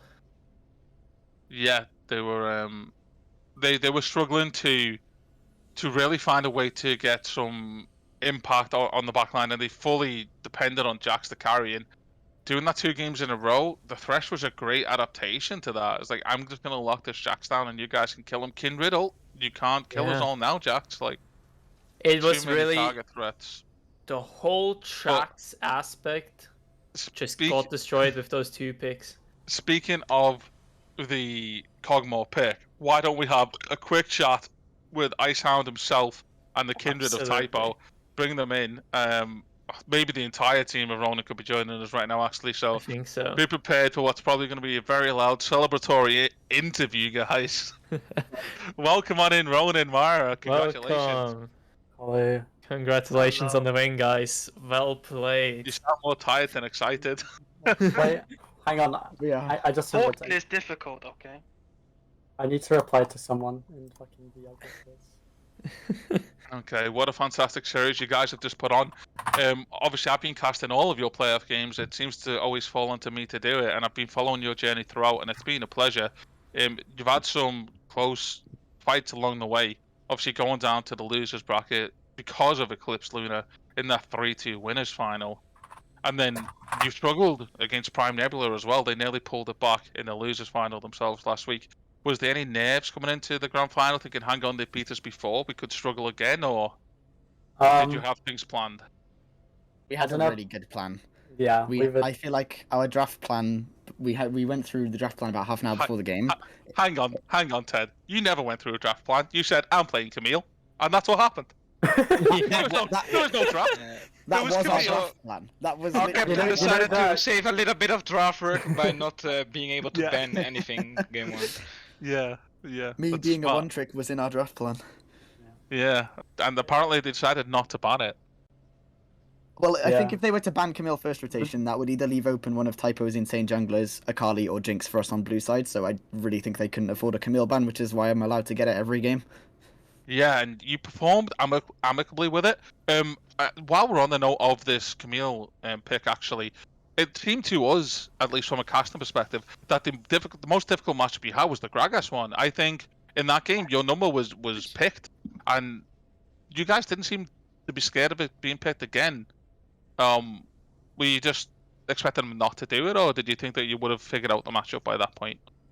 So, in my opinion, Jax is actually way, way harder than Gragas. I don't know why I just had a case of, like, my hands fell off. I played that lane really, really badly, but the mid-late game in that game against Gragas was a lot easier for me. Yeah. And I think that was kind of evident. Yeah, we won't talk about you being Gragas ulted under the inhibitor tower and being solo killed. We'll gloss over that. Yeah, no, We'll I gloss over kind that. of... Yeah, my hands kind of fell off from that game. Yeah, but that was the mid lane game. We'll gloss over it. It's fine. We'll gloss over it. We'll gloss No, I over it. think Let's focus very It quickly doesn't on matter the in the Cogmore end. mid. The Yeah. Cogmore mid, the pocket pick. I supported it. Tech was against it. I Who's- wasn't who made against that it. I decision? was just not seeing it in this comp. So Who made what- that decision? Who made Let the me call? know. Hey. What was running through your head when you blocked in that Kog'Maw? How did you get that one? Well, I was like, damn, they have a lot of health on their team. Cogmore does percentage health max HP damage, so I'll pick him. Other than that, I had no other thoughts. It was either Cogmore or Cassiopeia, and Cassiopeia is less fun than Cogmore, so that's why I picked it. Both me and the letter E on my keyboard agree with that statement. Yeah, I Typo, agree as well. I think we realized, Typo, why we don't run Udyr in game 2 and only in game 1. They clearly adapted to it, but your game 1 Udyr was fantastic. Again, I seen it and we knew it was going to be picked up then. And Panda Cheese, again, I just want to come to you last. This Thresh game, you were so quiet in lane, nothing really happened. And then the 20-minute mark hit, and you were like, oh, by the way, guys, I don't miss hooks from now on. Yeah, I feel like normally when I play in a team scenario, I kind of play like too just inactive. I feel like I really should be like going for more hooks and kind of just like going for more plays in general. But I feel really like pressure sometimes just even making the attempt, so I really restrict myself, and hence a lot of time I kind of just AFK, walk around, set up vision, which is standard, but I end up not doing a lot, which is something I'm trying to improve on a lot. But today I still was like a bit nervous, I guess. So. Yeah, no, obviously, yeah, I understand. As a team, then, this you can choose who answers this. Out of all of the VL games you've played, including regular season and playoffs, which was your favorite match? Or was it this one? I think for me it's versus like a series Esports or Wales. Esports Wales. Yeah. Esports Wales was good. I like because that was when we were like turning into a like real group. Yeah, of friends. I true. think. Yeah.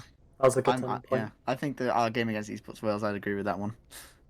Okay, so are you guys going to be staying together for the next split, do you think? Now that you are champions of Div 2? Ramco's a snake. It's fucking... Yeah, I'm gonna stay So sorry, I'm hearing there's an ADC spot open for the current title owners of Division 2. That's what I'm hearing, guys. Yeah. Right, detectives, anything you want to ask the guys before we let them have their last words? No. And by last words, I mean I'm going to take them up back and shoot them because they're all better than me at the game.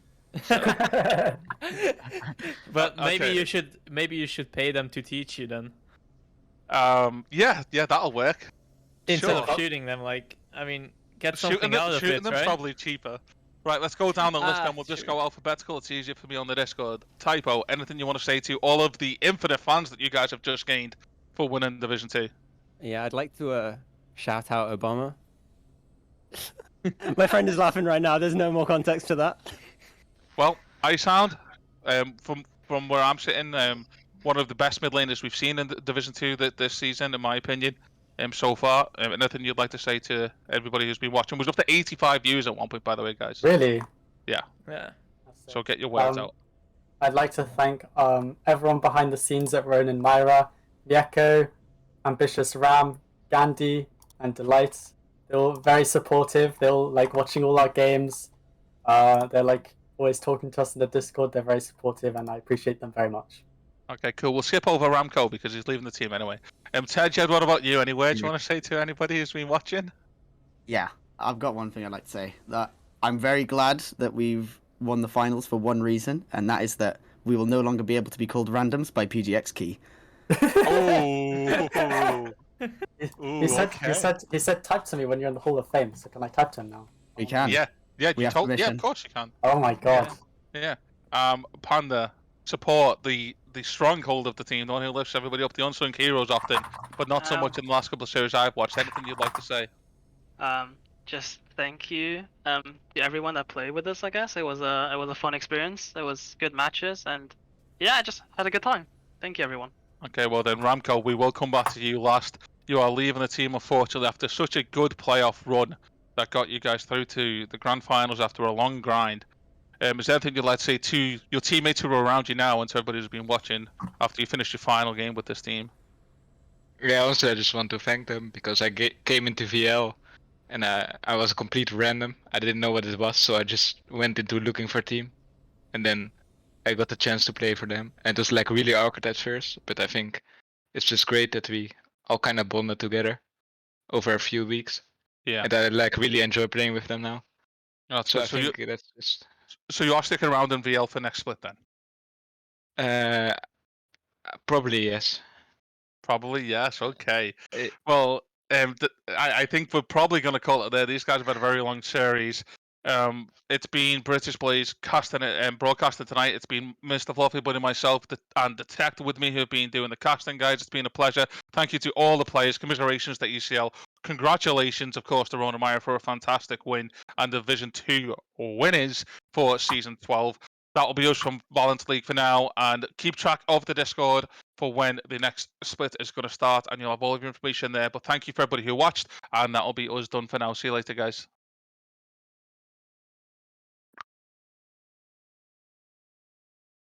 Yeah, this is kind of awkward, isn't it? Oh, I was hoping you got it.